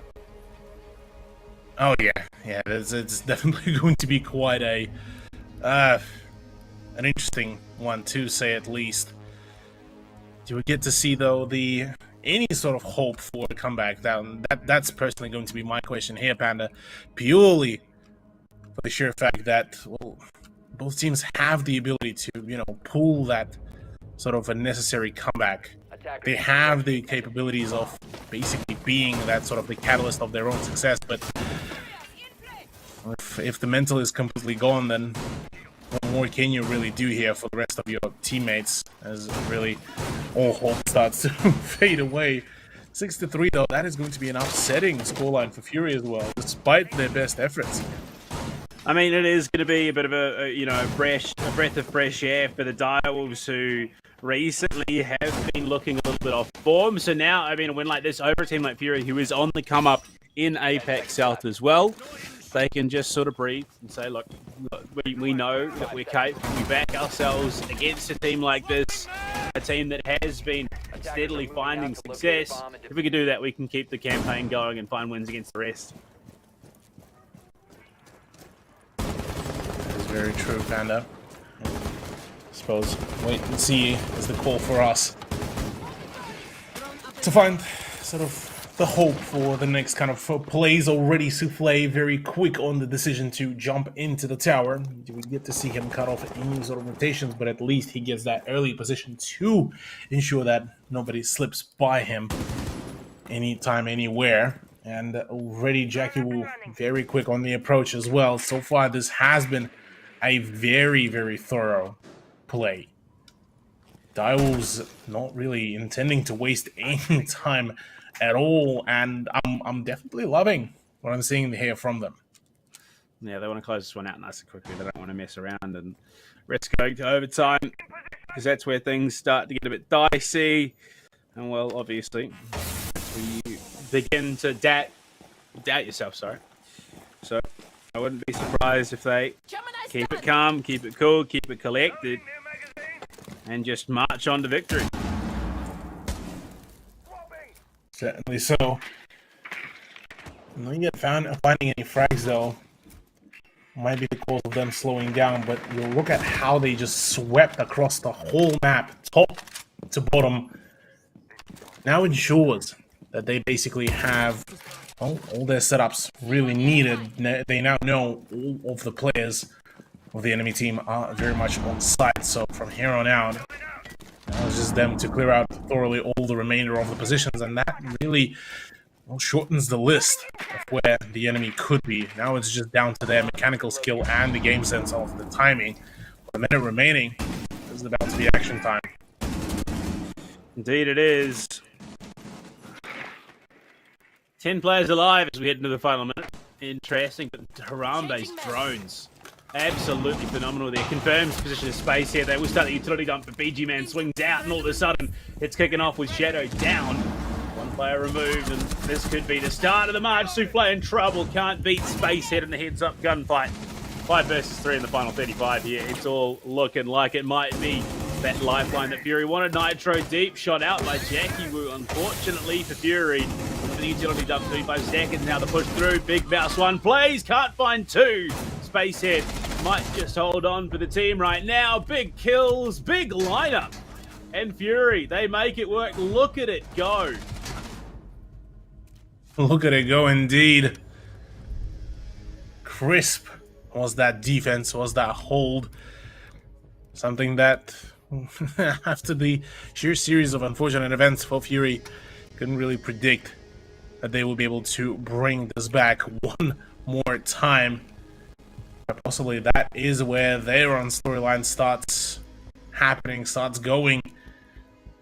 And possibly this is where Direwolves could basically also fumble the bag, which is going to be, well, the last thing that anyone, including the Direwolves players themselves, will want to see. But something that happened before, wouldn't put it past that it would happen yet again, but gotta be optimistic, I suppose, at least for the sake of our own sanity here. And now that we are going on to what basically is tertiary side, do we feel this is where Fury might just be able to pick up their play? I don't know, Spacehead and 99 are hitting some great shots right now. If they feel themselves in this defense, I reckon we could quite comfortably see them hold this off. They definitely have the confidence to do it right now. So, whether or not they can is up to them. Indeed. Well, all the more the power to them, really. They have all the possibilities, all the abilities as well. So certainly now it's all just down to their mechanical skill to really be able to perform. Given the circumstances, the win conditions, all been drawn, all ready to roll. I mean, you look at the lineup as well. Fury are basically locked and loaded to just absolutely hammer their opponents. Whereas on the side of DW, it's back to what almost feels like comfort picks. Understandably so. You want to. It's one of those situations. You're playing from behind. Lean into the comfort. Lean into what you feel capable of playing,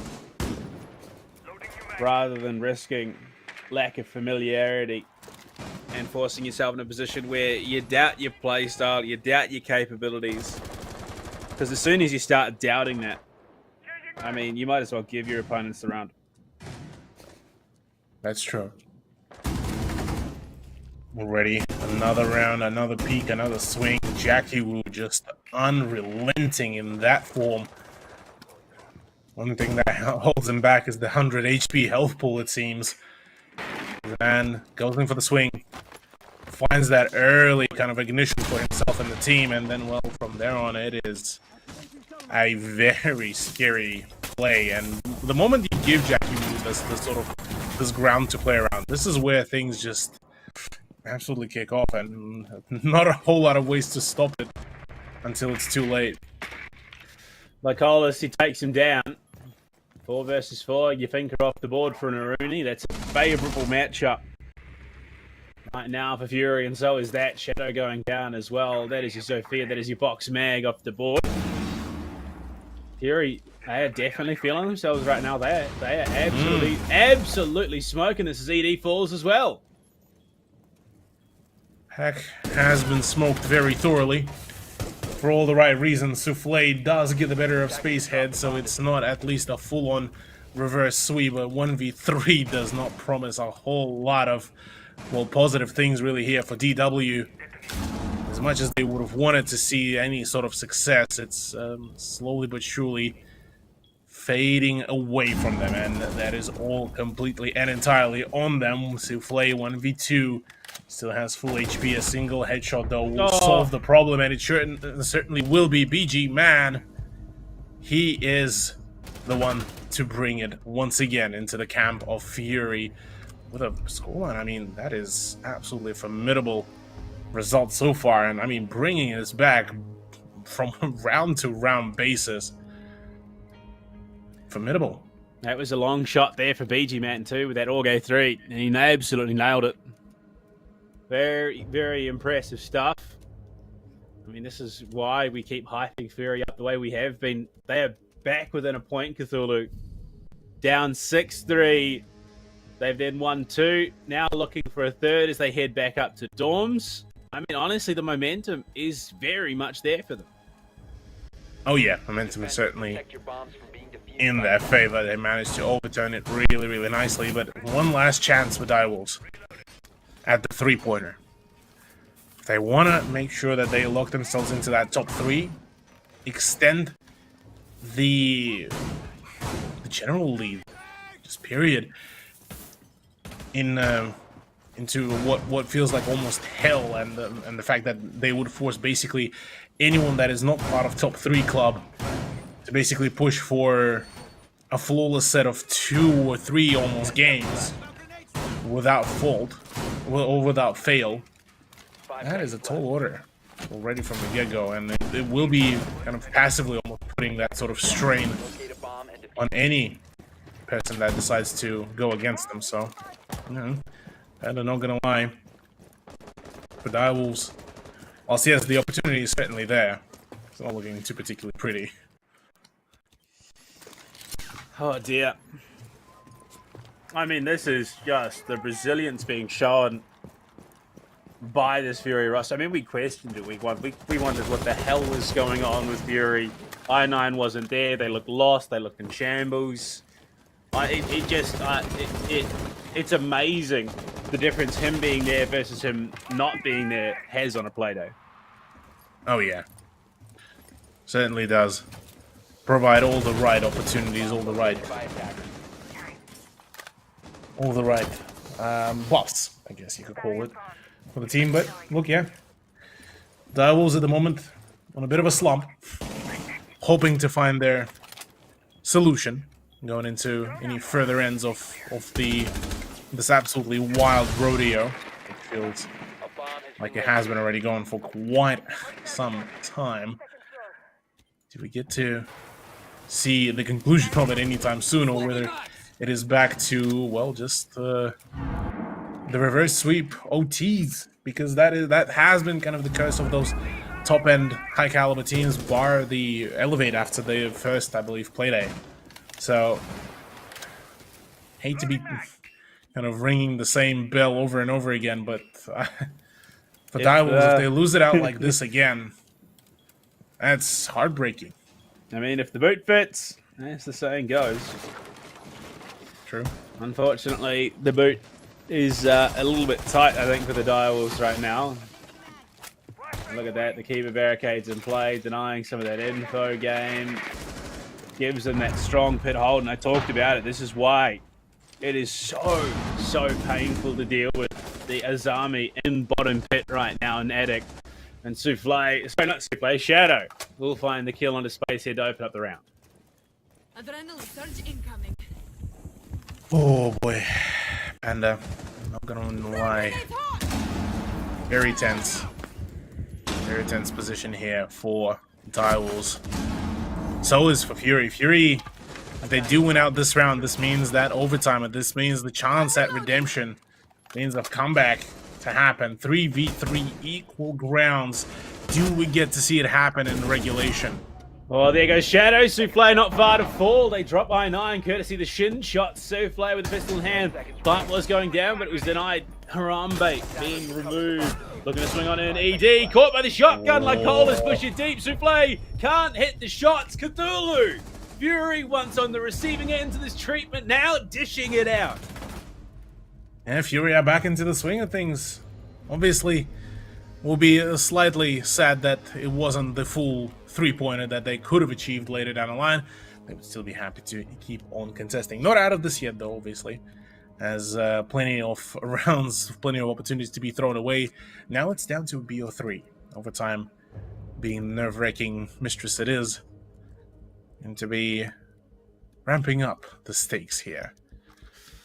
Another 3 more rounds. This time we do get to see Fury to kick things off once again on the attack. It has been a pretty solid venture for them. Going into the second half. Definitely a much more promising one while statted as well. So get to see the same return on investment, or whether it's all going to be in vain, all this effort. Well, Fury start on the attack, which does not bode particularly well. We've seen 4-2 halves traded out by defensive sides. But I mean, Fury, they get points on the board regardless. They're going to be stoked with that.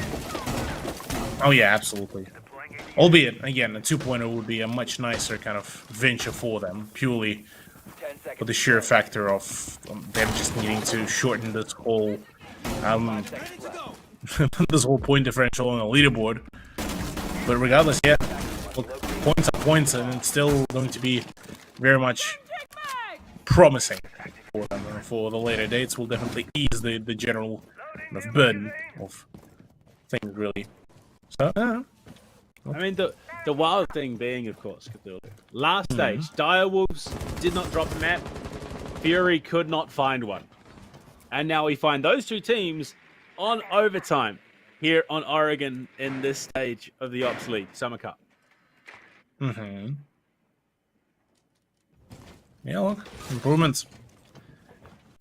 Exactly what we'll love to see here, Panda. I9 bringing out the Monty, the operator that has been concealed for the vast majority of the matchup. Could be introducing a few more interesting dynamics to possibly work around, but the breach already starting to happen.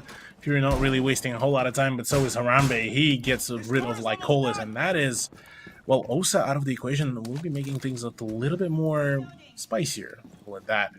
Purely for the sheer fact that Osa could have provided a little bit more cover, especially in the later ends of the round. And well, the frag rating doesn't find any sort of redemption here, so now Shadow is looking to make a play as well, impacts start flying in, and Azami is not going to be particularly full on, at least around the Harry Potter location. Shadow, he is just going to tuck himself in again because they don't spot him. That could be quite deadly, and Souffle covering the drones means that Shadow's position should be that much more secure right now. More drones spotted. Fury are getting some decent information. They lose out on the Osa, but with the Monty in play, plus that Thinker, they might just be able to find the opening that they need and start cutting away and chipping away at the defense. But I9 takes a big damage. BG Man with a big nade onto Souffle. Do they know Shadow's pushed himself out? Jackie with the kill onto Dark. The flank. Oh, BG Man. What a covering shot there from him. I9 in trouble. But look at that. It's all coming together. BG Man for a third. It's a 1 versus 2. They spot him. And BG Man puts Fury on map point. And Fury looking pretty good, playing the late game. Certainly suits them quite well, and certainly I may have not been the best believer in the capabilities of Fury, but for the right reasons. I mean, you looked back at the first half, it was a spanking that was handed out to them. For all the valid reasons, Direwolves were looking strong. So, definitely quite an odd sight, to say at the very least, to see that now the end result of it all is the fact that, well, it's now Fury in the leadership kind of role, but good to see that mental game is definitely strong one in here. Fury, actually the ones to call the tech timeout there. They don't want to get too ahead. Yeah, they can taste it. They are within reach of victory here. And within potential position, the top 4, which is kind of wild. Like, if they win this, I'm pretty sure they take top 4. Let's have a look, really. They would take top 4, I believe. Wait, Upset. They would steal it from Obsession. Because if... wait, no. Yes, Fury would be able to take it away. Because Obsession wouldn't have enough of the round differential, so yes. For back of the win. Look, to be fair, we can't speak too much on it because we don't we don't make those calls, so we're more often than not wrong. So we'll get to Theorycraft at least. Yeah, we get to Theorycraft that look dumb, but the admins are the ones that make that decision, so we'll let them be the ones to make the decision and officially look dumb. But from the looks of things, yeah, what a leapfrog. Hell of a way to do it. Certainly, be almost fitting for them to make it happen off the back of a Direwolves issue, or rather, their own loss. At least the one redeeming feeling of it all is the fact that, well, for Direwolves, it's not the end of their run or the end of the era or anything. They're still sitting comfortably on their own 11-pointer, so despite all the best efforts, it would take Fury at least another 2-pointer to catch up to Direwolves if they do end up losing the next matchup, which I'll be highly dubious. Surely the lightning doesn't strike the same place 2 times. Well, I can't speak for Lightning, but what I can speak for is this has been a phenomenal match of Rainbow Six Siege. I9 10 kills after the rehost, leading the charge for the team. Start running. Absolutely massive stuff from the Fury boys. They can, honestly, even if they do somehow lose this, they should feel nothing but pride, because this has been a colossal showing from them. Oh yeah. I9 just past that sort of past the previous round, managed to finally get on the board for the double digits for his frags, so good to see that. Back into the swing of things. The rest of the team is still yet to catch up, but Spacehead and BG Mana has been putting in the huge amount of work. Don't forget as well, this has been a really long endurance run, plus the rehost, plus the wait for people to reconnect, so it has been very much of a back and forth kind of thing. Certainly it seems like maybe for Direwolves it has been a bit more of a problem to keep up afloat, or rather to keep up in the swing of things. Cool rotation of the utility to keep Spacehead's position nice and snappy, but that would force the elbow location to basically be evacuated, I believe, as Jackie Wu is already going in for the push. They've got the reinforcements there, so they could technically reinforce it off should they choose to. I believe they may already have. But it just goes to show that they've identified where the push is coming from. They say, no, Spacehead was so integral in that defense last time around. We want him to have that shield, so they rotate it back. They give him yet another one so that he can hold this position over towards the washing machine. They do spot the lurk up in the attic, though. I don't think they know there's one towards the big tower as well.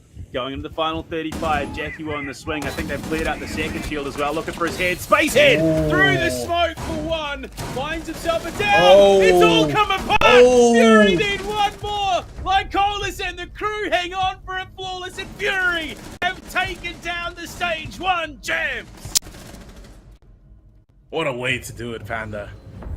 What a way to come back as well.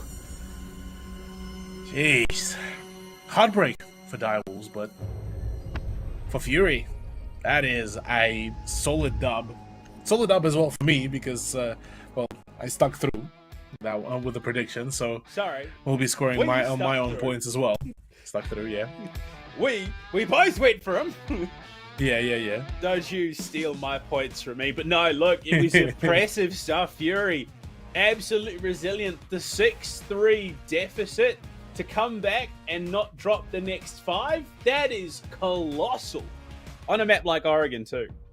Phenomenal effort. And yeah, look, calm and collected.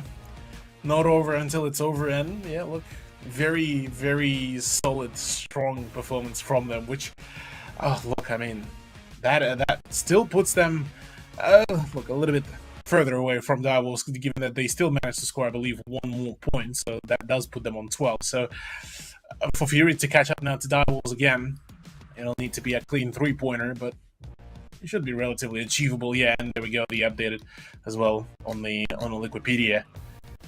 9-point tiebreaker between Fury and Obsession, but it's Fury that is winning the round differential.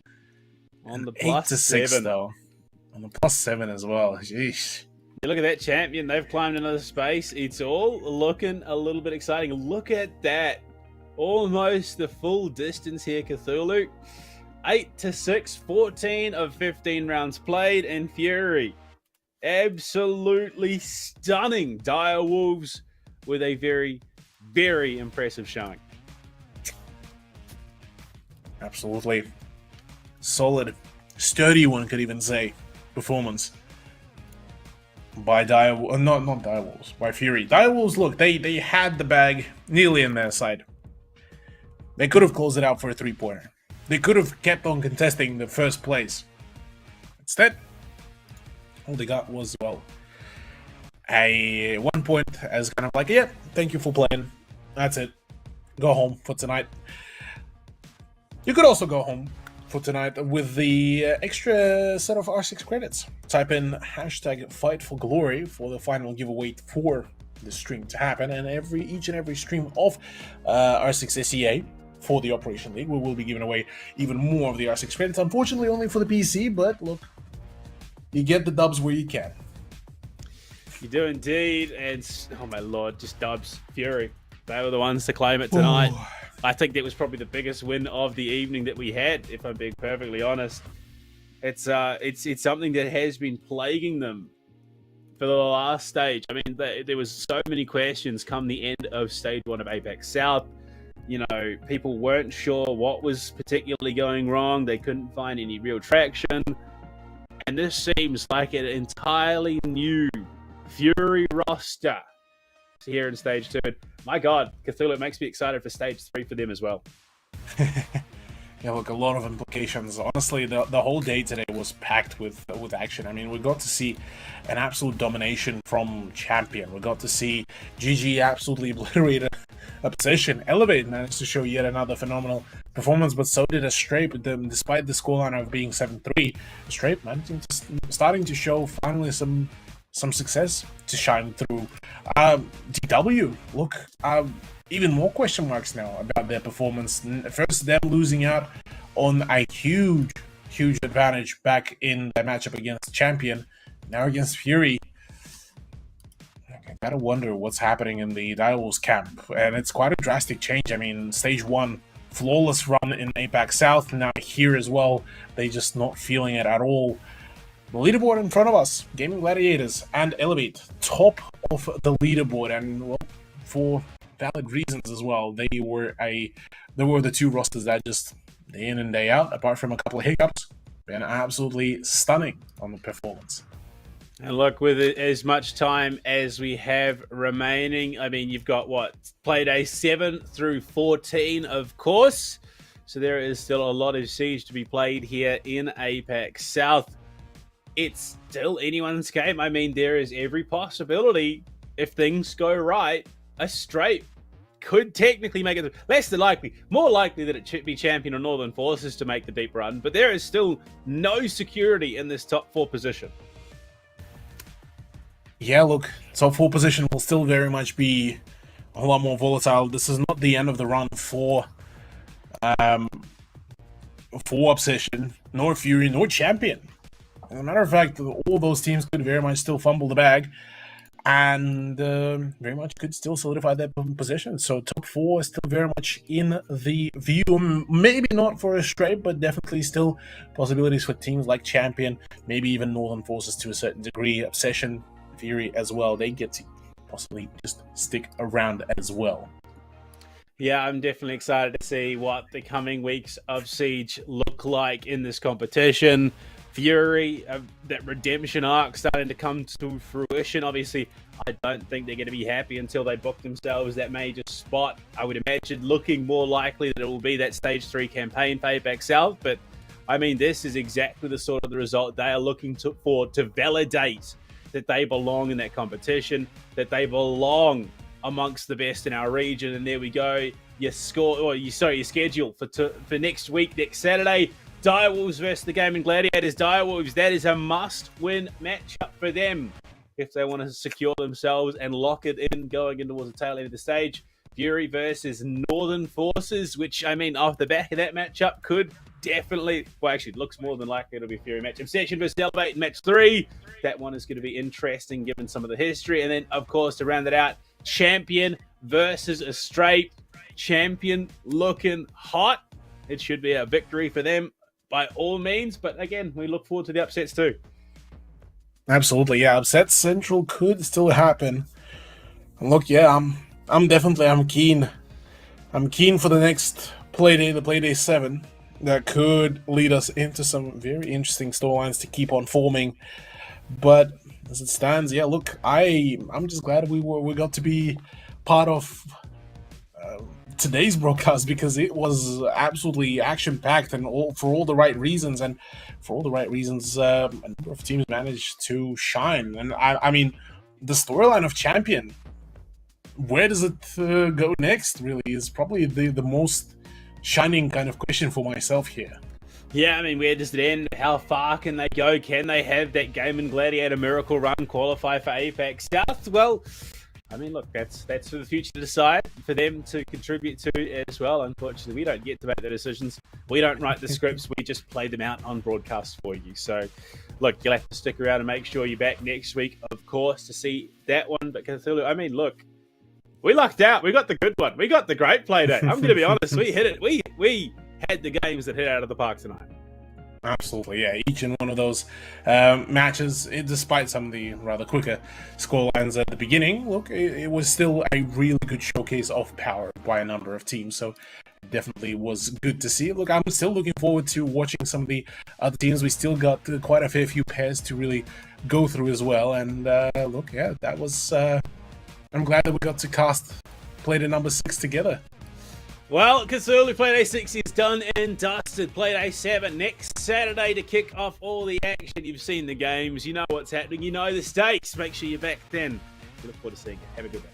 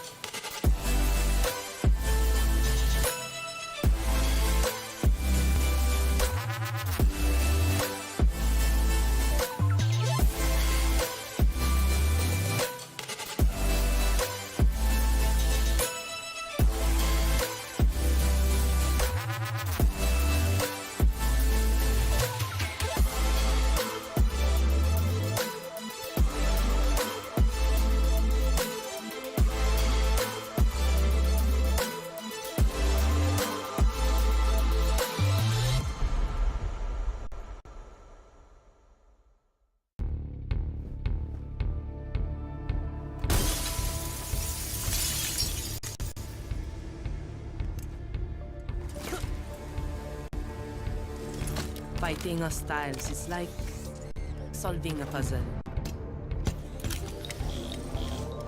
All the pieces are a total mess.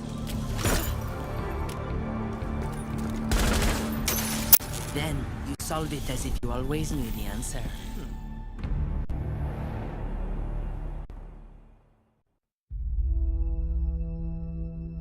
There are civilians out there who need us. They can't fight back. They can't escape. And they can't heal their own wounds. That's our job.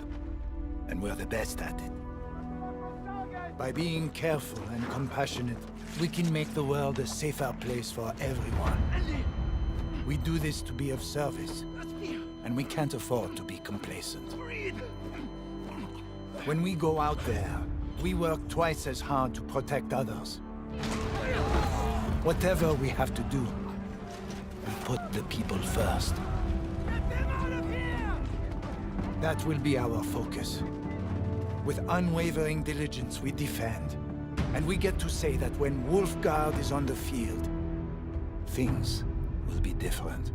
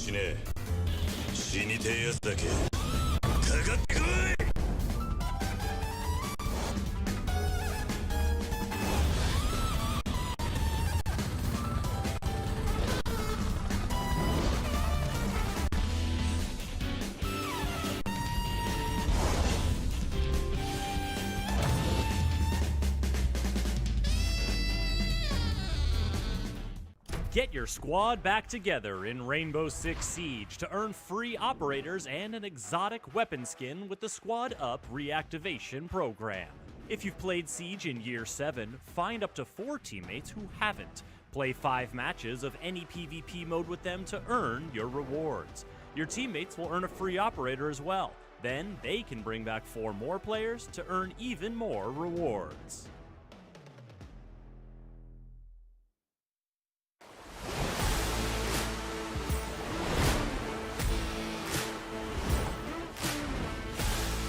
That's the sound of a diffuser being planted and it gets denied.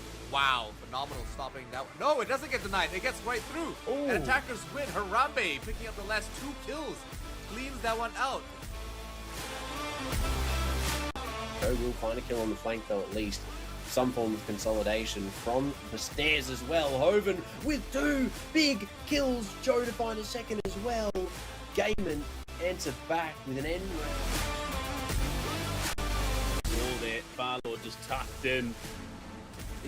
Does he have? Does he know? No, he doesn't. Jackie. To sort of just look to lock this one out in their positions.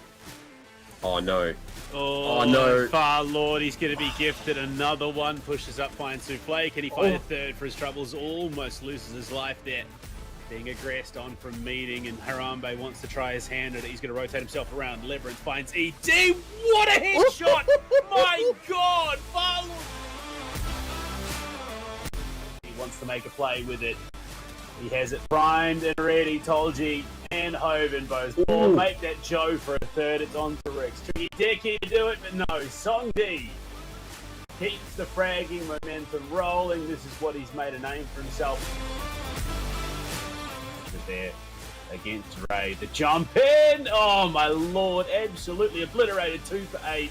He's embracing the monkey. Finds 3. Is all coming apart here in the 7th. 3 kills for 8. 1 for Rex. A 4th for 8 as well.